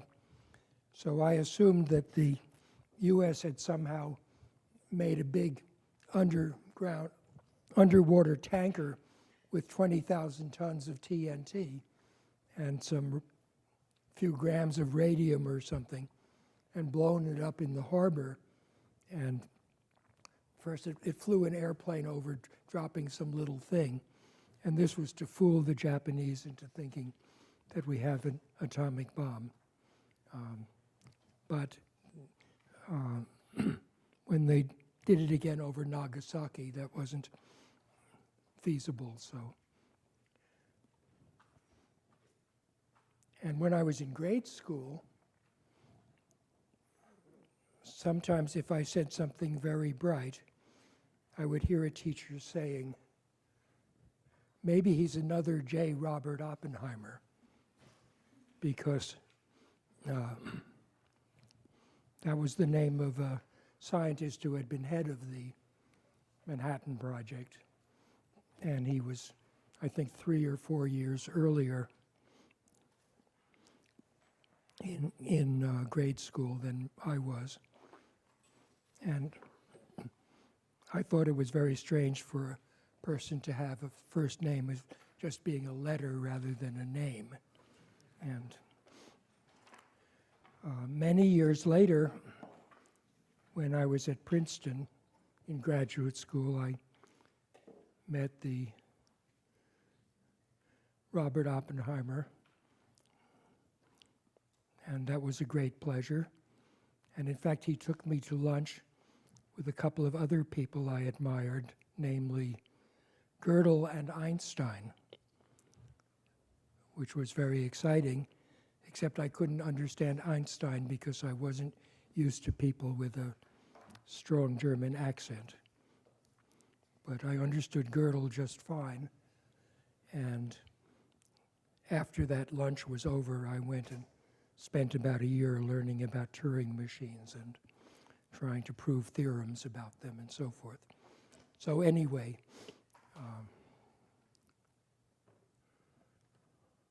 in the course of these talks, we'll run across a few of these people, and here's a big list of the people that I'm mostly indebted to for the ideas in the Society of Mind and the Emotion Machine. The ones in blue are people I've actually met. It would be nice to have met Aristotle because no one really knows much about him, but you really should read. Just skim through some of that and you'll find that this is a really smart guy. We don't know if he wrote this stuff or if it were compiled by his students, like a lot of Feynman's writing is, and von Neumann's writing is edited from notes by their students. And anyway, the astonishing thing about Aristotle is that he seems to be slightly more imaginative than most cognitive scientists you'll run into in the present day. It would have been nice to know Spinoza and Kant and the others also. Freud wrote 30 or 40 books, so did he fall off this list? There he is. I just made this list the other day, and I was looking up these people to find their birthdays and stuff. Yes? Were there no Eastern philosophers? Because they're religious, as far as I can see. Religious? Well, who would you say Buddha? No, I mean, just Eastern thinkers. How about that? Name one. Maybe I never heard of them. I don't know, Confucius? Who? Confucius? Confucius.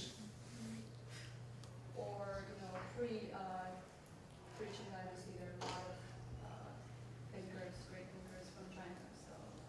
Well, I only know of them through aphorisms.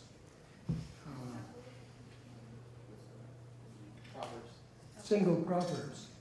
But I don't know that Confucius had a theory of thinking. Do you think he did? There are a lot of different schools of thoughts, and I think they do have theory of thinking, I think. Well, I've looked at Buddhist theories, and I don't think they would get a C+. And one problem is that there are cultures, there's something about Greek culture because it had science, it had experiments. Somebody has a theory and they say, and like Epimenides, Lucretius, somewhere in the Society of Mind, I think I quoted Lucretius about translucent objects. And he says they have the particular appearance because the rays of light bounce many times before they get to the surface, so you can't tell where they started. And I don't find in Eastern philosophy theories that say, here's what I think and here's a reason why. I've looked at Buddhist stuff, and it's strange lists of psychological principles, every one of which looks pretty wrong, and they make nice two-dimensional diagrams, but no evidence for any of them. So I don't know whether to take it seriously. I think a lot of thinkers, knowledge is from observation, and you're right that in some of them probably didn't really test it because a lot of the ideology cannot be tested. On the other hand, there are scientists in But what can't be tested? Some of the ideologies probably. Then why, I don't know. if they can't be tested, why should one look at it twice? Test it in terms of, some can be logically, I don't know. Like culture, can you test culture? Okay, I think this is a serious argument. It seems to me that science began a little bit in China, a little bit in India. In the Arabic world, they got up to the middle of high school algebra. But then, what? Well, but this wasn't as good as Archimedes, who got to the beginning of calculus. So if you look at most cultures, they never got to the critical point of getting theories, doing experiments, discussing them, and then throwing them out. And so if you look at Buddhist philosophy, it's 2,500 years old. If you look at Greek physics, yes, Archimedes almost got calculus, and he got lots of nice principles. And Buddha mentions at some point, if you want to weigh an elephant, put him in a boat, and then take the elephant out and put rocks in till the boat sinks to the same level. So there you see a good idea. But if you look at the history of the culture, if people still say this 1,000-year-old stuff is good, then you should say, no, it's not. By the way, the same story about the elephant, there's like a story in Chinese history that has the same, Sure. telling. I mean, it's, I don't think, maybe there's no one person that gets No, all the the question is, why did it stop? Why did it stop? Ancient wisdom is generally not very good, and we shouldn't respect it for too long. And that's...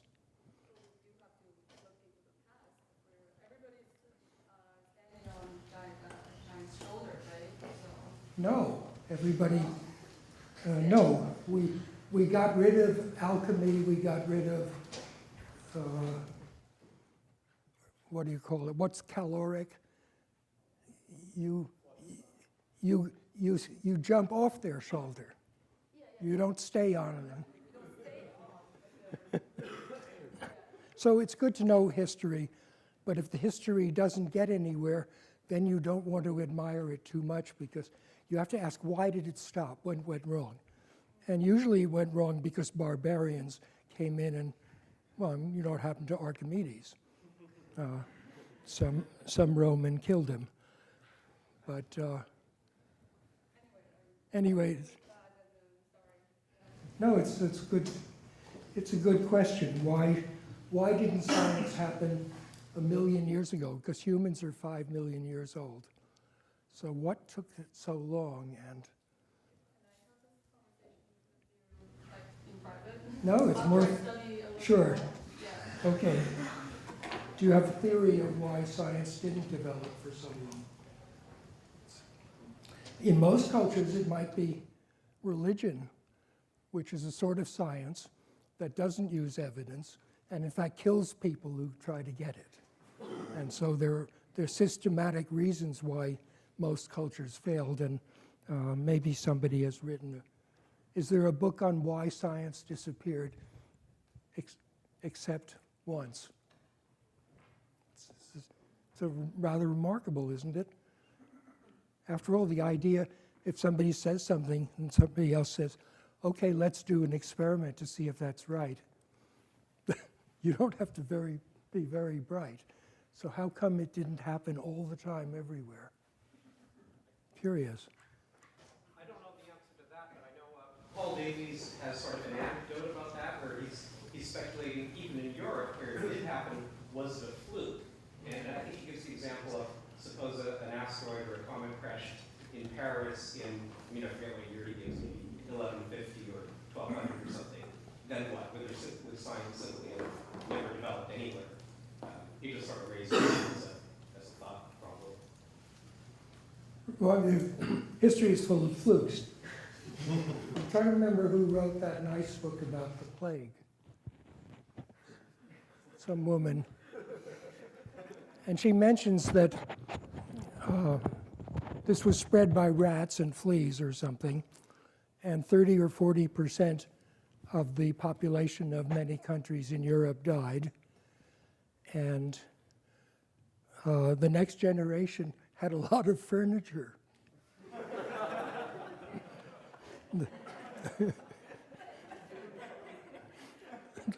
the standard of living went way up.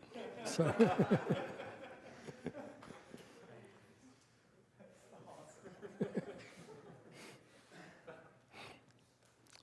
so anyway, here's a list of disasters and oh,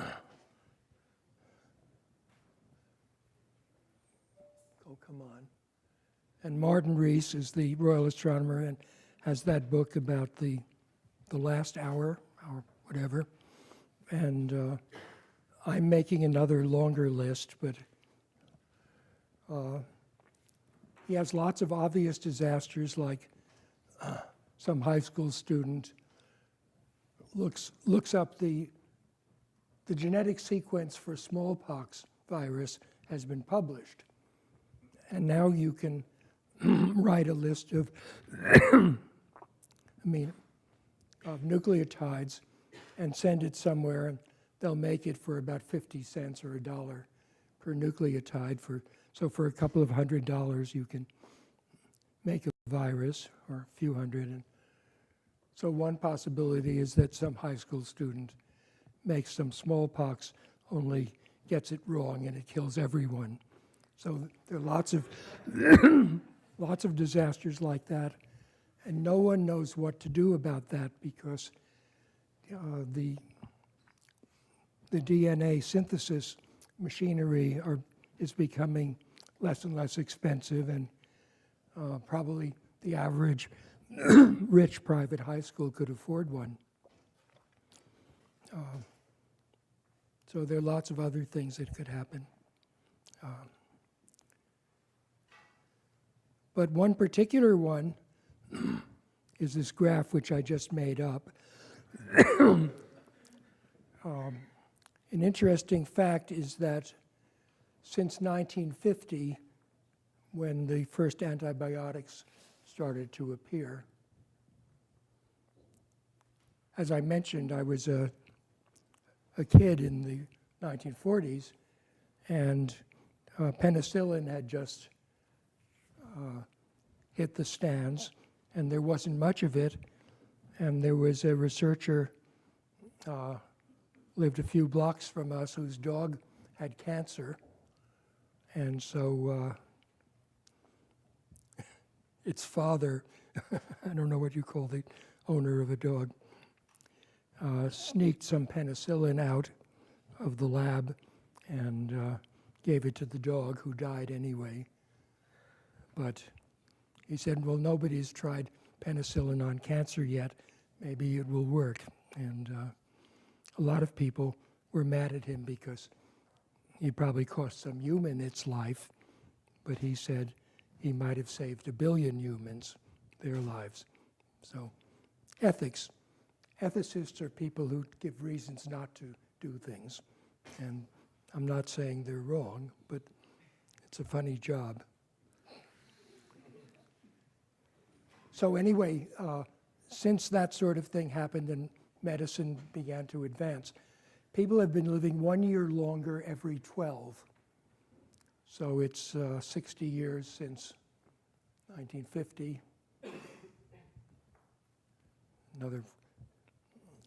So that's 5 of those 6. So they're living 6 or 7 years longer now than they were when I was born. And somebody mentioned that curve stopped the last few years for other reasons. But anyway, if you extrapolated that, you find that the lifespan is going to keep increasing. How much, we don't know. Another problem is that you might discover enough about genetics to get rid of most of the serious diseases. Maybe just 20 or 30 genes are responsible for most deaths right now. And if you could fix those, which we can't do yet, there's no way to change a gene in a person because invading all the cells is pretty massive intervention. But we'll get around that. And then it might be that people will suddenly start living 200 or 300 years. At some point, the population has to slow down. And so you can only reach equilibrium with one child per family, and probably less than that. And so all the work has to be done by 200 or 300-year-olds, and let's hope they're good and healthy. So anyway, I think it's very important that we get smart robots, because we're going to have to stem the population, and I hope people will live longer and blah, blah, blah. And so these robots have to be smart enough to replace most people. And how do you make something smart?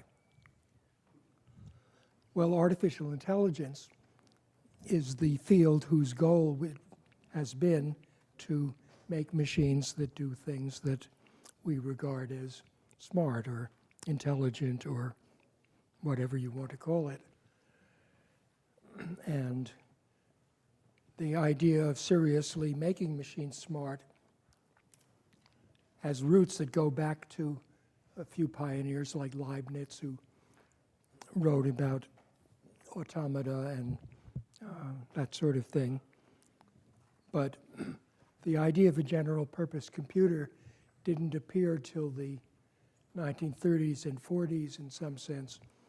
The first form of the general purpose computer appears really in the 1920s and 30s with the work of a mathematician Emil Post at NYU, who I happened to never meet, but we had some friends in common. And he had the idea of production rules and basically rule-based systems, and proved various theorems about them. Then Kurt Gödel showed that if you had something like a computer or a procedure that had the right kinds of rules, it could compute all sorts of things, but there were some things it couldn't compute, unsolvable problems, and that became an exciting branch of mathematics. And the star thinker in that field was Alan Turing, who invented a very simple kind of universal general purpose computer.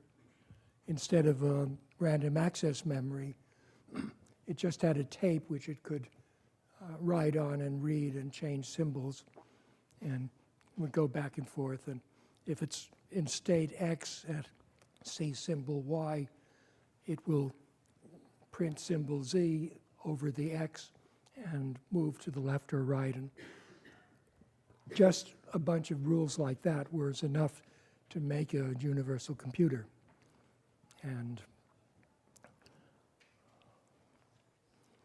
so from about 1936, it was sort of clear to a large mathematical community that these were great things, and a couple of general purpose light computers, very simple ones, were built in the 1930s and more in the 1940s. And in the 1950s, big companies started to make big computers, which were rooms full of equipment. But as you know, most programs could only do some particular thing, and none of them were very smart.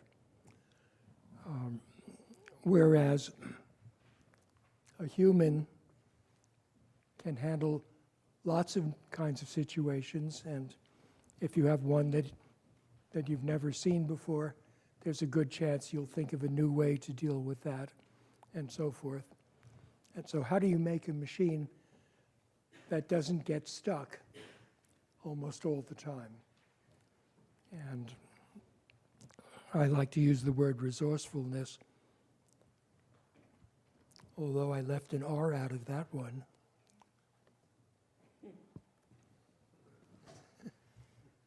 Ugh.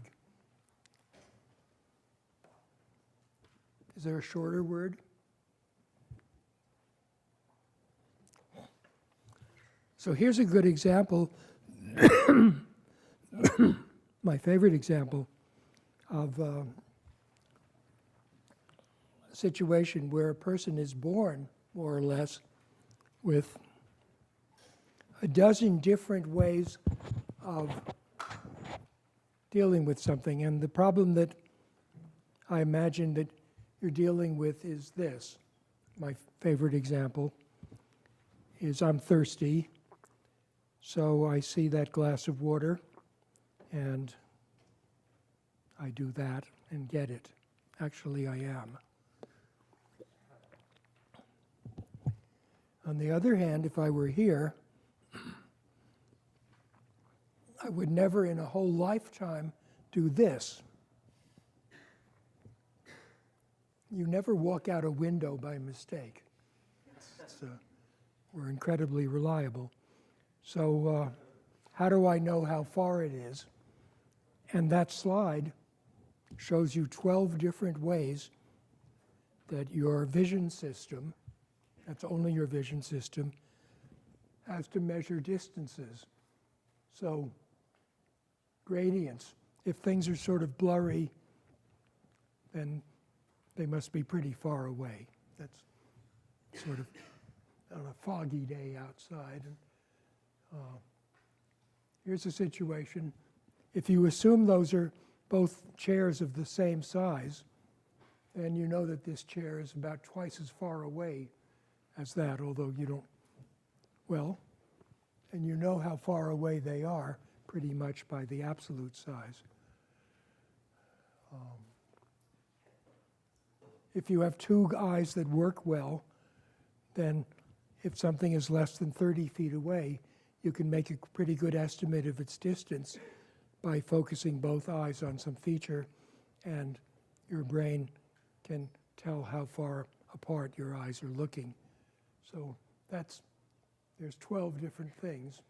It's more than you need. Lots of people are missing half of those. Lots of people have very poor vision in one eye. Some people cannot fuse stereo images, even though both eyes have 20/20 vision. And in some cases, nobody knows why they can't do that. I think I once took a test for being a pilot, and they wanted to be sure you could do stereo vision, which seemed very strange because if you're in an airplane and you're less than 30 or 40 feet away from something, it's too, then yes, you can't use stereo, you could use stereo, but it's too late.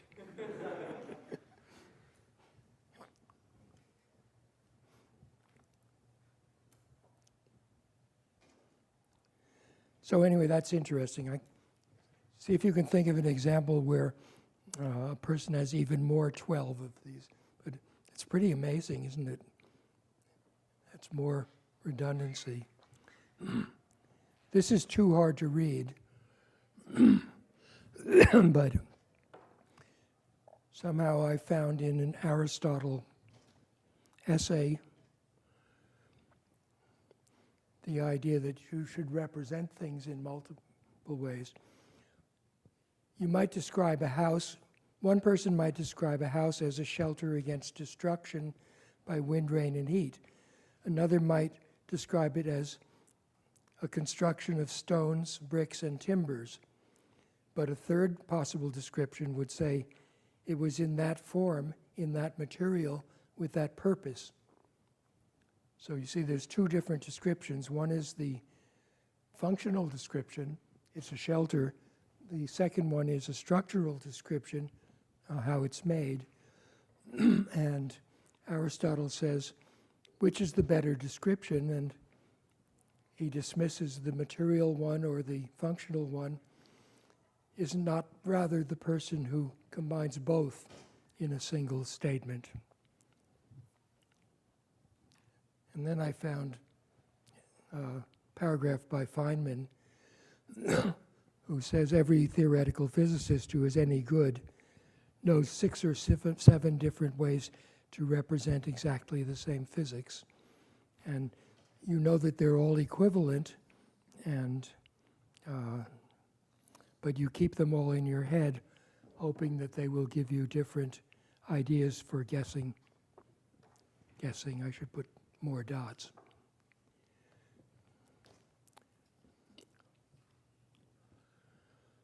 Anyway, that whole argument is to say that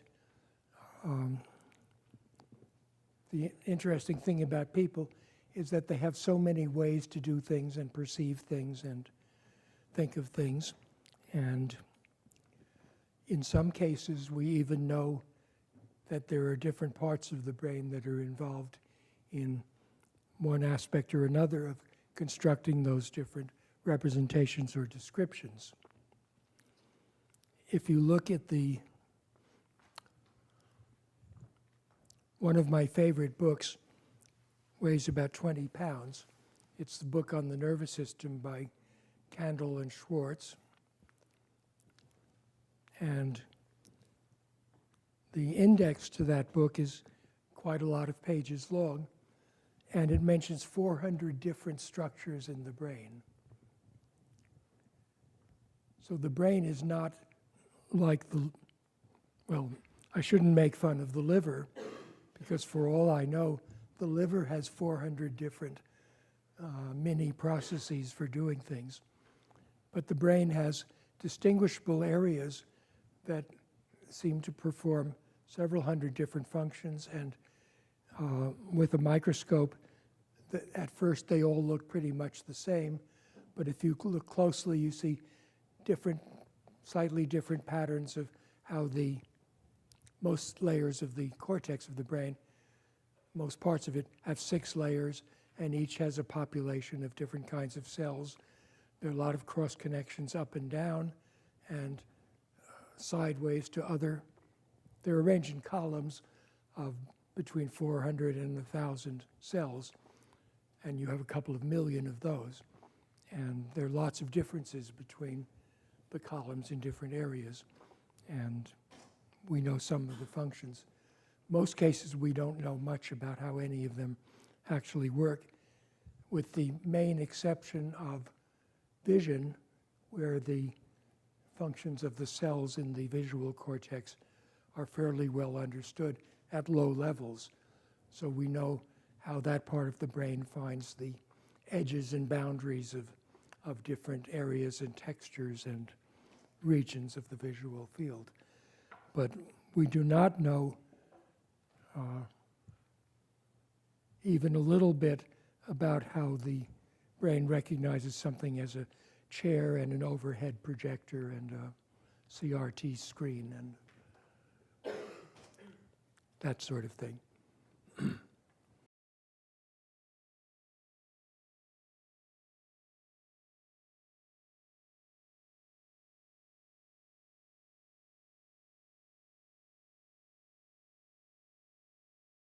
Beyond thee are those who first came forth for the source and have in the passage through time and space gained ability to use laws of the greater that are far beyond the conception of man. Nothing there is that is really below thee, but only a different operation of law. Look thee above, or look thee below, the same shall ye find. For all is but part of the oneness that is at the source of the law. The consciousness below thee is part of thine own, as we are a part of thine. Ye, as a child, had not the knowledge that came to ye when ye became a man. Compare ye the cycles to man in his journey from birth unto death, and see in the cycle below thee the child with the knowledge he has, and see ye yourself as the child grown older, advancing in knowledge as time passes on. See ye, we also, the child grown to manhood, with the knowledge and wisdom that came with the years. So also, O Thoth, are the cycles of consciousness, children in different stages of growth, yet all from the one source, the wisdom, and all to the wisdom returning again. Ceased then he from speaking, and sat in the silence that comes to the Lord's. Then again spake he unto me, saying, O Thoth, long have we set in Amenti, guarding the flame of life in the halls. Yet know, we are still part of our cycles, with our vision reaching unto them and beyond. Aye, know we that of all, nothing else matters excepting the growth we can gain with our soul. Know we the flesh is fleeting, the things men count great are nothing to us. The things we seek are not of the body, but are only the perfected state of the soul. When ye as men can learn that nothing but progress of soul can count in the end, then truly ye are free from all bondage, free to work in a harmony of law. Know, O man, ye should aim at perfection, for only thus can ye attain to the goal. Though ye should know that nothing is perfect, yet it should be thy aim and thy goal. Ceased again the voice of the nine, and into my consciousness the words had sunk. Now seek I ever more wisdom, that I may be perfect in law with thee all. Soon go I down to the halls of Amenti, to live beneath the cold flower of life. Ye whom I have taught shall never more see me, yet live I forever in the wisdom I taught. All that man is because of his wisdom. All that he shall be is the result of his cause. List ye now to my voice, and become greater than common man. Lift thine eyes upward. Let light fill thy being. Be thou ever children of light. Only by effort shall ye grow upward to the plane where light is the all of the all. Be ye the master of all that surrounds thee. Never be mastered by the effects of thy life. Create then ever more perfect causes, and in time shalt thou be a son of the light. Free, let thine soul soar ever upward, free from the bondage and fetters of night. Lift thine eyes to the sun in the sky space. For thee, let it be a symbol of life. Know that thou art the greater light, perfect in thine own sphere when thou art free. Look not ever into the blackness. Lift up thine eyes to the space above. Free, let thine light flame upward, and shalt thou be a child of the light.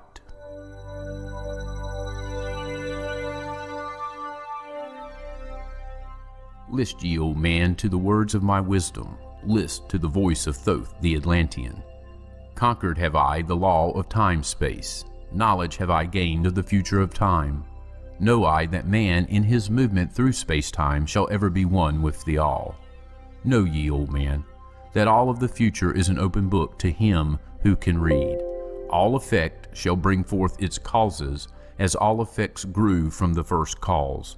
Know ye the future is not fixed or stable, but varies as cause brings forth an effect. Look in the cause thou shalt bring into being, and surely thou shalt see that all is effect. So, O man, be sure the effects that ye bring forth are ever causes of more perfect effects. Know ye, the future is never in fixation, but follows man's free will as it moves through the movements of time-space toward the goal where a new time begins.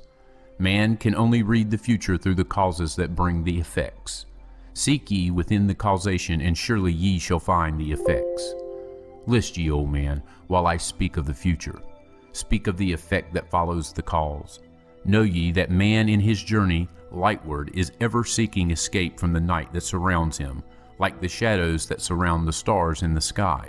Like the stars in the sky space, he too shall shine from the shadows of night. Ever his destiny shall lead him onward until he is one with the light. Aye, though his way lies midst the shadows, ever before him glows the great light.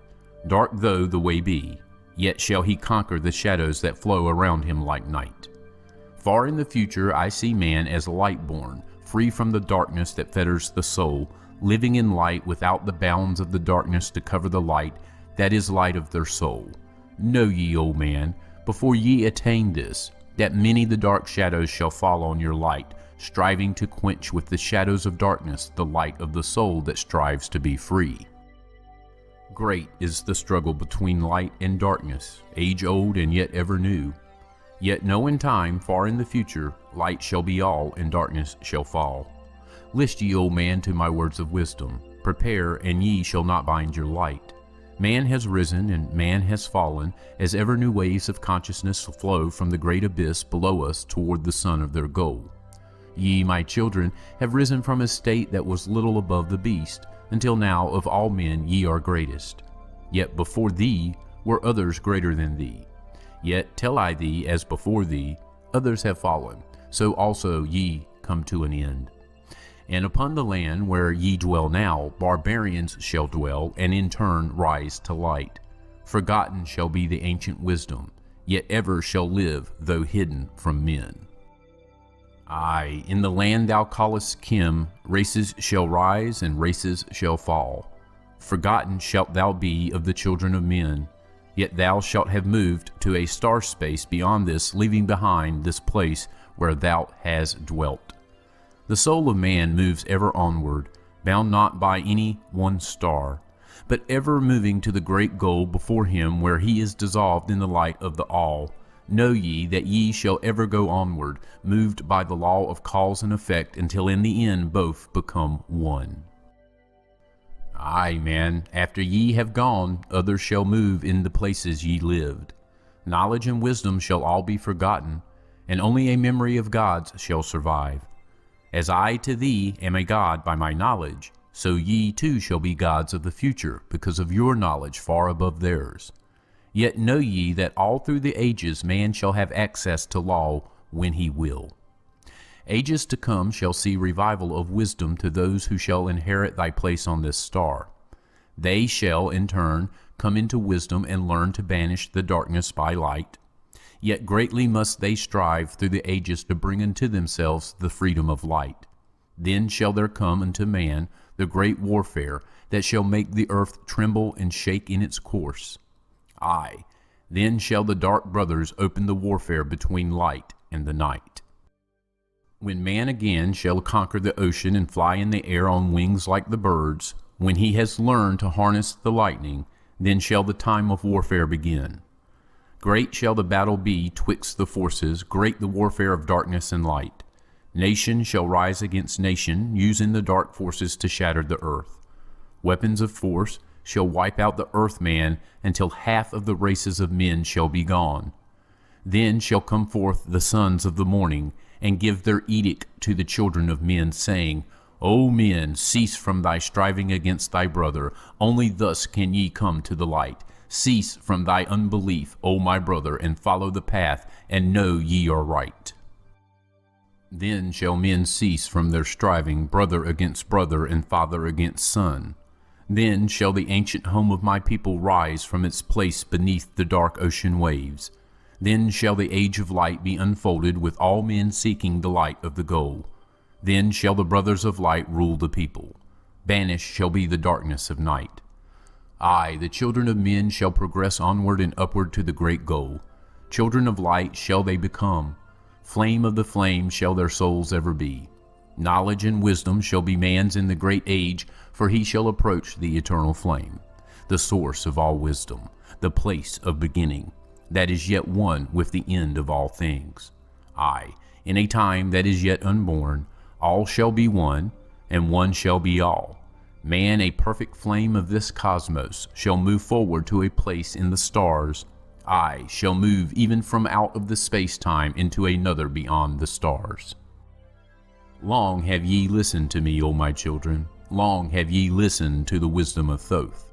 Now I depart from ye into darkness. Now go I to the halls of Amenti, there to dwell in the future when light shall come again to man. Yet know ye, my spirit shall ever be with thee, guiding thy feet in the pathway of light. Guard ye the secrets I leave with thee, and surely my spirit will guard thee through life. Keep thine eyes ever on the pathway to wisdom. Keep the light as thy goal evermore. Fetter not thy soul in bondage of darkness. Free let it wing in its flight to the stars. Now I depart thee to dwell in Amenti. Be thou my children in this life and the next. The time will come when ye too shall be deathless, living from age to age a light among men. Guard ye the entrance to the halls of Amenti. Guard ye the secrets I have hidden among ye. Let not the wisdom be cast to barbarians. Secret shall thou keep it for those who seek light. Now depart I. Receive thou my blessing. Take thou my way and follow the light. Blend thou thy soul in the great essence. One with the great light let thy consciousness be. Call thou on me when thou dost need me. Use my name 3 times in a row. Chektet, Arilix, Vomalites.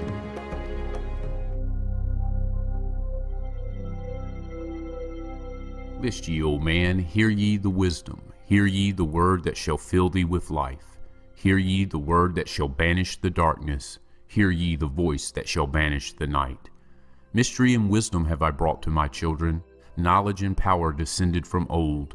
Know ye not that all shall be open when ye shall find the oneness of all? One shall ye be with the masters of mystery, conquerors of death and masters of life. Aye, ye shall learn of the flower of Amenti, the blossom of life that shines in the halls. In spirit shall ye reach the halls of Amenti, and bring back the wisdom that liveth in light. Know ye the gateway to power is secret. Know ye the gateway to life is through death. Aye, through death, but not as ye know death, but a death that is life and is fire and is light. Desireth thou to know the deep hidden secret? Look in thy heart where the knowledge is bound. Know that in thee the secret is hidden, the source of all life and the source of all death. List ye, old man, while I tell the secret, reveal unto thee the secret of old. Deep in earth's heart lies the flower, the source of the spirit that binds all in its form. For know ye that the earth is living in body as thou art alive in thine own form. The flower of life is thine own place of spirit, and streams through the earth as thine flows through thy form, giving of life to the earth and its children, renewing the spirit from form unto form. This is the spirit that is form of thy body, shaping and molding into its form. Know ye, old man, that thy form is dual, balanced in polarity while formed in its form. Know that when fast on thee death approaches, it is only because thy balance is shaken. It is only because one pole has been lost.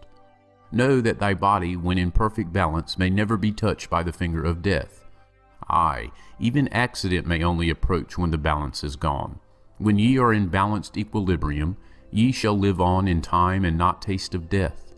Know that thou art the balanced completion, existing because of thy balance of poles. As in thee one pole is drawn downward, fast from thee goes the balance of life. Then unto thee cold death approaches, and change must come to thine unbalanced life. Know that the secret of life in Amenti is the secret of restoring the balance of poles, and all that exists has form and is living because of the spirit of life in its poles. See ye not that in earth's heart is the balance of all things that exist and have in being on its face? The source of thy spirits is drawn from earth's heart, for in thy form thou art one with the earth. When thou hast learned to hold thine own balance, then thou shalt draw on the balance of earth. Exist then shalt thou while earth is existing, changing in form. Only when earth too shalt change, tasting not of death, but one with this planet, holding thy form till all pass away. List ye, old man, whilst I give the secret, so that ye too shalt taste not of death. 1 hour each day shalt thou lie with thine head pointed to the place of the positive pole, north. 1 hour each day shalt thy head be pointed to the place of the negative pole, south. Whilst thy head is placed to the northward, hold thou thy consciousness from the chest to the head. And when thy head is placed southward, hold thou thy thought from chest to feet. Hold thou in balance once in each 7, and thy balance will retain the whole of its strength. Aye, if thou be old, thy body will freshen, and thy strength will become as a youth's. This is the secret known to the masters, by which they hold off the fingers of death. Neglect not to follow the path I have shown, for when thou hast passed beyond years to 100, to neglect it will mean the coming of death. Hear ye my words, and follow the pathway. Keep thou thy balance, and live on in life. Hear ye, O man, and list to my voice. List to the wisdom that gives thee of death. When at the end of thy work appointed, thou may desire to pass from this life, pass to the plane where the sons of the morning live, and have being as children of light. Pass without pain and pass without sorrow into the plane where is eternal light. First, lie at rest with thine head to the eastward. Fold thou thy hands at the source of thy life. Place thou thy consciousness in the life's seat. Whirl it and divide to north and to south. Send thou the one out toward the northward. Send thou the other out to the south. Relax thou their hold upon thy being. Forth from thy form will thy silver spark fly, upward and onward to the sun of the morning, blending with light, at one with its source. There it shall flame till desire shall be created. Then shall return to a place in a form, know ye, O man, that thus passed the great souls, changing at will from life unto life. Thus ever passes the avatar, willing his death as he wills his own life. List ye, O man, drink of my wisdom. Learn ye the secret that is master of time. Learn ye how those ye call masters are able to remember the lives of the past. Great is the secret, yet easy to master, giving to thee the mastery of time. When upon thee death fast approaches, fear not, but know ye are master of death. Relax thy body, resist not with tension. Place in thy heart the flame of thy soul. Swiftly then sweep it to the seat of the triangle. Hold for a moment, then move to the goal. This, thy goal, is the place between thine eyebrows, the place where the memory of life must hold sway. Hold thou thy flame here in thy brain seat until the fingers of death grasp thy soul. Then, as thou pass through the state of transition, surely the memories of life shall pass too. Then shall the past be as one with the present. Then shall the memory of all be retained. Free shalt thou be from all retrogression. The things of the past shall live in today. Man, ye thy feet in the pathway of light. Guard ye the secrets I leave with thee, and surely my spirit will guard thee through life. Keep thine eyes ever on the pathway to wisdom. Keep the light as thy goal evermore. Fetter not thy soul in bondage of darkness.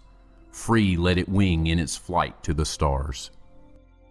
Now I depart thee to dwell in Amenti. Be thou my children in this life and the next. The time will come when ye too shall be deathless, living from age to age a light among men. Guard ye the entrance to the halls of Amenti. Guard ye the secrets I have hidden among ye. Let not the wisdom be cast to barbarians. Secret shall thou keep it for those who seek light. Now depart I. Receive thou my blessing. Take thou my way and follow the light. Blend thou thy soul in the great essence. One with the great light let thy consciousness be. Call thou on me when thou dost need me. Use my name 3 times in a row. Chektet, Arilix, Vomalites.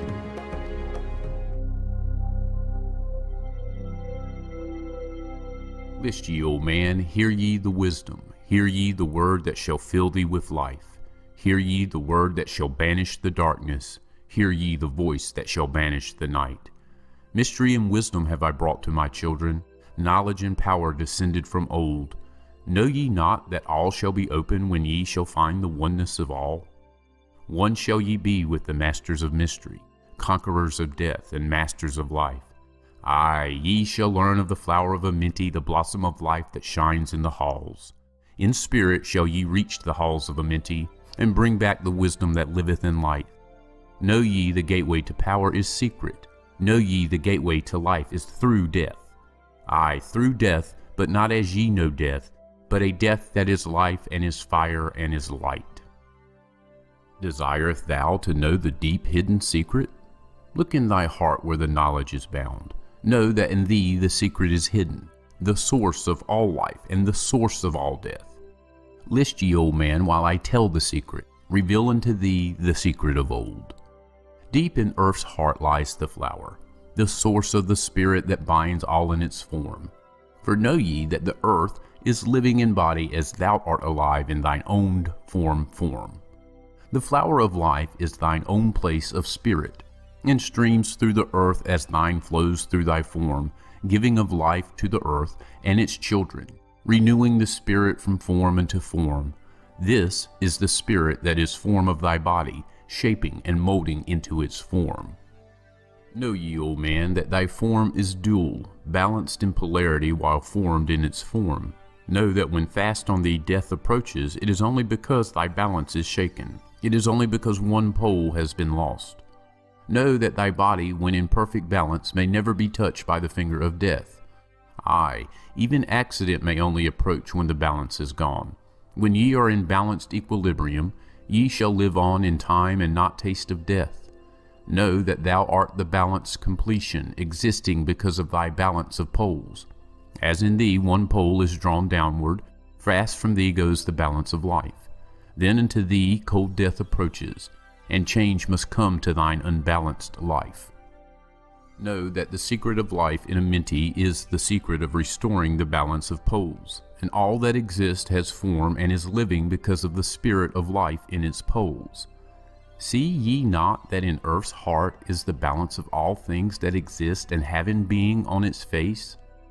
The source of thy spirits is drawn from earth's heart, for in thy form thou art one with the earth.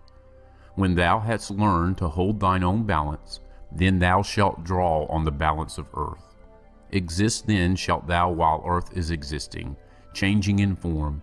Only when earth too shalt change, tasting not of death, but one with this planet, holding thy form till all pass away.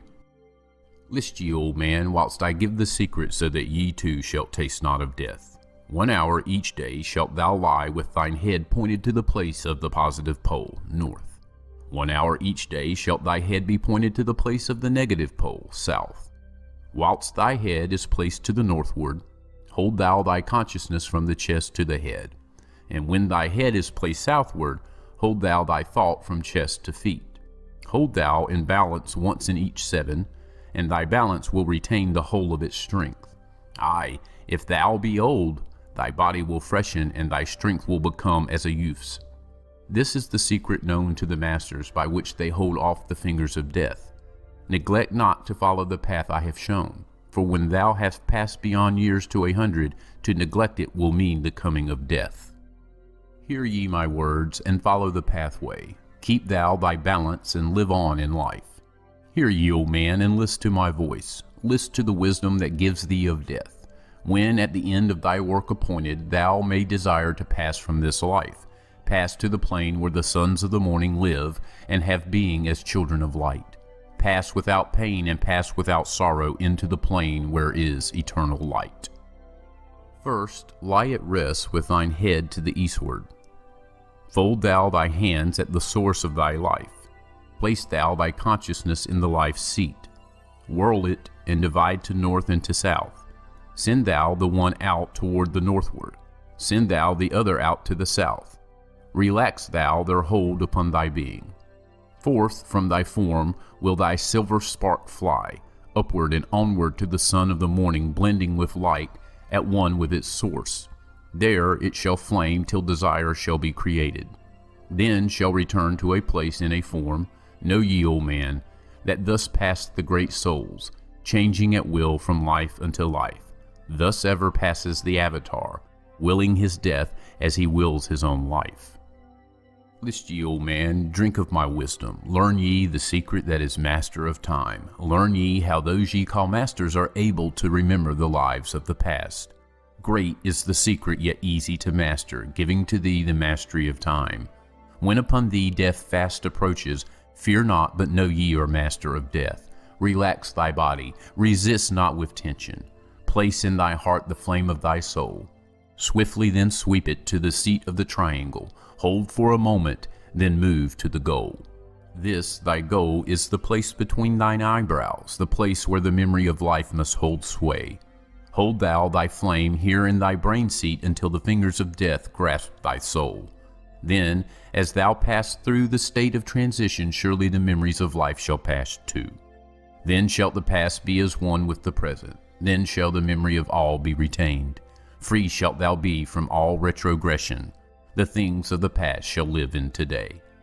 Man, ye have heard the voice of my wisdom. Follow, and ye shall live through the ages as I.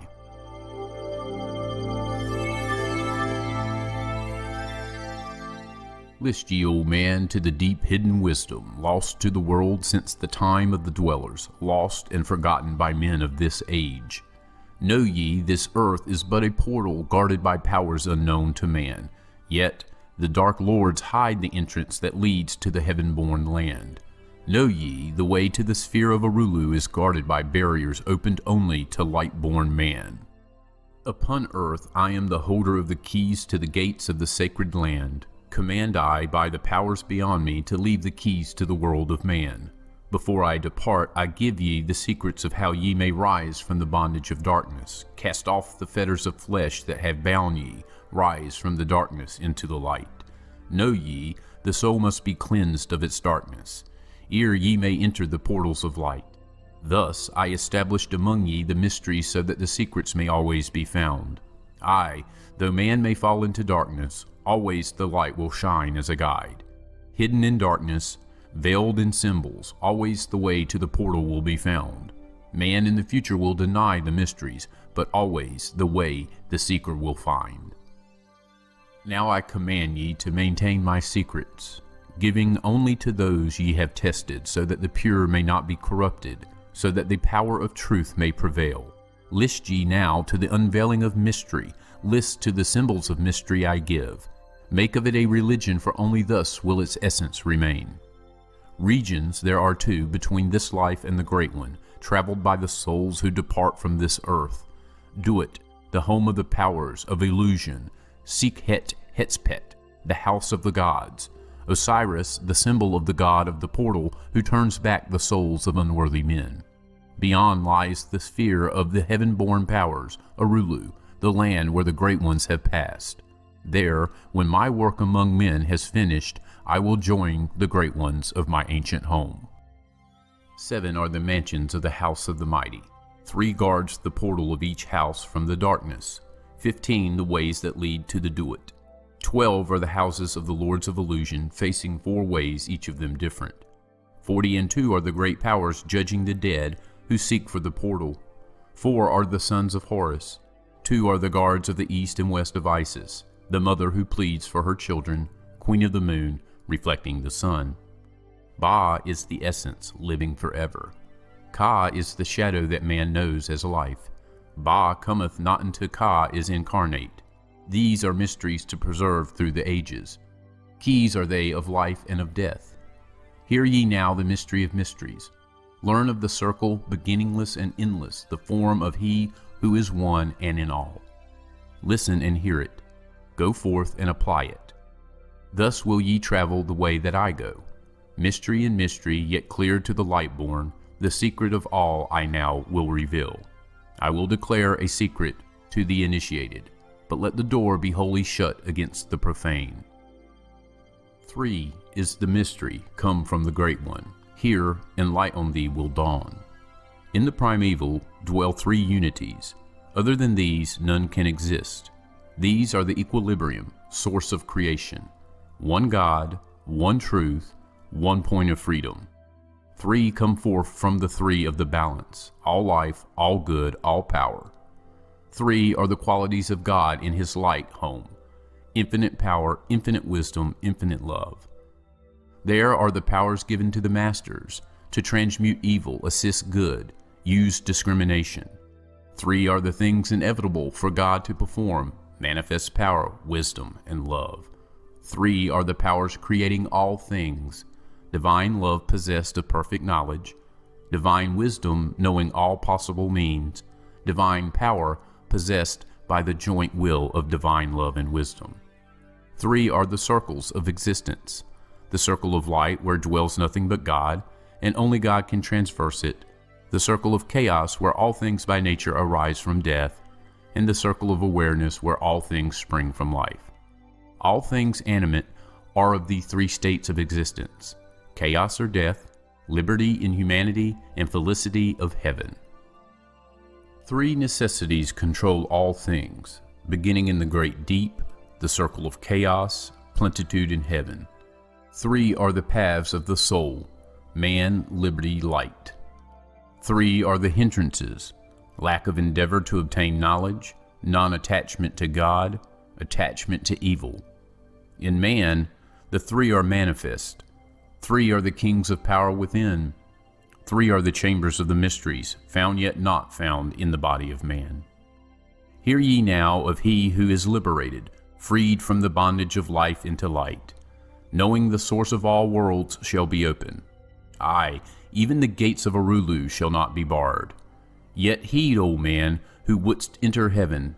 If ye be not worthy, better it be to fall into the fire. Know ye the celestials pass through the pure flame. At every revolution of the heavens, they bathe in the fountains of light. List ye, O man, to this mystery.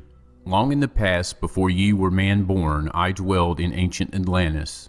There in the temple I drank of the wisdom, poured as a fountain of light from the dweller. Give the key to ascend to the presence of light in the great world. Stood I before the Holy One enthroned in the flower of fire.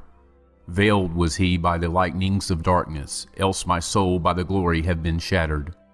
Forth from the feet of his throne, like the diamond, rolled forth 4 rivers of flame from his footstool, rolled through the channels of clouds to the man world. Filled was the hall with spirits of heaven. Wonder of wonders was the starry palace. Above the sky, like a rainbow of fire and sunlight, were formed the spirits. Sang they the glories of the Holy One. Then from the midst of the fire came a voice. Behold the glory of the first cause. I beheld that light, high above all darkness, reflected in my own being. I attained, as it were, to the God of all gods, the Spirit Son, the sovereign of the sun's spheres. Again came the voice. There is one, even the first, who hath no beginning, who hath no end, who hath made all things, who govern all, who is good, who is just, who illumines, who sustains. Then from the throne there poured a great radiance, surrounding and lifting my soul by its power. Swiftly I moved through the spaces of heaven. Shown was I the mystery of mysteries, shown the secret heart of the cosmos. Carried was I to the land of Arulu, stood before the lords in their houses. Opened they the doorway so that I might glimpse the primeval chaos.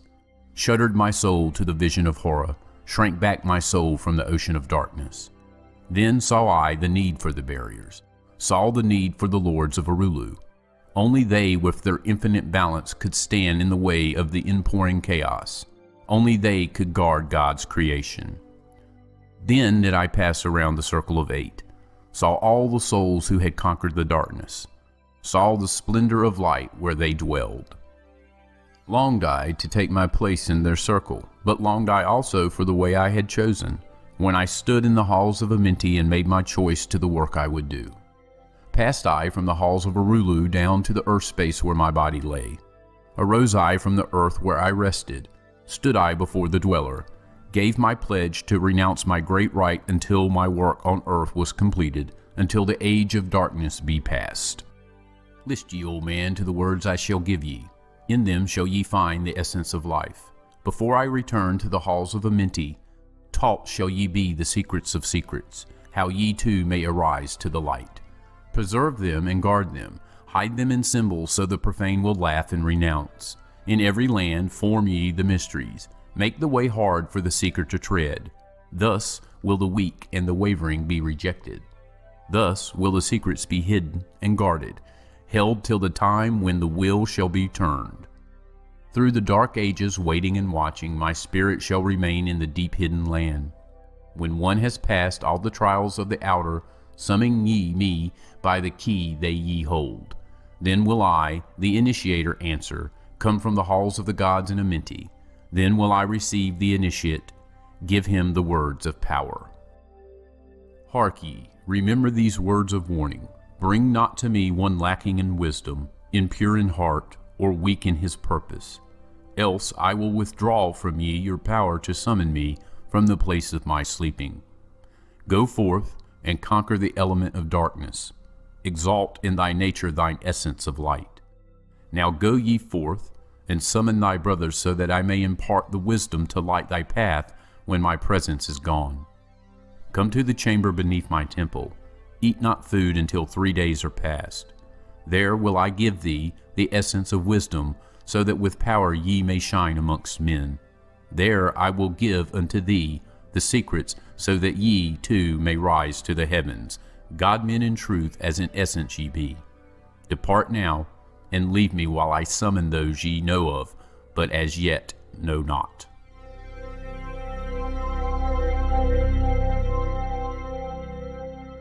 Now ye assemble, my children, waiting to hear the secret of secrets, which shall give ye power to unfold the God-man, give ye the way to eternal life.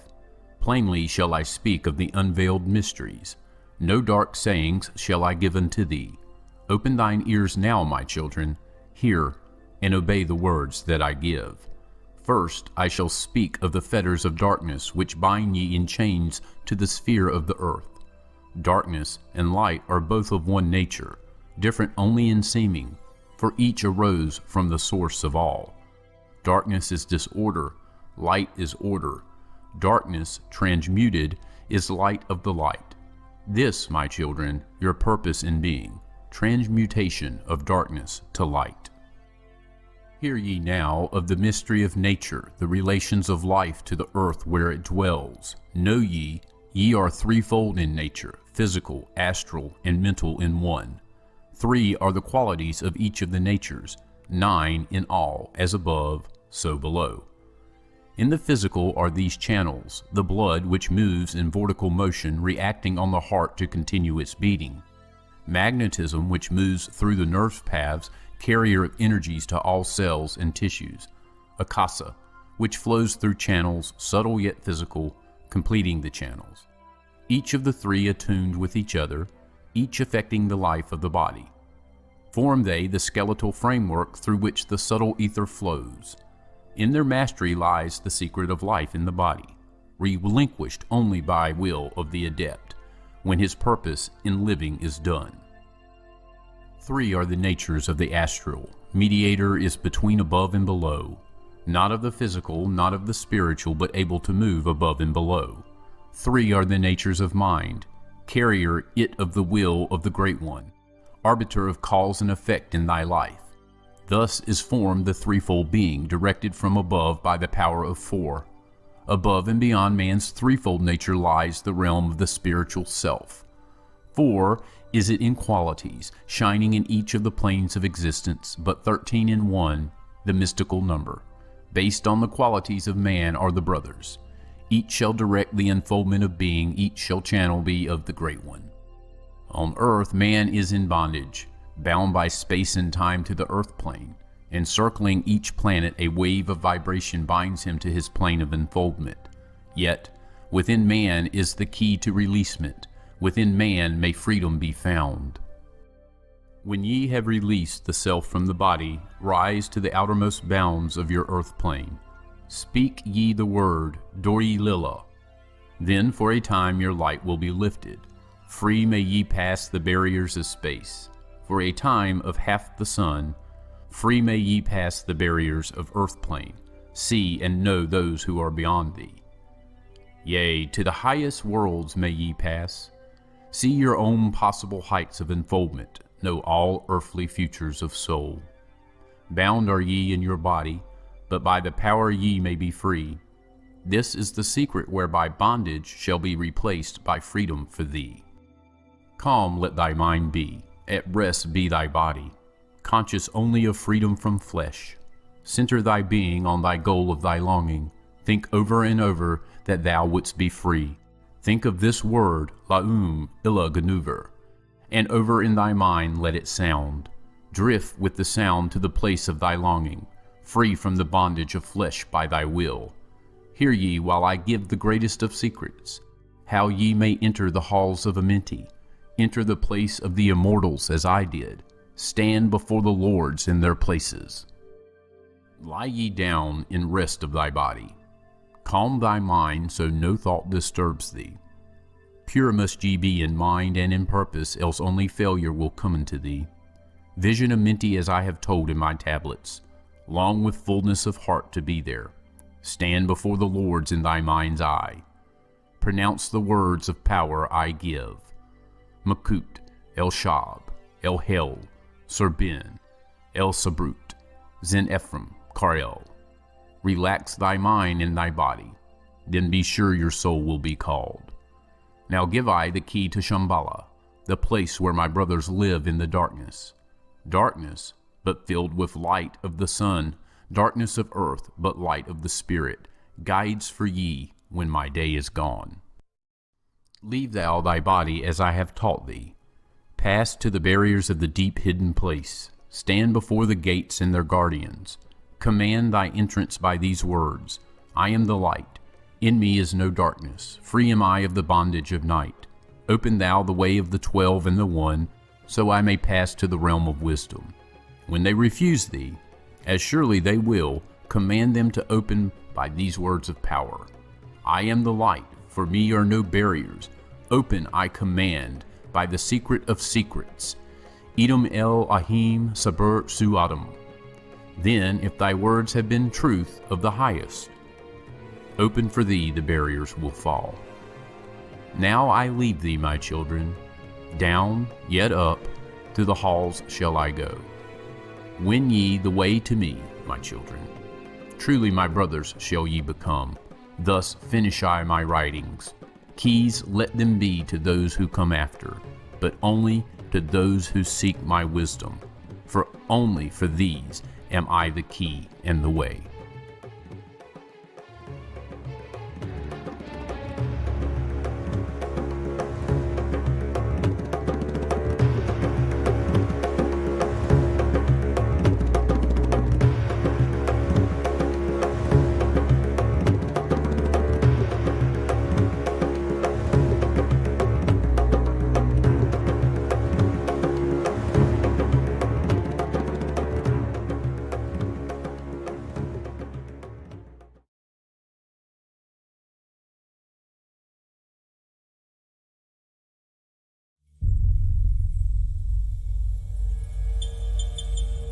With its mighty pharaohs, multiple gods, and magnificent art, it's easy to think that ancient Egypt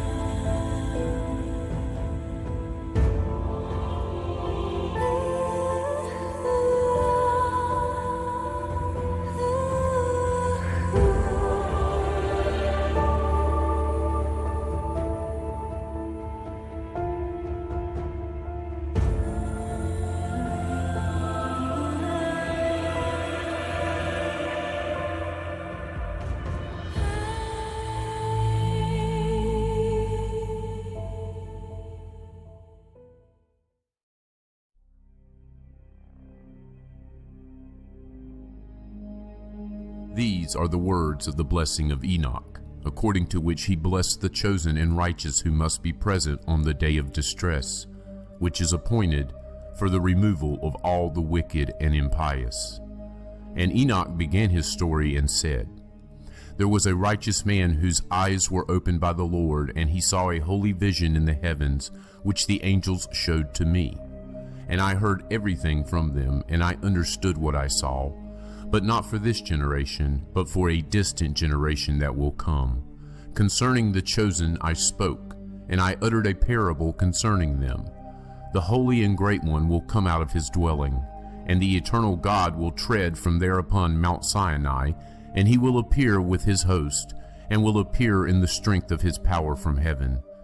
And all will be afraid, and the watchers will shake, and fear and great trembling will seize them, up to the ends of the earth. And the high mountains will be shaken, and the high hills will be laid low and will melt like wax in a flame.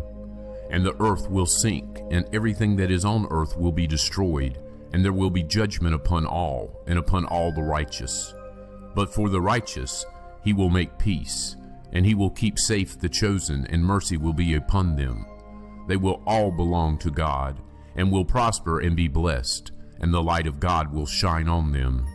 And behold, he comes with 10,000 holy ones to execute judgment upon them, and to destroy the impious, and to contend with all flesh concerning everything that the sinners and the impious have done and wrought against him.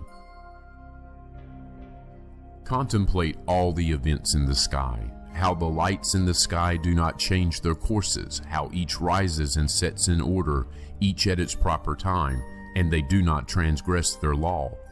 Consider the earth and understand from the work that is done upon it, from the beginning to the end, that no work of God changes as it becomes manifest.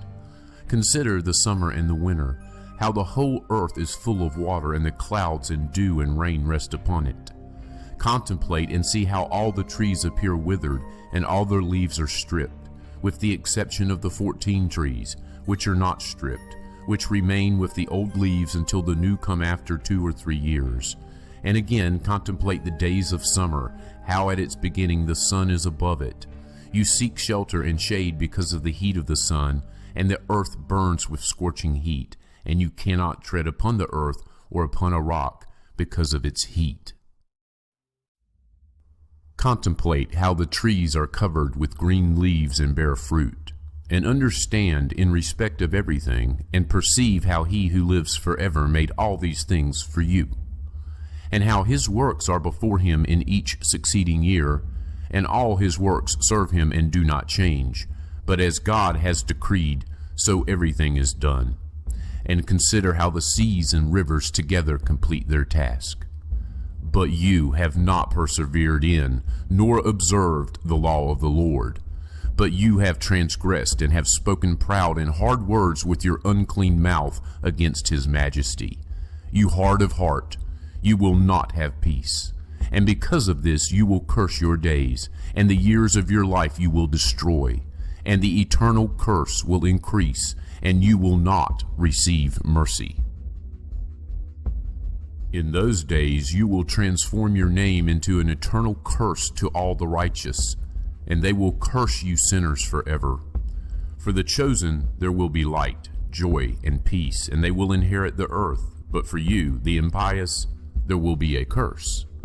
When wisdom is given to the chosen, they will all live, and will not again do wrong, either through forgetfulness or through pride. But those who possess wisdom will be humble. They will not again do wrong, and they will not be judged in all the days of their life, and they will not die of wrath or anger, but they will complete the number of days of their life, and their life will grow in peace, and the years of their joy will increase in gladness and eternal peace, all the days of their life. And it came to pass, when the sons of men had increased, that in those days there were born to them fair and beautiful daughters, and the angels, the sons of heaven, saw them and desired them. And they said to one another, Come, let us choose for ourselves wives from the children of men, and let us beget for ourselves children. And Shemyaza, who was their leader, said to them, I fear that you may not wish this deed to be done, and that I alone will pay for this great sin. And they all answered him and said, Let us all swear an oath, and bind one another with curses, so not to alter this plan, but to carry out this plan effectively. Then they all swore together, and all bound one another with curses to it. And they were in all 200, and they came down on Artis, which is the summit of Mount Hermon. And they called the mountain Hermon, because on it they swore and bound one another with curses.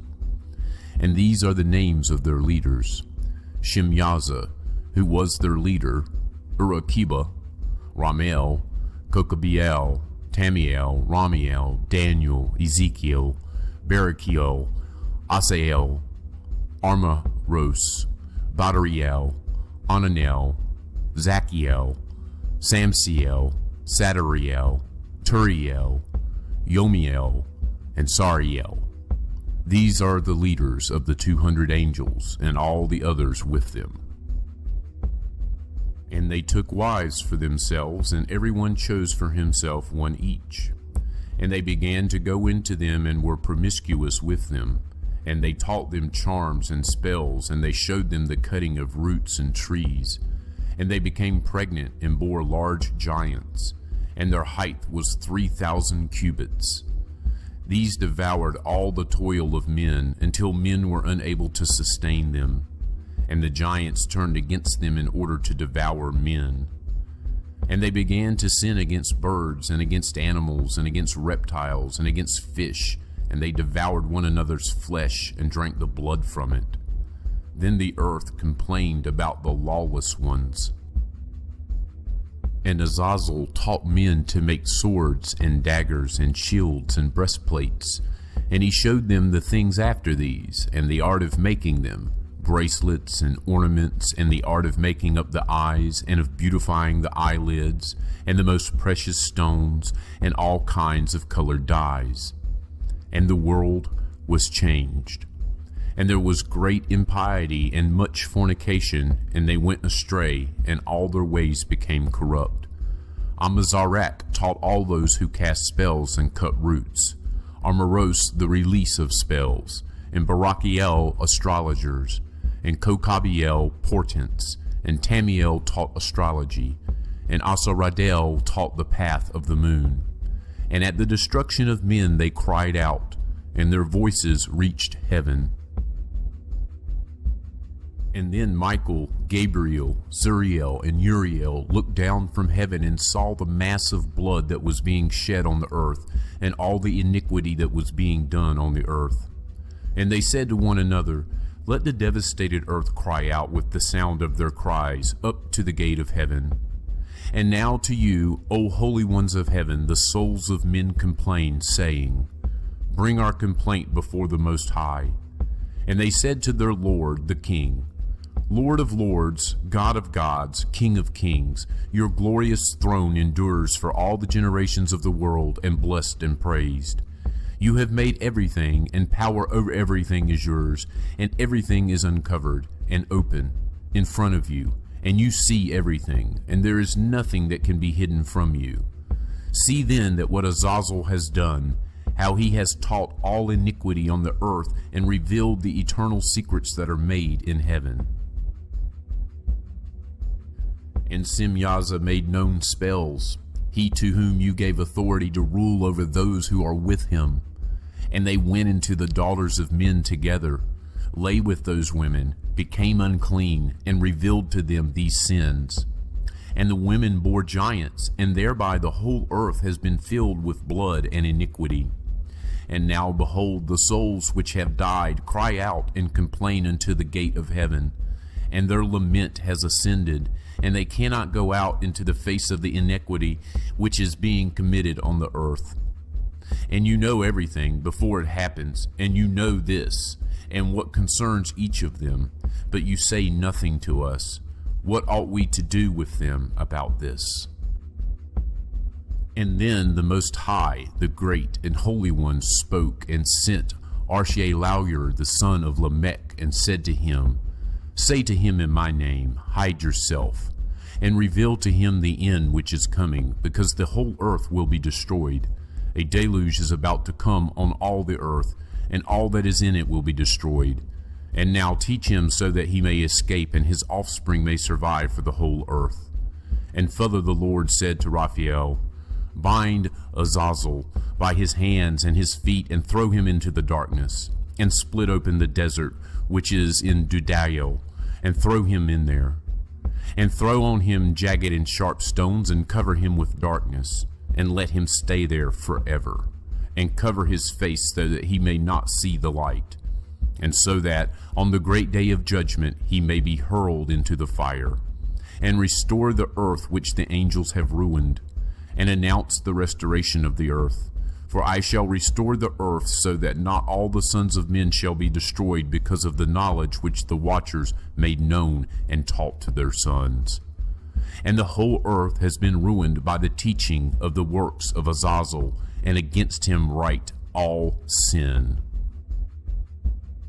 And the Lord said to Gabriel, "Proceed against the bastards and the reprobates, and against the sons of the fornicators, and destroy the sons of the fornicators and the sons of the watchers from amongst men, and send them out, send them against one another, and let them destroy themselves in battle, for they will not have length of days. And they will petition you, but the petitioners will gain nothing in respect of them, for they hope for eternal life, and that each of them will live life for 500 years. And the Lord said to Michael, "Go, inform Semyaza and the others with him who have associated with the women to correct themselves with them in all their uncleanness. When all their sons kill each other, and when they see the destruction of their loved ones, bind them for 70 generations under the hills of the earth, until the day of their judgment and of their consummation, until the judgment, which is for all eternity, is accomplished. And in those days they will lead them to the abyss of fire, in torment, and in prison they will be shut up for all eternity.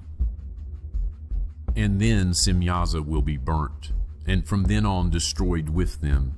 Together they will be bound until the end of all generations, and destroy all the souls of lust and the sons of the watchers, for they have wronged men. Destroy all wrong from the face of the earth, and every evil work will cease. And now all the righteous will be humble, and will live until they beget thousands. And all the days of their youth, and their Sabbaths, they will fulfill in peace. And in those days the whole earth will be tilled in righteousness, and all of it will be planted with trees, and it will be filled with blessing. And all the pleasant trees they will plant on it, and they will plant on it vines. And the vine that is planted on it will produce fruit in abundance. And every seed that is sown on it, each measure will produce 1,000. And each measure of olives will produce 10 baths of oil. And you cleanse the earth from all wrong, and from all iniquity, and from all sin, and from all impiety, and from all the uncleanness which is brought about on the earth. And all the sons of men shall be righteous, and all the nations shall serve and bless me, and all shall worship me. And the earth will be cleansed from all corruption, and from all sin, and from all wrath, and from all torment. And I will not again send a flood upon it for all generations forever. And in those days I will open the storehouses of blessing which are in heaven, so that I may send them down upon the earth, upon the work and upon the toil of the sons of men. Peace and truth will be united for all the days of eternity, and for all the generations of eternity. And then Enoch disappeared, and none of the sons of men knew where he was hidden, where he was, or what had happened. And all his doings were with the holy ones, and with the watchers in his days. And I, Enoch, was blessing the great Lord and the King of eternity. And behold, the watchers called to me, Enoch the scribe, and said to me, Enoch, scribe of righteousness, go and inform the watchers of heaven, who have left the high heaven and the holy eternal place, and have corrupted themselves with women, and have done as the sons of men do, and have taken wives for themselves, and have become completely corrupt on the earth. They will have on earth neither peace nor forgiveness of sin, for they will not rejoice in their sons. The slaughter of their beloved ones they will see, and over the destruction of their sons they will lament and petition forever. But they will have neither mercy nor peace. And Enoch went and said to Azazel, You will not have peace. A severe sentence has come out against you that you should be bound. And you will have neither rest nor mercy, nor the granting of any petitions, because of the wrong which you have taught, and because of all the works of blasphemy and wrong and sin which you have shown to the sons of men. And then I went and spoke to them all together, and they were all afraid. Fear and trembling seized them. And they asked me to write out for them the record of a petition, so that they might receive forgiveness, and to take a record of their petition up to the Lord in heaven. For they were not able from then on to speak, and they did not raise their eyes to heaven, out of shame for their sins, for which they had been condemned. And then I wrote out the record of their petition, and their supplication in regard to their spirits, and the deeds of each one of them, and in regard to what they ask, that they should obtain absolution and forbearance. And I went and sat down by the waters of Dan, in Dan, which is southwest of Hermon, and I read out the record of their petition until I fell asleep. And behold, a dream came to me, and visions fell upon me, and I saw a vision of wrath, that I should speak to the sons of heaven and reprove them. And I woke up and went to them, and they were all sitting gathered together as they mourned, in Ubazael, which is between Lebanon and Senir, with their faces covered. And I spoke in front of them all the visions that I had seen in my sleep, and I began to speak these words to reprove the watchers of heaven. This book is the word of righteousness and of reproof for the watchers who are from eternity, as the Holy and Great One commanded in that vision. I saw in my sleep what I will now tell, with the tongue of flesh and with my breath, which the Great One has given men in the mouth, so that they might speak with it and understand with the heart. As he has created and appointed men to understand the word of knowledge, so he created and appointed me to reprove the watchers, the sons of heaven. And I wrote out your petition, but in my vision thus it appeared, that your petition would not be granted to you for all the days of eternity. And complete judgment has been decreed against you, and you will not have peace. And from now on, you will not ascend into heaven for all eternity. And it has been decreed that you will be bound on earth for all the days of eternity. And before this, you will have seen the destruction of your beloved sons, and you will not be able to enjoy them, but they will fall before you by the sword. And your petition will not be granted in respect of them, or in respect of yourselves. And while you weep and supplicate, you do not speak a single word from the writings which I have written. And the vision appeared to me as follows. Behold, clouds called me in the vision, and mists called me. And the path of the stars and flashes of lightning hastened me and drove me. And in the vision winds caused me to fly, and hastened me, and lifted me up into the sky. And I proceeded until I came near a wall which was made of hailstones, and a tongue of fire surrounded it. And it began to make me afraid. And I went into the tongue of fire and came near to a large house, which was built of hailstones, and the wall of that house was like a mosaic of hailstones, and its floor was snow. Its roof was like the path of the stars and flashes of lightning, and among them was fiery cherubim, and their sky was like water. And there was a fire burning around its wall, and its door was ablaze with fire. And I went into that house, and it was as hot as fire and as cold as snow, and there was neither pleasure nor life in it. Fear covered me, and trembling took hold of me. And as I was shaking and trembling, I fell on my face. And I saw in the vision, and behold, another house which was larger than the former, and all its doors were open before me, and it was built of a tongue of fire. And in everything it so excelled in glory and splendor and size, so that I am unable to describe to you its glory and its size. And its floor was fire, and above lightning and the path of the stars, and its roof also was a burning fire. And I looked, and I saw in it a high throne, and its appearance was like ice, and its surrounds like the shining sun and the sound of cherubim. And from underneath the high throne there flowed out rivers of fire, so that it was impossible to look at it. And he who is great in glory sat upon it. And his raiment was brighter than the sun, and whiter than any snow. And no angel could enter. And at the appearance of the face of him who is honored and praised, no creature of flesh could look. A sea of fire burnt around him, and a great fire stood in front of him, and none of those around him came near to him. 10,000 times 10,000 stood before him, but he needed no holy counsel. And the holy ones who were near to him did not leave by night or day, and did not depart from him. And until then I had a covering on my face, as I trembled. And the Lord called me with his own mouth, and said to me, Come here, Enoch, to my holy word. And he lifted me up and brought me near to the door, and I looked with my face down. And he answered me, and he said to me with his voice, Hear, do not be afraid, Enoch, you righteous man and scribe of righteousness, come here and hear my voice. And go say to the watchers of heaven who sent you to petition on their behalf, you ought to petition on behalf of men, not men on behalf of you.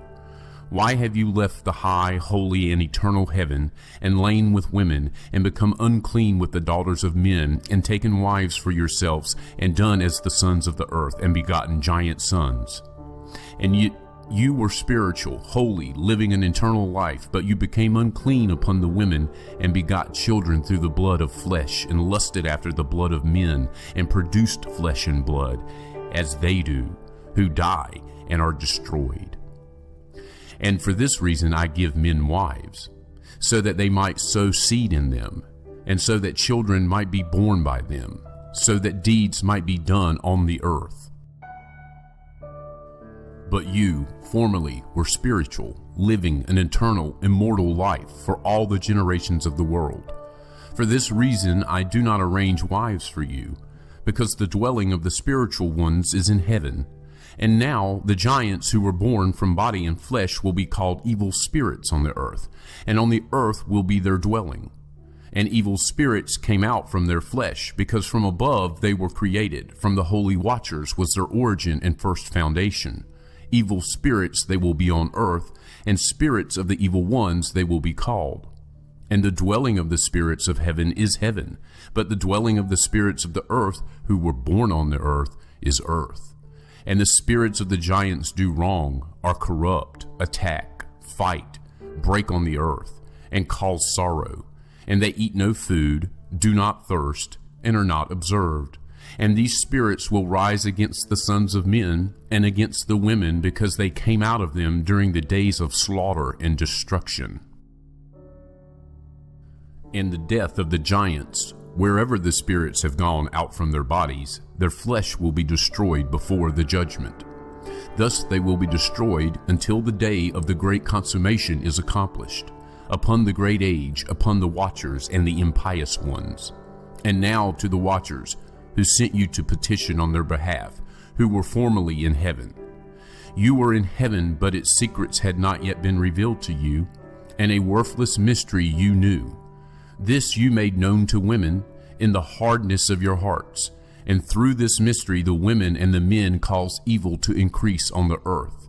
Say to them, therefore, you will not have peace.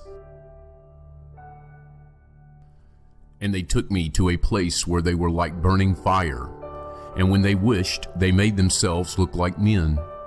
And they led me to a place of storm, and to a mountain, the tip of whose summit reached to heaven. And I saw lighted places, and thunder in the outermost ends. In its depths a bow of fire, and arrows and their quivers, and a sword of fire, and all the flashes of lightning. And they took me to the water of life, as it is called, and to the fire of the west, which receives every setting of the sun. And I came to a river of fire, whose fire flows like water, and pours out into the great sea, which is towards the west. And I saw all the great rivers, and I reached the great darkness, and went where all flesh walks. And I saw the mountains of the darkness of winter, and the place where the water of all the deeps pours out. And I saw the mouths of all the rivers of the earth, and the mouth of the deep. And I saw the storehouses of all the winds, and I saw how with them he has adorned all creation, and I saw the foundations of the earth. And I saw the cornerstone of the earth, and I saw the four winds which support the earth and the sky. And I saw how the winds stretched out the height of heaven, and how they positioned themselves between heaven and earth. They are the pillars of heaven. And I saw the winds which turn the sky and caused the disk of the sun and all the stars to set. And I saw the winds on the earth which support the clouds, and I saw the paths of the angels. I saw at the end of the earth the firmament of heaven above. And I went towards the south, and it was burning day and night, where there were 7 mountains of precious stones, 3 towards the east and 3 towards the south. And those towards the east were of colored stone, and one was of pearl, and one was of healing stone, and those towards the south of red stone. And the middle one reached to heaven, like the throne of the Lord, of stibium, and the top of the throne was of sapphire. And I saw a burning fire in what was in all the mountains, and I saw a place there beyond the great earth. There the waters gathered together, And I saw a deep chasm of the earth with pillars of heavenly fire, and I saw among them fiery pillars of heaven, which were falling, and as regards both height and depth they were immeasurable. And beyond this chasm I saw a place, and it had neither the sky above it, nor the foundation of earth below it. There was no water on it, and no birds, but it was a desert place. And a terrible thing I saw there, 7 stars, like great burning mountains. And like a spirit questioning me, the angel said, "This is the place of the end of heaven and earth. This is the prison for the stars of heaven and the host of heaven.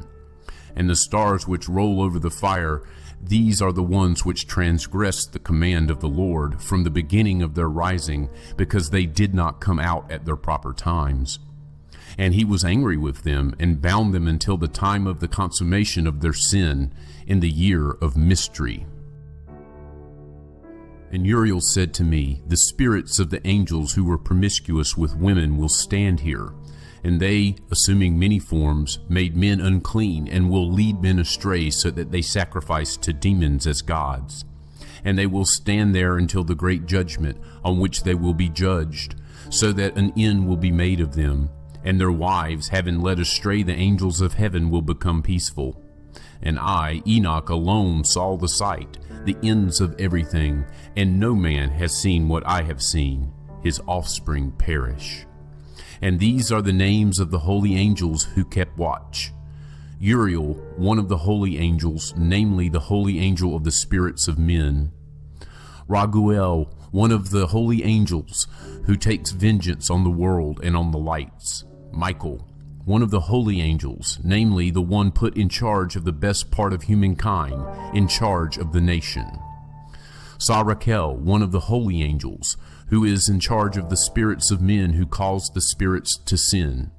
Gabriel, one of the holy angels, who is in charge of the serpents, and the garden, and the cherubim.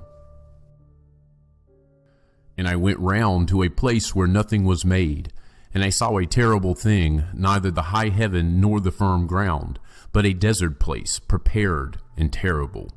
And there I saw 7 stars of heaven bound on it together, like great mountains, and burning like fire. Then I said, "For what sin have they been bound, and why have they been thrown here?"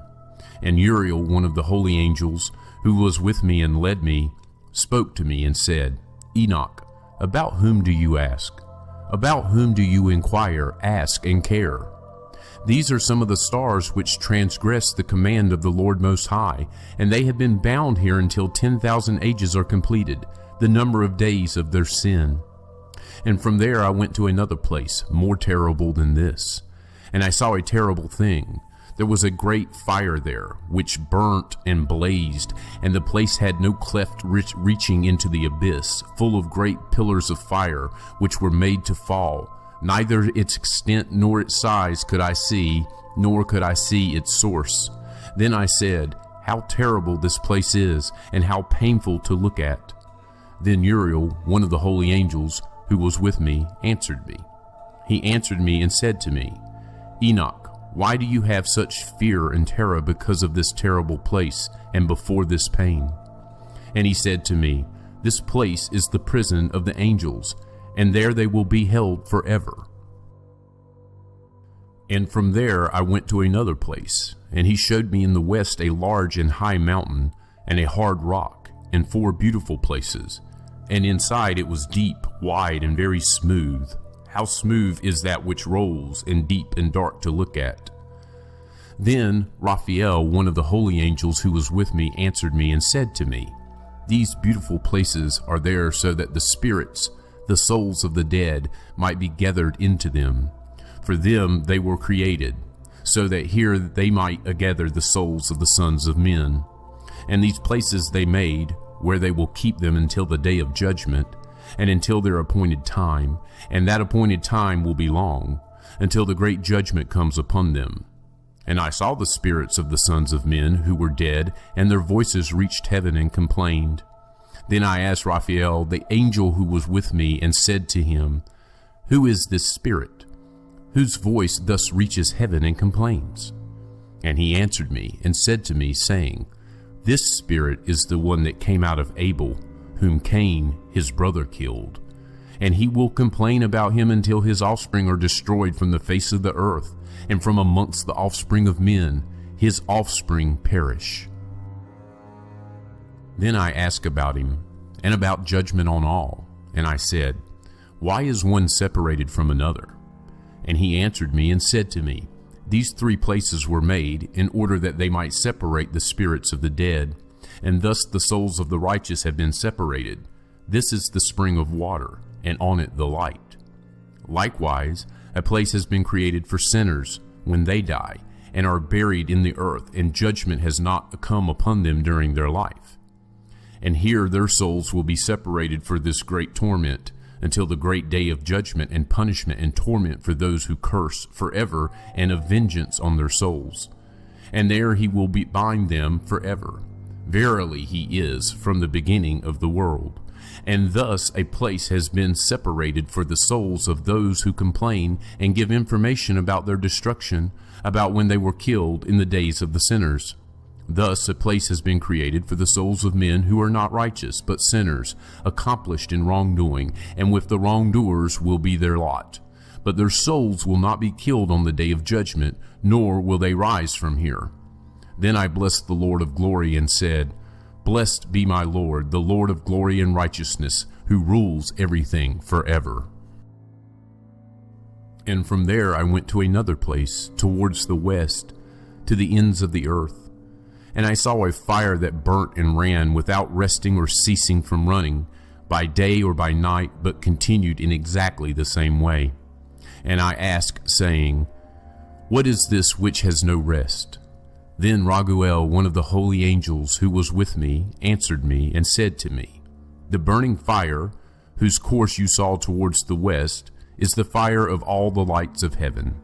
And from there I went to another place of the earth, and he showed me a mountain of fire that blazed day and night. And I went towards it and saw 7 magnificent mountains, and all were different from one another, and precious and beautiful stones, and all were precious, and their appearance glorious, and their form was beautiful. 3 towards the east, 1 fixed firmly on another, and 3 towards the south, 1 on another, and deep and rugged valleys, no one of which was near another. And there was a 7th mountain in the middle of these, and in their height they were all like the seat of a throne, and fragrant trees surrounded it. And there was among them a tree such as which I have never smelt, and none of them or any others were like it. It smells more fragrant than any fragrance, and it leaves and it flowers, and its wood never wither. Its fruit is good, and its fruit is like bunches of dates on a palm. And then I said, Behold, this beautiful tree, beautiful to look at, and pleasant are its leaves, and its fruit very delightful in appearance. And then Michael, one of the holy and honored angels who was with me, and was in charge of them, answered me and said to me, Enoch, why do you ask me about the fragrance of this tree, and why do you inquire to learn? Then I, Enoch, answered him, saying, I wish to learn about everything, but especially about this tree. And he answered me, saying, This high mountain which you saw, whose summit is like the throne of the Lord, is the throne where the Holy and Great One, the Lord of glory, the eternal King, will sit when he comes down to visit earth for good. And this beautiful and fragrant tree, and no creature of flesh has authority to touch it until the great judgment, when he will take vengeance on all and bring everything to a consummation forever. This will be given to the righteous and the humble. From its fruit life will be given to the chosen. Towards the north it will be planted in a holy place by the house of the Lord, the eternal King. Then they will rejoice and joy and be glad in the holy place. They will each draw the fragrance of it into their bones, and they will live a long life on earth, as your fathers lived. And in their days sorrow and pain and toil and punishment will not touch them. Then I blessed the Lord of glory, the eternal King, because he has prepared such things for righteous men, and has created such things, and said that they are to be given to them. And from there I went to the middle of the earth, and saw a blessed, well-watered place which had branches which remained alive, and sprouted from a tree which had been cut down. And there I saw a holy mountain, and under the mountain, to the east of it, there was water, and it flowed towards the south. And I saw towards the east another mountain, which was of the same height, and between them there was a deep and narrow valley, and in it a stream ran by the mountain.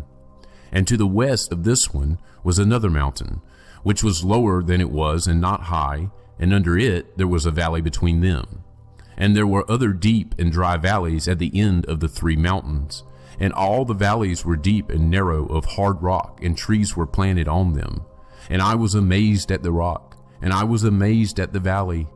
I was very much amazed. Then I said, "What is the purpose of this blessed land, which is completely full of trees, and of this accursed valley in the middle of them?" Then Raphael, one of the holy angels who was with me, answered me, and said to me, "The accursed valley is for those who are cursed forever, and will be gathered together all who speak with their mouths against the Lord, words that are not fitting, and say hard things about his glory. Here they will gather them together, and here will be their place of judgment. And in the last days there will be the spectacle of the righteous judgment upon them in front of the righteous forever. For here the merciful will bless the Lord of glory, the eternal King. And in the days of the judgment on them they will bless him, on account of his mercy, according as he has assigned to them their lot. Then I myself blessed the Lord of glory. I addressed him, and I remembered his majesty, as was fitting. And from there I went towards the east, to the middle of the mountain of the wilderness, and I saw only desert. But it was full of trees from the seed, and water gushed out over it from above. The torrent, which flowed towards the northeast, seemed copious, and from all sides there went up spray and mist. And I went to another place away from the wilderness. I came near to the east of this mountain, and there I saw trees of judgment, especially vessels of fragrance of incense and myrrh, and the trees were not alike. And above it, above these, above the mountains of the east, and not far away, I saw another place, valleys of water, like which does not fail. And I saw a beautiful tree, and its fragrance was like that of the mastic. And by the banks of these valleys I saw fragrant cinnamon, and beyond those valleys I came towards the east. And I saw another mountain on which there were trees, and there flowed out water, and there flowed out from it, as it were, a nectar whose name is styrax and galbanum. And beyond this mountain I saw another mountain, and on it there were aloe trees, and those trees were full of a fruit, which is like an almond, and is hard. And when they take this fruit, it is better than any fragrance. And after these fragrances, to the north, as I looked over the mountains, I saw 7 mountains full of fine nard and fragrant trees of cinnamon and pepper. And from there I went over the summits of those mountains, far away to the east, and I went over to the Red Sea, and I was far from it, and I went over the angel Zotiel. And I came to the garden of righteousness, and I saw beyond those trees many large trees growing there, sweet-smelling, large, very beautiful and glorious, the trees of wisdom, from which they eat and know great wisdom. And it is like the carob tree, and its fruit is like bunches of grapes on a vine, very beautiful, and the smell of this tree spreads and penetrates afar. And I said, "This tree is beautiful, how beautiful and pleasing its appearance." And the holy angel Raphael, who was with me, answered me and said to me, "This is the tree of wisdom, from which your ancient father and ancient mother, who were before you, ate and learnt wisdom, and their eyes were opened, and they knew that they were naked, and they were driven from the garden." And from there I went to the ends of the earth, and I saw there large animals, each different from the other, and also birds, which differed in form, beauty, and call, each different from the other. And to the east of these animals I saw the ends of the earth, on which heaven rests, and the open gates of heaven. And I saw how the stars of heaven come out, and counted the gates out of which they come, and wrote down all their outlets, for each one individually according to their number, and their names according to their constellations, their positions, their times, and their months, as the angel Uriel, who was with me, showed me. And he showed me everything and wrote it down, and also their names he wrote down for me, and their laws and their functions. And from there I went towards the north, to the ends of the earth, and there I saw a great and glorious wonder at the ends of the whole earth. And there I saw 3 gates of heaven. Through each of them north winds go out. When they blow there is cold, hail, hoarfrost, snow, fog, and rain. And from one gate it blows for good, but when they blow through the other 2 gates, it is with force, and it brings torment over the earth, and they blow with force. And from there I went towards the west, to the ends of the earth, and I saw there, as I saw in the east, 3 open gates, as many gates and as many outlets. And from there I went towards the south, to the ends of the earth, and there I saw 3 gates of heaven open, and the south wind, the mist, and the rain, and the wind came out from there. And from there I went towards the east of the ends of heaven, and there I saw the 3 eastern gates of heaven open, and above them there were smaller gates. Through each of these smaller gates the stars of heaven pass, and go towards the west, on the path that has been shown to them. And when I saw, I blessed, and I will always bless the Lord of glory, who has made great and glorious wonders, so that he might show the greatness of his work to his angels and to the souls of men, so that they might praise his work, and so that all his creatures might see the work of his power, and praise the great work of his hands, and bless him forever.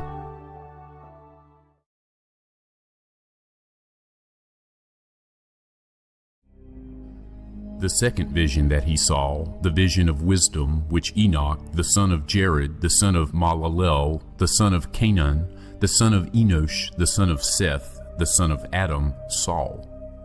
And this is the beginning of the words of wisdom, which I raised my voice to speak and say, to those who dwell on dry ground, hear, you men of old, and see those who come after the words of the Holy One, which I will speak in front of the Lord of spirits.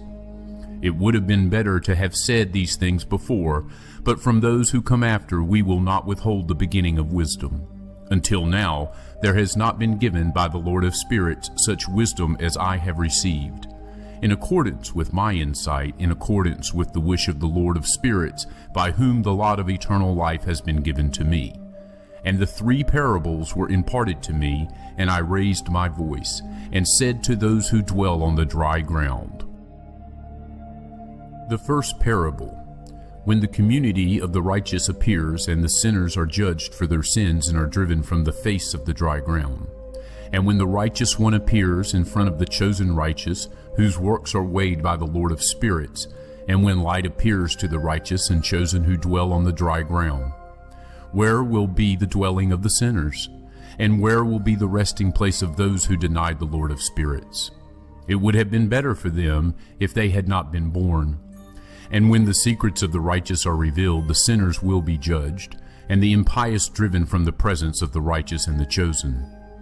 And from then on, those who possess the earth will not be mighty and exalted, nor will they be able to look at the face of the holy ones, for the light of the Lord of the spirits will have appeared on the face of the holy, the righteous, and the chosen. And the mighty kings will at that time be destroyed and given into the hand of the righteous and the holy.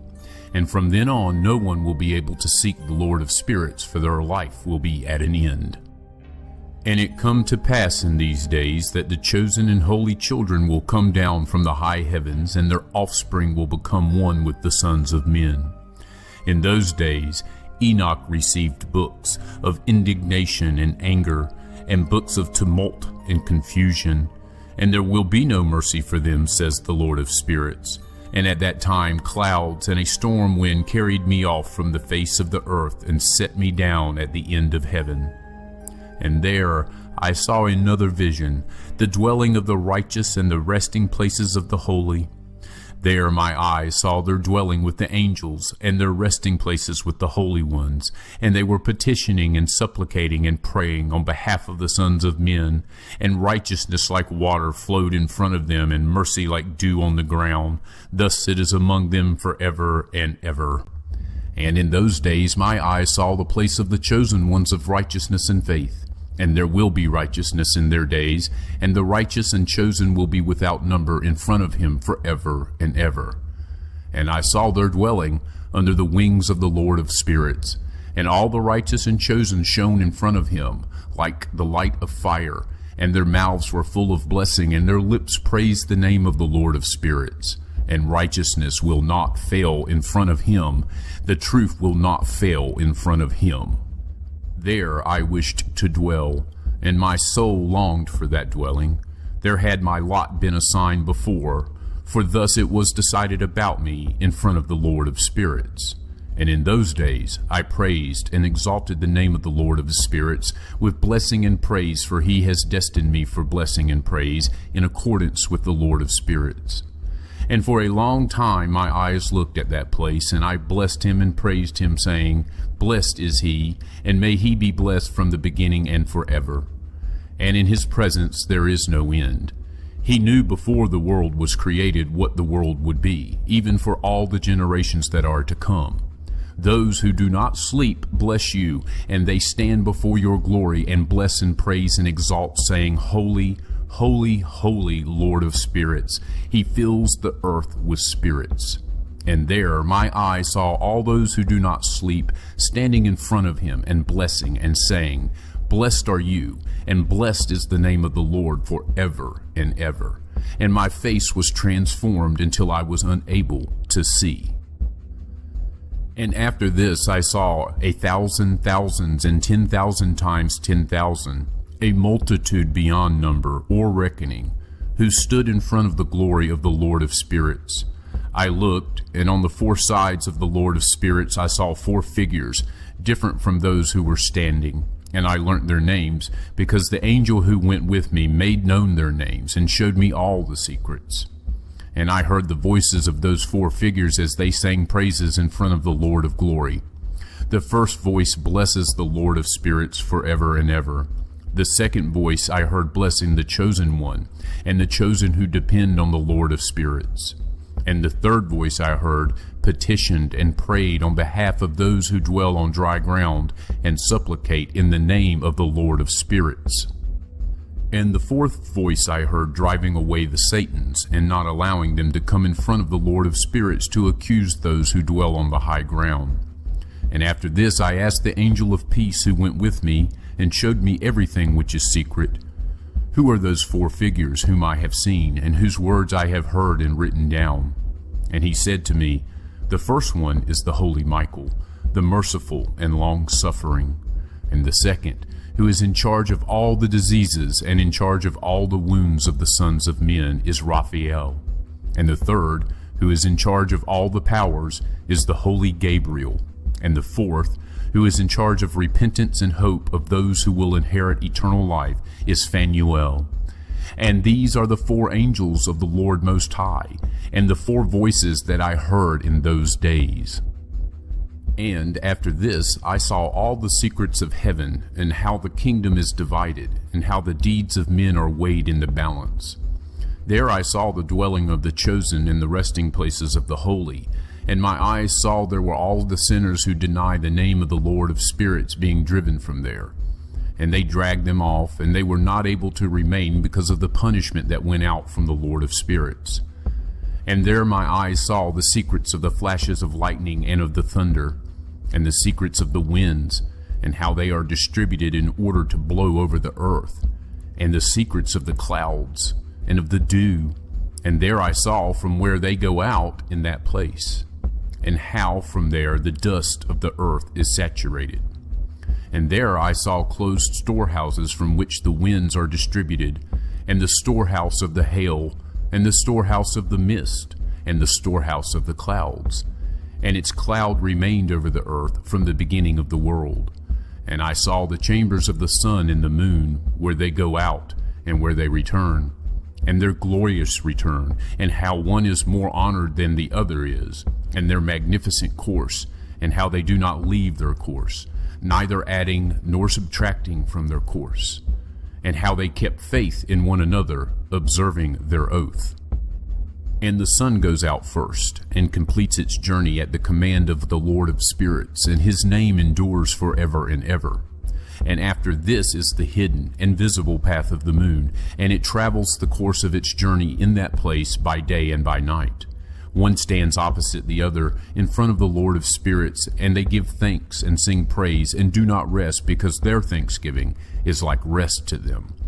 For the shining sun, name of the Lord, who has created a division between light and darkness, and has divided the spirits of men, and has established the spirits of the righteous in the name of his righteousness. For no angel hinders, and no power is able to hinder, because the judge sees them all, and judges them all himself. Wisdom found no place where she could dwell, and her dwelling was in heaven. Wisdom went out in order to dwell among the sons of men, but did not find a dwelling. Wisdom returned to her place and took her seat in the midst of the angels. And iniquity came out from her chambers. Those whom she did not seek she found, and dwelt among them like rain in the desert, and like dew on the parched ground. And again I saw flashes of lightning and the stars of heaven, and I saw how he called them all by their names, and they obeyed him. And I saw the balance of righteousness, how they are weighed according to their light, according to the width of their areas, and the day of their appearing, and how their revolutions produce lightning. And I saw their revolutions according to the number of the angels, and how they kept faith with one another. And I asked the angel who went with me and showed me what is secret, "What are these?" And he said to me, "Their likeness the Lord of Spirits has shown to you. These are the names of the righteous who dwell on the dry ground and believe in the name of the Lord of Spirits forever and ever." And other things I saw concerning lightning, how some of the stars rise and become lightning, but cannot lose their form. And this is the second parable, about those who deny the name of the dwelling of the holy ones and of the Lord of Spirits. They will not ascend into heaven, nor will they come upon the earth. Such will be the lot of the sinners who deny the name of the Lord of Spirits, who will thus be kept for the day of affliction and distress. On that day the chosen one will sit on the throne of glory and will choose their works, and their resting places will be without number, and their spirits within them will grow strong when they see my chosen one and those who appeal to my holy and glorious name. And on that day I will cause my chosen one to dwell among them, and I will transform heaven and make it an eternal blessing and light. And I will transform the dry ground and make it a blessing, and I will cause my chosen ones to dwell upon it. But those who commit sin and evil will not tread upon it. For I have seen and have satisfied with peace my righteous ones, and have placed them in front of me. But for the sinners my judgment draws near, so that I may destroy them from the face of the earth. And there I saw one who had a head of days, and his head was white like wool. And with him there was another whose face had the appearance of a man, and his face was full of grace like one of the holy angels. And I asked one of the holy angels who went with me and showed me all the secrets about that Son of Man, who he was, and from where he was, and why he went with the head of days. And he answered me and said to me, "This is the Son of Man who has righteousness, and with whom righteousness dwells. He will reveal all the treasures of that which is secret, for the Lord of Spirits has chosen him. And through uprightness his lot has surpassed all others, in front of the Lord of Spirits forever. And this Son of Man, who you have seen, will rouse the kings and the powerful from their resting places, and the strong from their thrones, and will loose the reins of the strong, and will break the teeth of the sinners. And he will cast down the kings from their thrones and from their kingdoms, for they do not exalt him, and do not praise him, and do not humbly acknowledge from where their kingdom was given to them. And he will cast down the faces of the strong, and shame will fill them, and darkness will be their dwelling, and worms will be their resting place. And they will have no hope of rising from their resting places, for they do not exalt the name of the Lord of Spirits. And these are they who judge the stars of heaven, and raise their hands against the Most High, and trample upon the dry ground, and dwell upon it. And all their deeds show iniquity, and their power rests on their riches, and their faith is in their gods that they have made with their hands, and they deny the name of the Lord of spirits. And they will be driven from the houses of his congregation and of the faithful who depend on the name of the Lord of spirits. And in those days the prayer of the righteous and the blood of the righteous will have ascended from the earth in front of the Lord of spirits. And in these days the holy ones who live in heaven above will unite with one voice, and supplicate, and pray, and praise, and give thanks, and bless in the name of the Lord of spirits, because of the blood of the righteous that has been poured out, and because of the prayer of the righteous, so that it may not cease in front of the Lord of spirits, so that justice might be done to them, and that their patience may not have to last forever. And in those days I saw the head of days sit down on the throne of his glory, and the books of the living were opened in front of him, and all his host, which dwell in the heavens above, and his council were standing in front of him. And the hearts of the holy ones were full of joy that the number of righteousness had been reached, and the prayer of the righteous had been heard, and the blood of the righteous had not been required in front of the Lord of spirits. And in that place I saw an inexhaustible spring of righteousness, and many springs of wisdom surrounded it. And all the thirsty drank from them and were filled with wisdom, and their dwelling was with the righteous and the holy and the chosen. And at that hour that Son of Man was named, in the presence of the Lord of spirits, and his name brought to the head of days. Even before the sun and the constellations were created, before the stars of heaven were even made, his name was named in front of the Lord of spirits. He will be a staff to the righteous and the holy, so that they may lean on him and not fall. And he will be the light of the nations, and he will be the hope of those who grieve in their hearts. And all those who dwell upon the dry ground will fall down and worship in front of him, and they will bless and praise and celebrate with psalms the name of the Lord of spirits. And because of this he was chosen and hidden in front of him before the world was created and forever. But the wisdom of the Lord of spirits has revealed him to the holy and the righteous, for he has kept safe the lot of the righteous. For they have hated and rejected this world of iniquity, and all its works and its ways they have hated in the name of the Lord of spirits. For in his name they are saved, and he is the one who will require their lives. And in those days the kings of the earth, and the strong who possess the dry ground, will have downcast faces because of the works of their hands, and for on the day of their distress and trouble they will not save themselves. And I will give them into the hands of my chosen ones, like straw in the fire and like lead in water. So they will burn in front of the righteous and sink in front of the holy, and no trace will be found of them. And on the day of their trouble there will be rest on the earth, and they will fall down in front of him and will not rise. And there will be no one who will take them with his hands and raise them, for they denied the Lord of spirits and his Messiah. May the name of the Lord of spirits be blessed. For wisdom has been poured out like water, and glory will not fail in front of him forever and ever. For he is powerful, and all the secrets of righteousness and iniquity will pass away like a shadow, and will have no existence. For the chosen one stands in front of the Lord of spirits, and his glory is forever and ever, and his power for all generations. And in him dwell the spirit of wisdom, and the spirit that gives understanding, and the spirit of knowledge and of power, and the spirit of those who sleep in righteousness. And he will judge the things that are secret, and no one will be able to say an idle word in front of him, for he has been chosen in front of the Lord of spirits in accordance with his wish. And in those days a change will occur for the holy and the chosen. The light of days will rest upon them, and glory and honor will return to the holy. And on the day of trouble, calamity will be heaped up over the sinners, but the righteous will conquer in the name of the Lord of spirits, and he will show this to others so that they might repent and abandon the works of their hands. And they will have no honor in front of the Lord of spirits, but in his name they will be saved, and the Lord of spirits will have mercy on them, for his mercy is great. And he is righteous in his judgment, and in front of his holy iniquity will not be able to stand against his judgment. He who does not repent will be destroyed. And from then on I will not have mercy on them, says the Lord of spirits.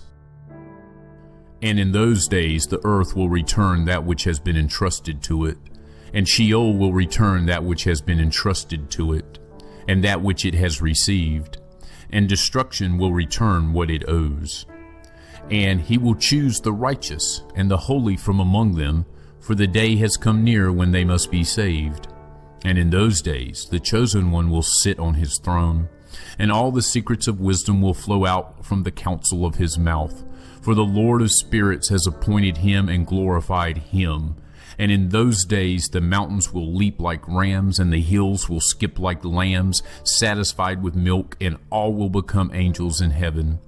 Their faces will shine with joy, for in those days the chosen one will have risen, and the earth will rejoice. And the righteous will dwell upon it, and the chosen will walk upon it. And after those days, in that place where I had seen all the visions of that which is secret, for I had been carried off by a whirlwind, and they had brought me to the west. There my eyes saw the secrets of heaven, everything that will occur on earth, a mountain of iron, a mountain of copper, a mountain of silver, and a mountain of gold, and a mountain of soft metal, and a mountain of lead. And I asked the angel who went with me, saying, What are these things which I have seen in secret?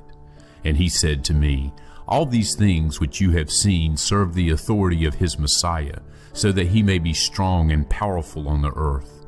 And that angel of peace answered me, saying, Wait a little, and you will see. And everything which is secret, which the Lord of spirits has established, will be revealed to you. And these mountains that you have seen, the mountain of iron, and the mountain of copper, and the mountain of silver, and the mountain of gold, and the mountain of soft metal, and the mountain of lead, all these in front of the chosen one will be like wax before fire.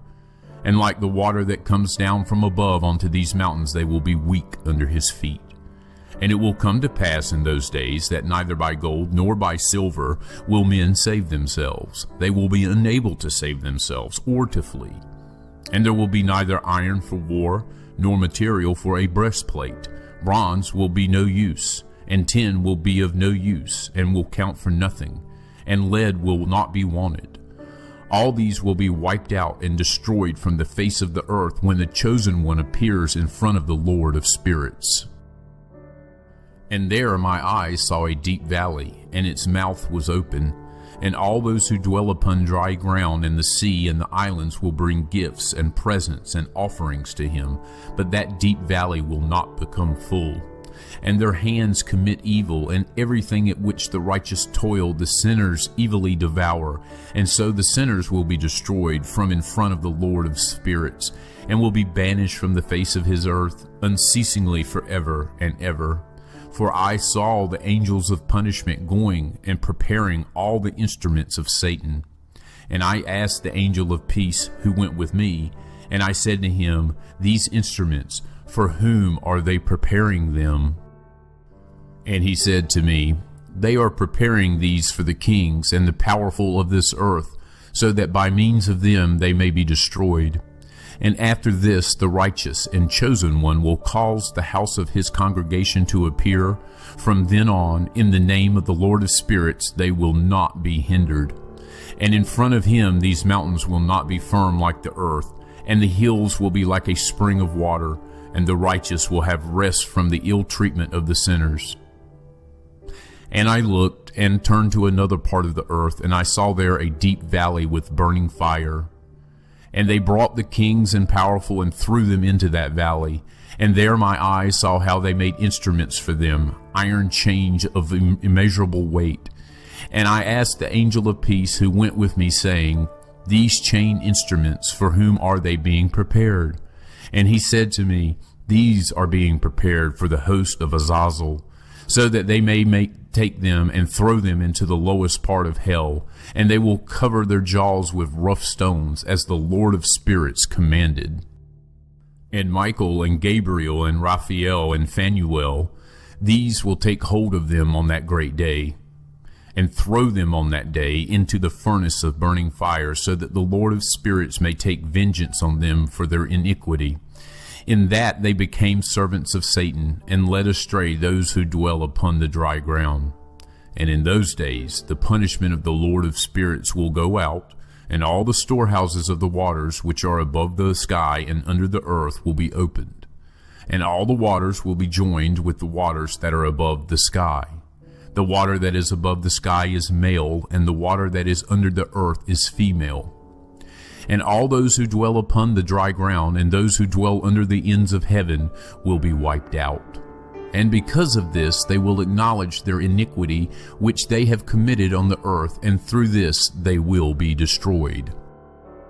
And after this the head of days repented and said, I have destroyed to no purpose all those who dwell upon the dry ground. And he swore by his great name, From now on I will not act like this towards all those who dwell upon the dry ground, and I will put a sign in heaven, and it will be a pledge of faith between me and them forever, so long as heaven is above the earth. And this will be in accordance with my command, when I want to take hold of them with the hands of the angels on the day of distress and pain, in the face of my anger and my wrath and my anger will remain upon them, says the Lord of the spirits.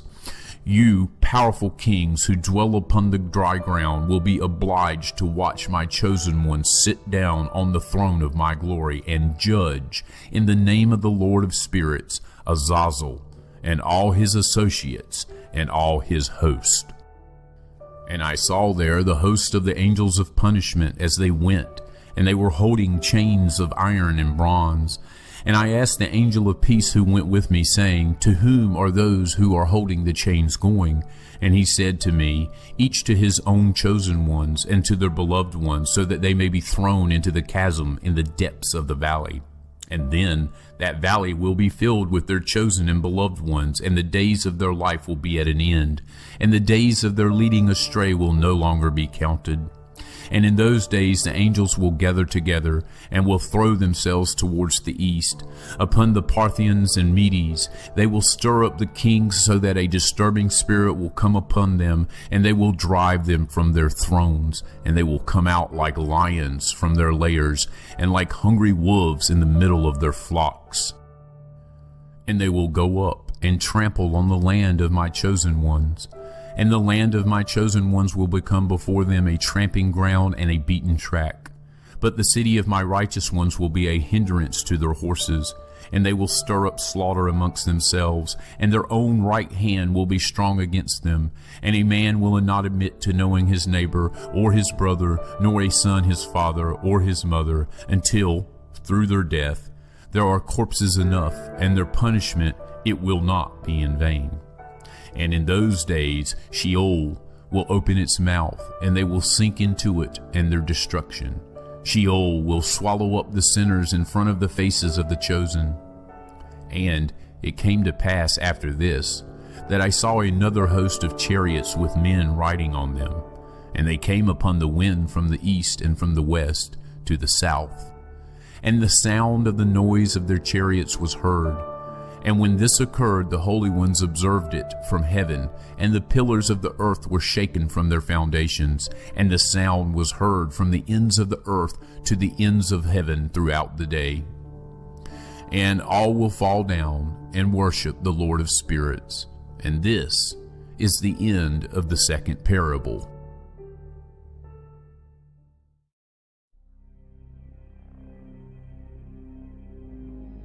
And I began to speak the third parable, about the righteous and about the chosen. Blessed are you, the righteous and the chosen, for your lot will be glorious, and the righteous will be in the light of the sun, and the chosen in the light of eternal life. And there will be no end to the days of their life, and the days of the holy will be without number. And they will seek the light, and will find righteousness with the Lord of spirits. Peace be to the righteous with the Lord of the world. And after this it will be said to the holy, that they should seek in the heaven the secrets of righteousness, the lot of faith. For it has become bright as the sun upon the dry ground, and darkness has passed away. And there will be ceaseless light, and to a limit of days they will not come, for darkness will have been destroyed previously. And the light will endure in front of the Lord of the spirits, and the light of uprightness will endure in front of the Lord of spirits, forever. And in those days my eyes saw the secrets of the flashes of lightning, and the lights, and the regulations governing them, and they flash for a blessing or a curse, as the Lord of Spirit wishes. And there I saw the secrets of the thunder, and how when it crashes in heaven above the sound of it is heard. And they showed me the dwellings of the dry ground, and the sound of the thunder, for peace and for blessing, or for a curse, according to the word of the Lord of Spirits. And after this all the secrets of the lights, and of the flashes of lightning were shown to me. They flash to bring blessing and satisfaction. In the 50th year, in the 7th month, on the 14th day of the month of the life of Enoch, in that parable I saw how the heaven of heavens was shaken violently, and the host of the Most High and the angels, 1,000 thousands and 10,000 times 10,000, were extremely disturbed. And then I saw the head of days sitting on the throne of his glory, and the angels and righteous were sitting around him. And a great trembling seized me, and fear took hold of me, and my loins collapsed and gave way, and my whole being melted, and I fell upon my face. And the holy Michael sent another holy angel, one of the holy angels, and he raised me. And when he raised me, my spirit returned, for I had been unable to endure the sight of that host, and the disturbance, and the shaking of heaven. And the holy Michael said to me, "What sight has disturbed you like this? Until today has the day of his mercy lasted, and he has been merciful and long-suffering towards those who dwell upon the dry ground." And when the day, and the power, and the punishment, and the judgment come that the Lord of Spirits has prepared for those who worship the righteous judgment, and for those who deny the righteous judgment, and for those who take his name in vain, and that day has been prepared, for the chosen a covenant, for the sinners a visitation. And on that day 2 monsters will be separated from one another, a female monster whose name is Leviathan, to dwell in the depths of the sea above the springs of the waters. And the name of the male is Behemoth, who occupies with his breast an immense desert named Dindane, on the east of the garden where the chosen and the righteous dwell, where my great-grandfather was received, who was 7th from Adam, the first man whom the Lord of Spirits made. And I asked that other angel to show me the power of those monsters, how they were separated on one day and thrown, one into the depths of the sea, and the other onto dry ground of the desert. And he said to me, "Son of man, you here wish to know what is secret." And the other angel spoke to me, the one who went with me, and showed me what is secret, what is first and last in heaven, in the heights, and under the dry ground, in the depths, and at the ends of heaven, and at the foundations of heaven, and in the storehouses of the winds, and how the spirits are distributed, and how they are weighed, and how the springs and the winds are counted according to the power of their spirit, and the power of the light of the moon, and the divisions of the stars according to their names, and how all the divisions are made, and the thunder according to the places where it falls, and all the divisions that are made in lightning, so that it may flash, and its host, how quickly they obey. For the thunder have fixed intervals, which have been given to its sound for waiting. And the thunder and the lightning are not separate, although not the same. Through a spirit the two of them move inseparably. For when the lightning flashes, the thunder utters its voice, and the spirit at the proper time causes it to rest, and divides equally between them, because the storehouse of the times for their occurrence is like that of the sand. And each of them at the proper time is held by a rein, and turned back by the power of the Spirit, and likewise driven forward according to the number of the regions of the earth. And the spirit of the sea is male and strong, and according to the power of its strength the Spirit turns it back with a rein, and likewise it is driven forward and scattered amongst all the mountains of the earth. And the spirit of the hoarfrost is its own angel, And the spirit of the hail is a good angel. And the spirit of the snow has withdrawn because of its power, and it has a special spirit. And that which rises from it is like smoke, and its name is frost. And the spirit of the mist is not associated with them in their storehouse, but has a special storehouse. For its course is glorious, both in light and darkness, and in winter and in summer, and its storehouse is an angel. The spirit of the dew has its dwelling at the ends of heaven, and is connected with the storehouses of the rain. And its course is in winter and in summer, and its clouds. And the clouds of the midst are associated, and one gives to the other. And when the spirit of the rain moves from its storehouse, the angels come and open the storehouse and bring it out. And when it is scattered over all the dry ground, it joins with all the water that is on the dry ground. And whenever it joins with the water, that is on the dry ground. For the waters are for those who dwell upon the dry ground, for they are nourishment for the dry ground from the Most High who is in heaven. Therefore, there is a fixed measure for the rain, and the angels comprehend it. All these things I saw towards the garden of righteousness. And the angel of peace who was with me said to me, These two monsters, prepared in accordance with the greatness of the Lord, will feed them that punishment of the Lord. And children will be killed with their mothers, and sons with their fathers. When the punishment of the Lord of spirits rests upon them, it will remain resting, so that the punishment of the Lord of spirits may not come in vain upon these. Afterwards, the judgment will be according to his mercy and his patience. And in those days I saw long cords given to those angels, and they acquired wings for themselves, and flew, and went towards the north. And I asked the angel, saying, Why did these take the long cords and go? And he said to me, They went so that they may measure. And the angel who went with me said to me, These will bring the measurements of the righteous, and the ropes of the righteous to the righteous, that they may rely on the name of the Lord of spirits forever and ever. The chosen will begin to dwell with the chosen, and these measurements will be given to faith, and will strengthen the righteousness. And these measurements will reveal all the secrets of the depths of the earth, and those who were destroyed by the desert, and those who were devoured by the fish of the sea and by animals, that they may return and rely on the day of the chosen one. For no one will be destroyed in front of the Lord of spirits, and no one can be destroyed. And all those in the heavens above received a command, and power, and one voice, and one light like fire was given to them. And him, before everything, they blessed and exalted and praised in wisdom. And they showed themselves wise in speech and in the spirit of life. And the Lord of spirits set the chosen one on the throne of his glory, and he will judge all the works of the holy ones in heaven above, and in the balance he will weigh their deeds. And when he lifts his face to judge their secret ways according to the word of the name of the Lord of spirits, and their path according to the way of the righteous judgment of the Lord Most High, they will all speak with one voice, and bless, and praise, and exalt, and glorify the name of the Lord of spirits. And he will call all the host of the heavens, and all the holy ones above, and the host of the Lord, the cherubim, the seraphim, and the ophanim, and all the angels of power, and all the angels of the principalities, and the chosen one, and the other host that is upon the dry ground, and over the water on that day. And they will raise one voice, and will bless, and praise, and glorify, and exalt in the spirit of faith, and in the spirit of wisdom, and of patience, and in the spirit of mercy, and in the spirit of justice, and of peace, and in the spirit of goodness.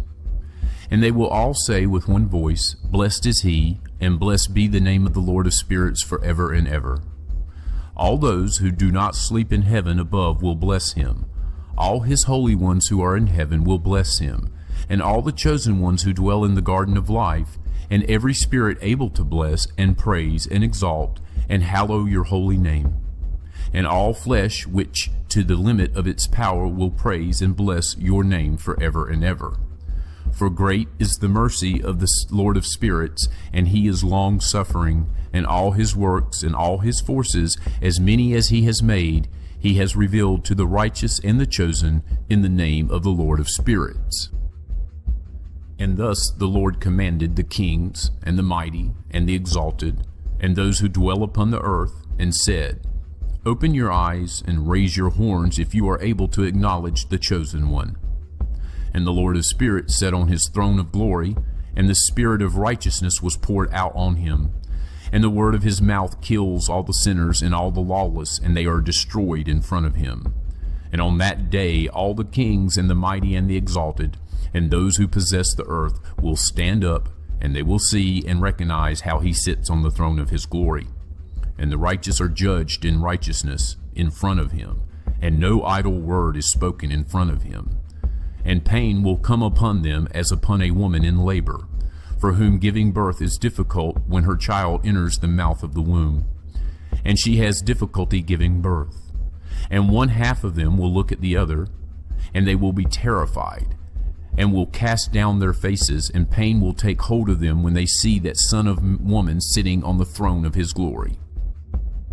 And the mighty kings and all those who possess the earth will praise and bless and exalt him who rules everything that is hidden. For from the beginning that Son of Man was hidden, and the Most High kept him in the presence of his power, and revealed him only to the chosen. And the community of the holy and the chosen will be sown, and all the chosen will stand before him on that day. And all the mighty kings and the exalted and those who rule the dry ground will fall down before him on their faces and worship. And they will set their hopes on that Son of Man, and will entreat him, and will petition for mercy from him.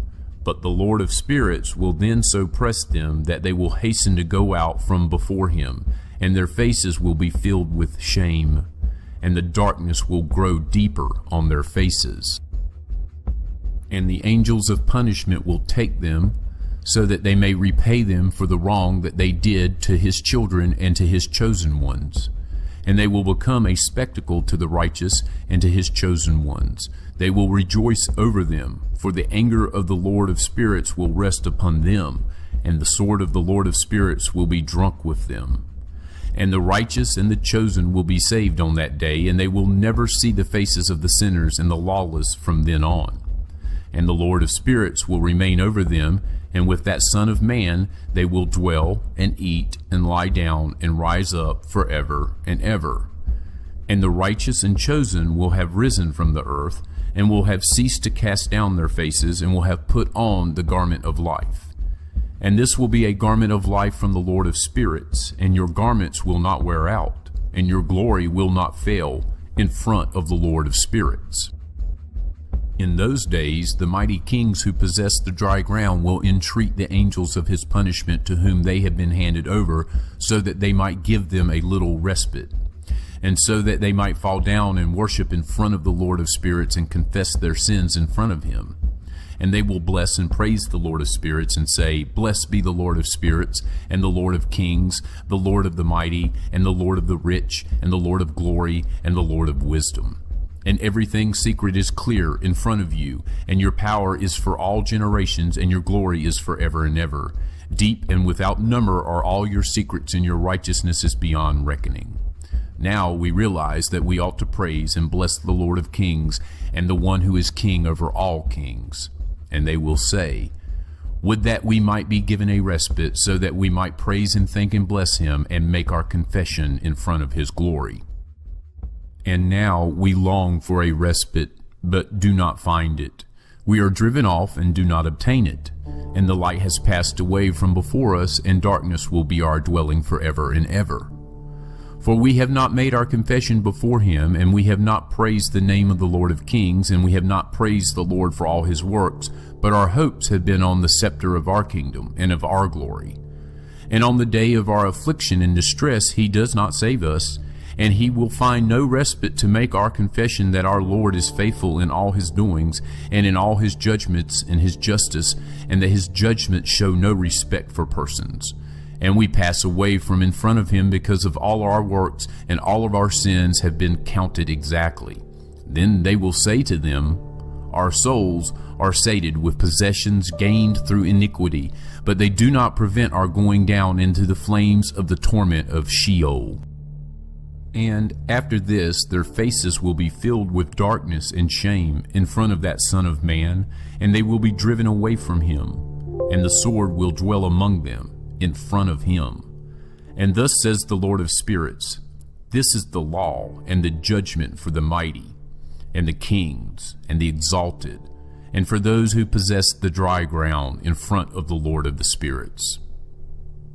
And I saw other figures hidden in that place.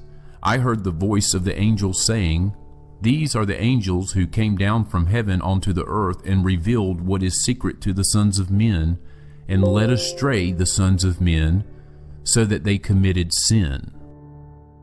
And in those days Noah saw the earth had tilted, and that its destruction was near. And he set off from there and went to the ends of the earth, and cried out to his great-grandfather Enoch. And Noah said 3 times in a bitter voice, hear me, hear me, hear me. And he said to him, tell me, what is it that is being done on the earth, that the earth is so afflicted and shaken, lest I be destroyed with it?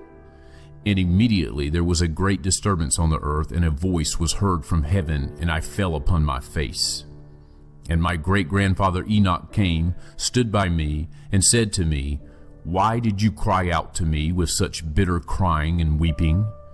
And a command has gone out from the Lord against those who will dwell upon the dry ground, that this must be their end.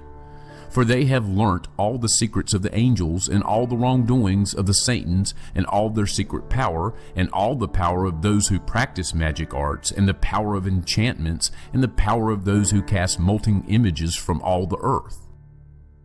And further, how silver is produced from the dust of the earth, and how soft metal occurs on the earth. For lead and tin are not produced from the earth. Like the former, there is a spring which produces them, and an angel who stands in it, and that angel distributes them.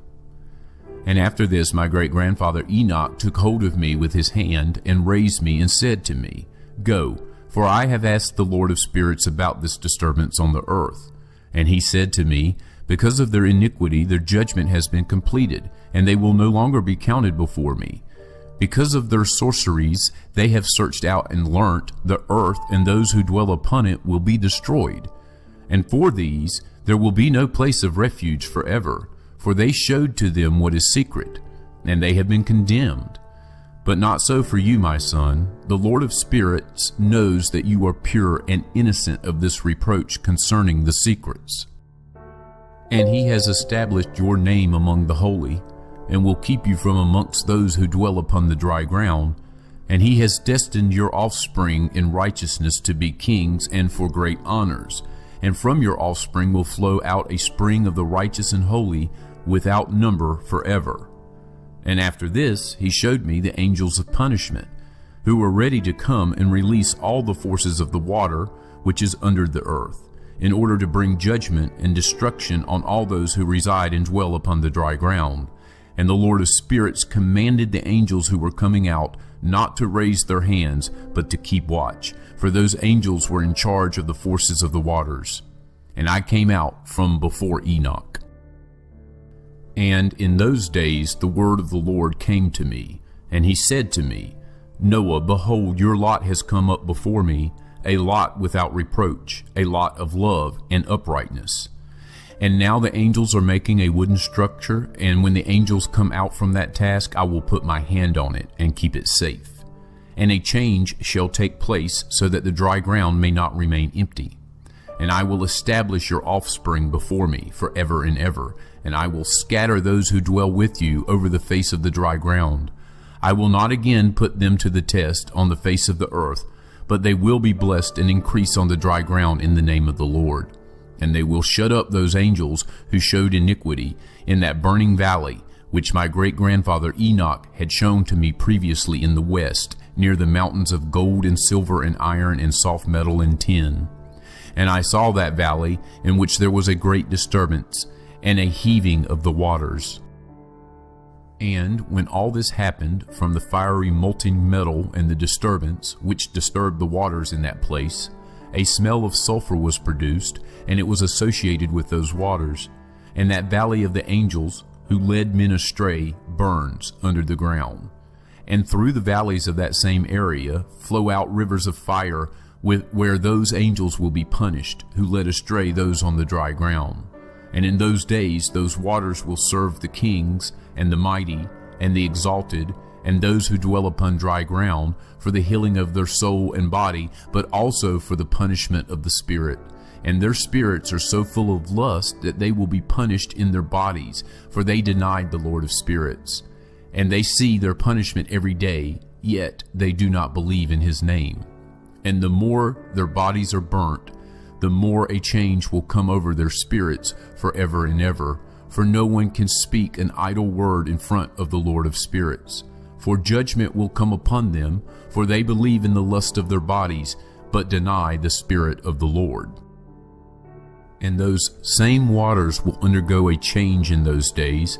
For when those angels are punished in those days, the temperature of those springs of water will change. And when the angels come up, that water of the springs will change and become cold. And I heard the holy Michael answering and saying, This judgment with which the angels are judged is a testimony for the kings and the mighty who possess the dry ground. For these waters of judgment serve for the healing of the bodies of the kings and for the lust of their bodies. But they do not see and they do not believe that these waters will change and will become a fire which burns forever. And after this, my great-grandfather Enoch gave me the explanation of all the secrets in a book and the parables that had been given to him, and he put them together for me in the words of the book of parables. And on that day the holy Michael answered Raphael, saying, The power of the Spirit seizes me and makes me tremble because of the harshness of the judgment of the angels. Who can endure the harshness of the judgment which has been executed and before which they melt with fear? And the holy Michael answered Raphael again and said to him, Who would not soften his heart over it, and whose mind would not be disturbed by this word? Judgment has gone out against them upon those whom they have led out like this. But it came to pass when he stood before the Lord of spirits that the holy Michael spoke as follows to Raphael, I will not take the part under the eye of the Lord, for the Lord of spirits is angry with them, because they act as if they were the Lord. Because of this, the hidden judgment will come upon them forever and ever, for neither any other angel nor any man will receive their lot, but they alone have received their judgment forever and ever. And after this judgment I will terrify them and make them tremble, for they have shown this to those who dwell upon the dry ground. And behold, the names of those angels. The first of them is Simyaza, and the second Artakipha, and the third Armin, and the fourth Kokabiel, and the fifth Turiel, and the sixth Ramiel, and the seventh Daniel, and the eighth Nuquel, and the ninth Baraquiel, and the 10th Azazel, and the 11th Armoros, the 12th Batriel, the 13th Bazazel, the 14th Ananel, the 15th Turiel, the 16th Samsiel, the 17th Yedarel, the 18th Tumiel, the 19th Turiel, the 20th Rumiel, and the 21st Azazel. And these are the chiefs of their angels, and the names of the leaders of hundreds, and their leaders of 50s, and their leaders of 10s. The name of the first is Yakun. This is the one who led astray all the children of the holy angels, and he brought them down unto the ground, and led them astray through the daughters of men. And the name of the second is Asbiel. This one suggested an evil plan to the children of the holy angels and led them astray, so that they corrupted their bodies with the daughters of men. And the name of the third is Gadriel. This is the one that showed all the deadly blows to the sons of men, and he led astray Eve. And he showed the weapons of death to the children of men, the shield and the breastplate, and the sword for slaughter, and all the weapons of death to the sons of men. And from his hand they have gone out against those who dwell the dry ground from that time and forever and ever. And the name of the fourth is Penemu. This one showed the sons of men the bitter and the sweet, and showed them all the secrets of their wisdom. He taught men the art of writing with ink and paper, and through this many have gone astray, from eternity to eternity and to this day. For men were not created for this, that they should confirm their faith like this, with pen and ink. For men were created no differently from the angels, so that they might remain righteous and pure, and death, which destroys everything, would not have touched them. But through this knowledge of theirs they are being destroyed, and through this power death consumes them. And the name of the fifth is Casdea. This one showed the sons of men all the evil blows of the spirits and of the demons, and the blows that attack the embryo in the womb so that it miscarries, and the blows that attack the soul, the bite of the serpent, and the blows that occur at midday, and the son of the serpent, who is strong. And this is the task of Kespil, the chief of the oath, who showed the oath to the holy ones when he dwelt on the high in glory, and his name is Becca. And this one told the holy Michael that he should show him the secret name so that they might mention it in the oath, so that those who showed the sons of men everything that is secret trembled before that name and oath. And this is the power of this oath, for it is powerful and strong, and he placed this oath, okay, in the charge of the holy Michael. And these are the secrets of this oath, and they are strong through this oath. And heaven was suspended before the world was created, and forever. And through it the earth was founded upon the water. And from the hidden recesses of the mountains come beautiful waters, from the creation of the world, and forever. And through that oath the sea was created, and as its foundation, for the time of anger, he placed for it the sand, and it does not go beyond it, from the creation of the world, and forever. And through that oath the deeps were made firm, and they stand and do not move from their place from the creation of the world, and forever. And through that oath the sun and the moon complete their course, and do not transgress their command, from the creation of the world, and forever. And through that oath the stars complete their course, and he calls their names, and they answer him, from the creation of the world, and forever. And likewise the spirits of the water, of the winds, and of all the breezes, and their paths, according to all the groups of the spirits. And there are kept the storehouses of the sound of thunder, and of the light of the lightning. And there are kept the storehouses of the hail, and the hoarfrost, and the storehouses of the mist, and the storehouses of the rain and dew. And all these make their confession, and give thanks in front of the Lord of spirits, and sing praises with all their power. And their food consists of all their thanksgiving, and they give thanks, praise, and exalt in the name of the Lord of spirits, forever and ever. And this oath is strong over them, and through it they are kept safe, and their courses are not disturbed. And they had great joy, and they blessed, praised, and exalted, because the name of that Son of Man had been revealed to them. And he sat on the throne of his glory, and the whole judgment was given to the Son of Man, and he will cause the sinners to pass away and be destroyed from the face of the earth. And those who led astray the world will be bound in chains, and will be shut up in the assembly place of their destruction, and all their works will pass away from the face of the earth. And from then on there will be nothing corruptible. For that Son of Man has appeared, and has sat on the throne of his glory, and everything will pass away and go from in front of him. And the word of that Son of Man will be strong in front of the Lord of spirits. This is the third parable of Enoch. And it came to pass after this that while he was living, his name was lifted from those who dwell upon the dry ground to the presence of that Son of Man, and to the presence of the Lord of spirits.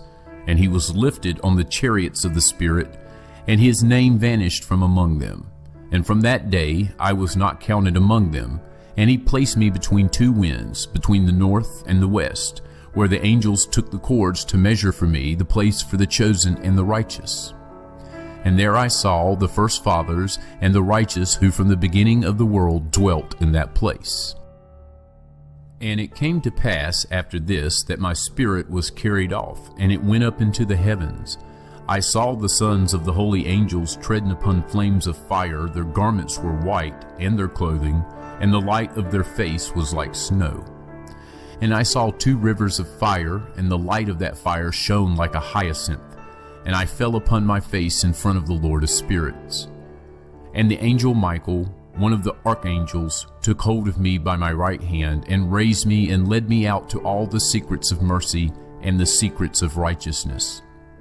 And he showed me all the secrets of the ends of heaven and all the storehouses of the stars and the lights from where they come out from below the holy ones. And the Spirit carried Enoch off to the highest heaven, and I saw there, in the middle of that light, something built of crystal stones, and in the middle of those stones tongues of living fire. And my spirit saw a circle of fire, which surrounded that house. From its four sides came rivers, full of living fire, and they surrounded that house. And round about were the seraphim, and the cherubim, and the ophanim. These are they who do not sleep, but keep watch over the throne of his glory.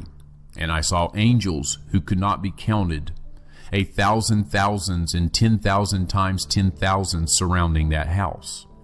And Michael and Raphael and Gabriel and Phanuel and the holy angels who are in the heavens above went in and out of that house. And Michael and Raphael and Gabriel and Phanuel and many holy angels without number came out from that house. And with them the head of days, his head white and pure like wool, and his garments indescribable. And I fell upon my face, and my whole body melted, and my spirit was transformed. And I cried out in a loud voice in the spirit of power, and I blessed, praised, and exalted. And these blessings which came out from my mouth were pleasing before that head of days. And that head of days came with Michael, Gabriel, Raphael, and Phanuel, and thousands and tens of thousands of angels without number. And that angel came to me and greeted me with his voice, and said to me, You are the Son of Man who was born to righteousness, and righteousness remains over you, and the righteousness of the head of days will not leave you. And he said to me, He proclaims peace to you in the name of the world which is to come. For from there peace has come out from the creation of the world, and so you will have it forever and forever and ever. And all will walk according to your way, inasmuch as righteousness will never leave you. With you will be their dwelling, and with you their lot. And they will not be separated from you forever and forever and ever. And so there will be length of days with that Son of Man. And the righteous will have peace, and the righteous will have an upright way in the name of the Lord of spirits, forever and ever.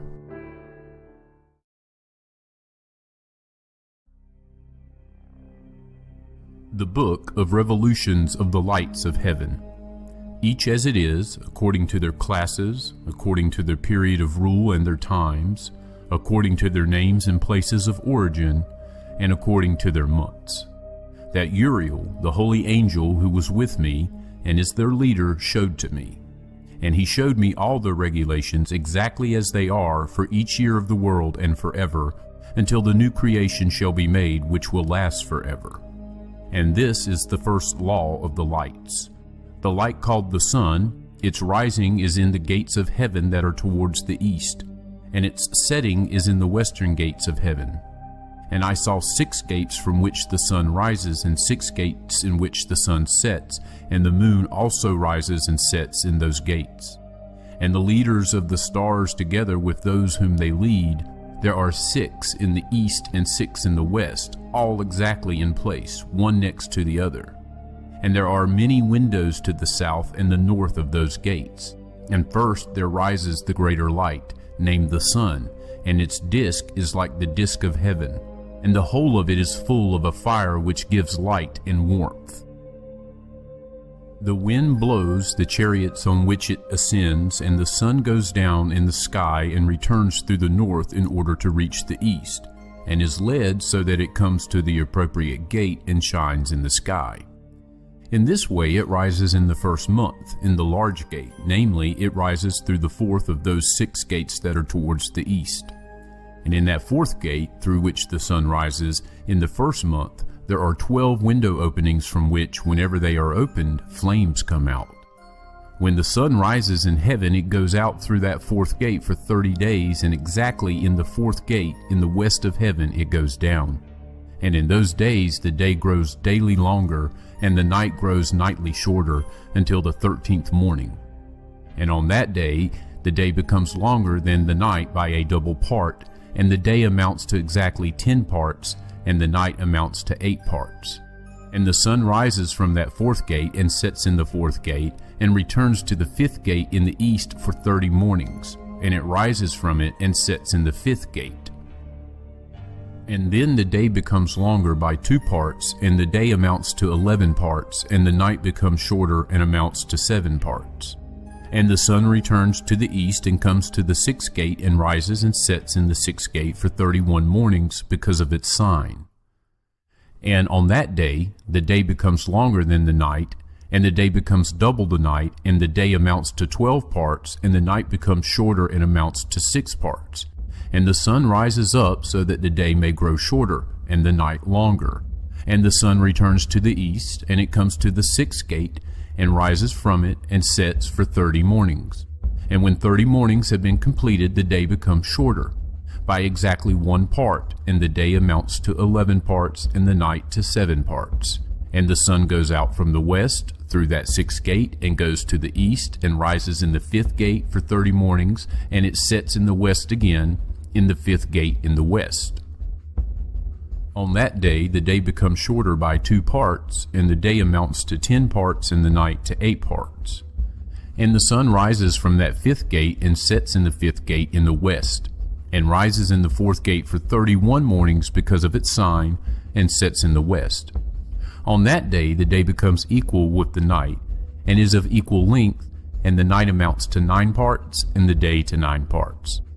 And the sun rises from that gate and sets in the west, and returns to the east, and rises in the third gate for 30 mornings, and sets in the west in the third gate. And the sun rises from that third gate, and sets in the third gate in the west, and returns to the east, and the sun rises in the second gate in the east for 30 mornings, and likewise it sets in the second gate in the west of heaven. And on that day the night amounts to 11 parts, and the day to 7 parts. And the sun rises on that day from the second gate, and sets in the west in the second gate, and returns to the east for the first gate for 31 mornings, then sets in the west in the first gate. And on that day the night becomes longer and becomes double the day, and the night amounts to exactly 12 parts, and the day to 6 parts. And with this the sun has completed the division of its journey, and it turns back again along the divisions of its journey, and it comes through that first gate for 30 mornings and sets in the west opposite it. And on that day the night becomes shorter in length by 1 part, and amounts to 11 parts, and the day to 7 parts. And the sun returns and comes to the second gate in the east, and it returns along those divisions of its journey for 30 mornings, rising and setting. And on that day the night becomes shorter in length, and the night amounts to 10 parts, and the day to 8 parts. And on that day the sun rises from the second gate, and sets in the west, and returns to the east, and rises in the third gate for 31 mornings, and sets in the west of the sky. And on that day the night becomes shorter, and amounts to 9 parts, and the day amounts to 9 parts, and the night becomes equal with the day.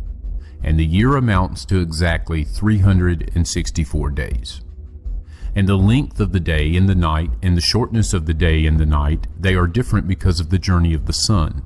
Because of it, its journey becomes daily longer and nightly shorter.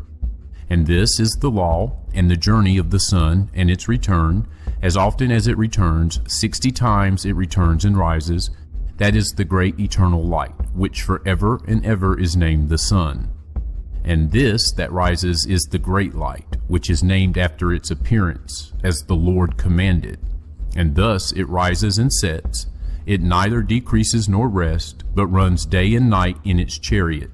And its light is 7 times brighter than that of the moon, but in size the two are equal. And after this law I saw another law, for the lesser light, named the moon.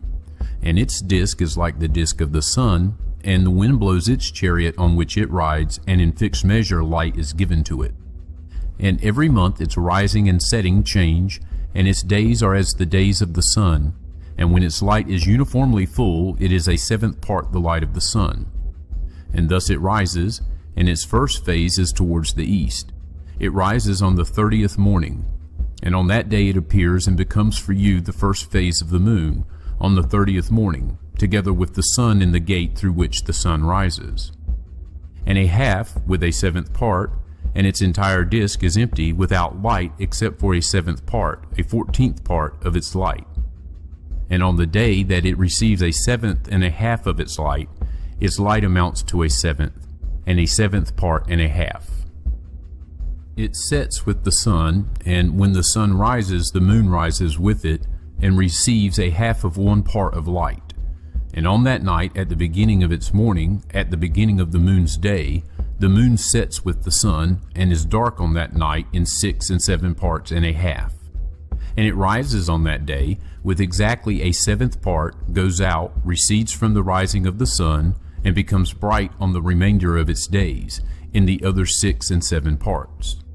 And another journey and law I saw for it, in that according to this law it makes its monthly journey. And Uriel, the holy angel who is leader of them all, showed me everything, and I wrote down their positions as he showed them to me.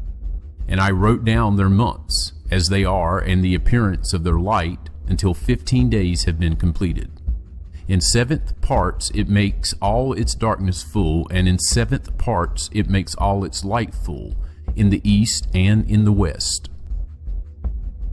And in certain months it changes its setting, and in certain months it follows its own individual course. In 2 months it sets with the sun, in those 2 gates that are in the middle, in the 3rd and in the 4th gate. It goes out for 7 days and turns back, and returns again to the gate from which the sun rises. And in that gate it makes all its light full, and it recedes from the sun, and comes in 8 days to the 6th gate from which the sun rises. And when the sun rises from the 4th gate, the moon goes out for 7 days, until it rises from the 5th gate.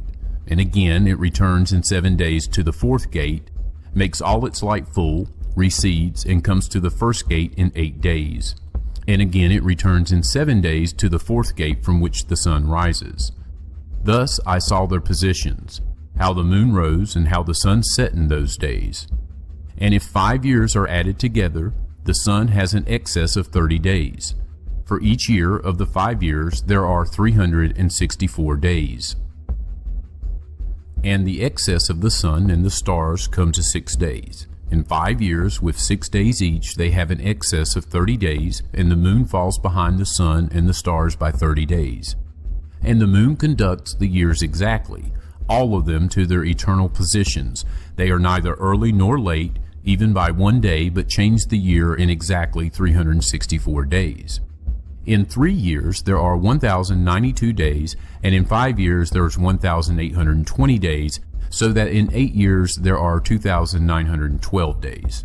For the moon alone, the days in 3 years comes to 1,062 days, and in 5 years it is 50 days behind. And there are 1,770 days in 5 years, so that for the moon the days in 8 years amount to 2,832 days. For the difference in 8 years is 80 days, and all the days that the moon is behind in 8 years are 80 days. And the year is completed exactly in accordance with their positions and the positions of the sun, in that they rise from the gates from which the sun rises and sets for 30 days. And the leaders of the tens of thousands, who are in charge of the whole of creation and in charge of all the stars, and also the 4 days which are added, and are not separated from their position according to the whole reckoning of the year. And these serve on the 4 days that are not counted in the reckoning of the year. And because of them men go wrong in them. For these lights really serve in the stations of the world, one in the 1st gate, and one in the 3rd gate, and one in the 4th gate, and one in the 6th gate. And the exact harmony of the world is completed in the separate 364 stations of the world. For the signs, and the times, and the years, and the days were showed to me by the angel Uriel, whom the Lord of eternal glory has placed in charge of all the lights of heaven, in heaven and in the world, so that they might rule on the face of heaven, and appear over the earth, and be leaders of day and night, the sun and the moon, the stars, and all the serving creatures who revolve in all the chariots of heaven. Likewise, Uriel showed to me 12 gate openings in the disk of the chariot of the sun in the sky, from which the rays of the sun came out. And from them heat comes out over the earth when they are opened at the times that are appointed for them. And there are openings for the winds and for the spirit of the dew when they are opened at their times, opened in heaven at the ends of the earth. I saw 12 gates in heaven at the ends of the earth, from which the sun and the moon and the stars and all the works of heaven go out in the east and in the west. And there are many window openings to the north and to the south, and each window, at its appointed time, sends out heat corresponding to those gates, from which the stars go out, in accordance with his command to them, and which they set according to their number. And I saw chariots in heaven, running through the region above those gates, in which the stars that never set rotate. And one is bigger than all the others, and it goes round through the whole world.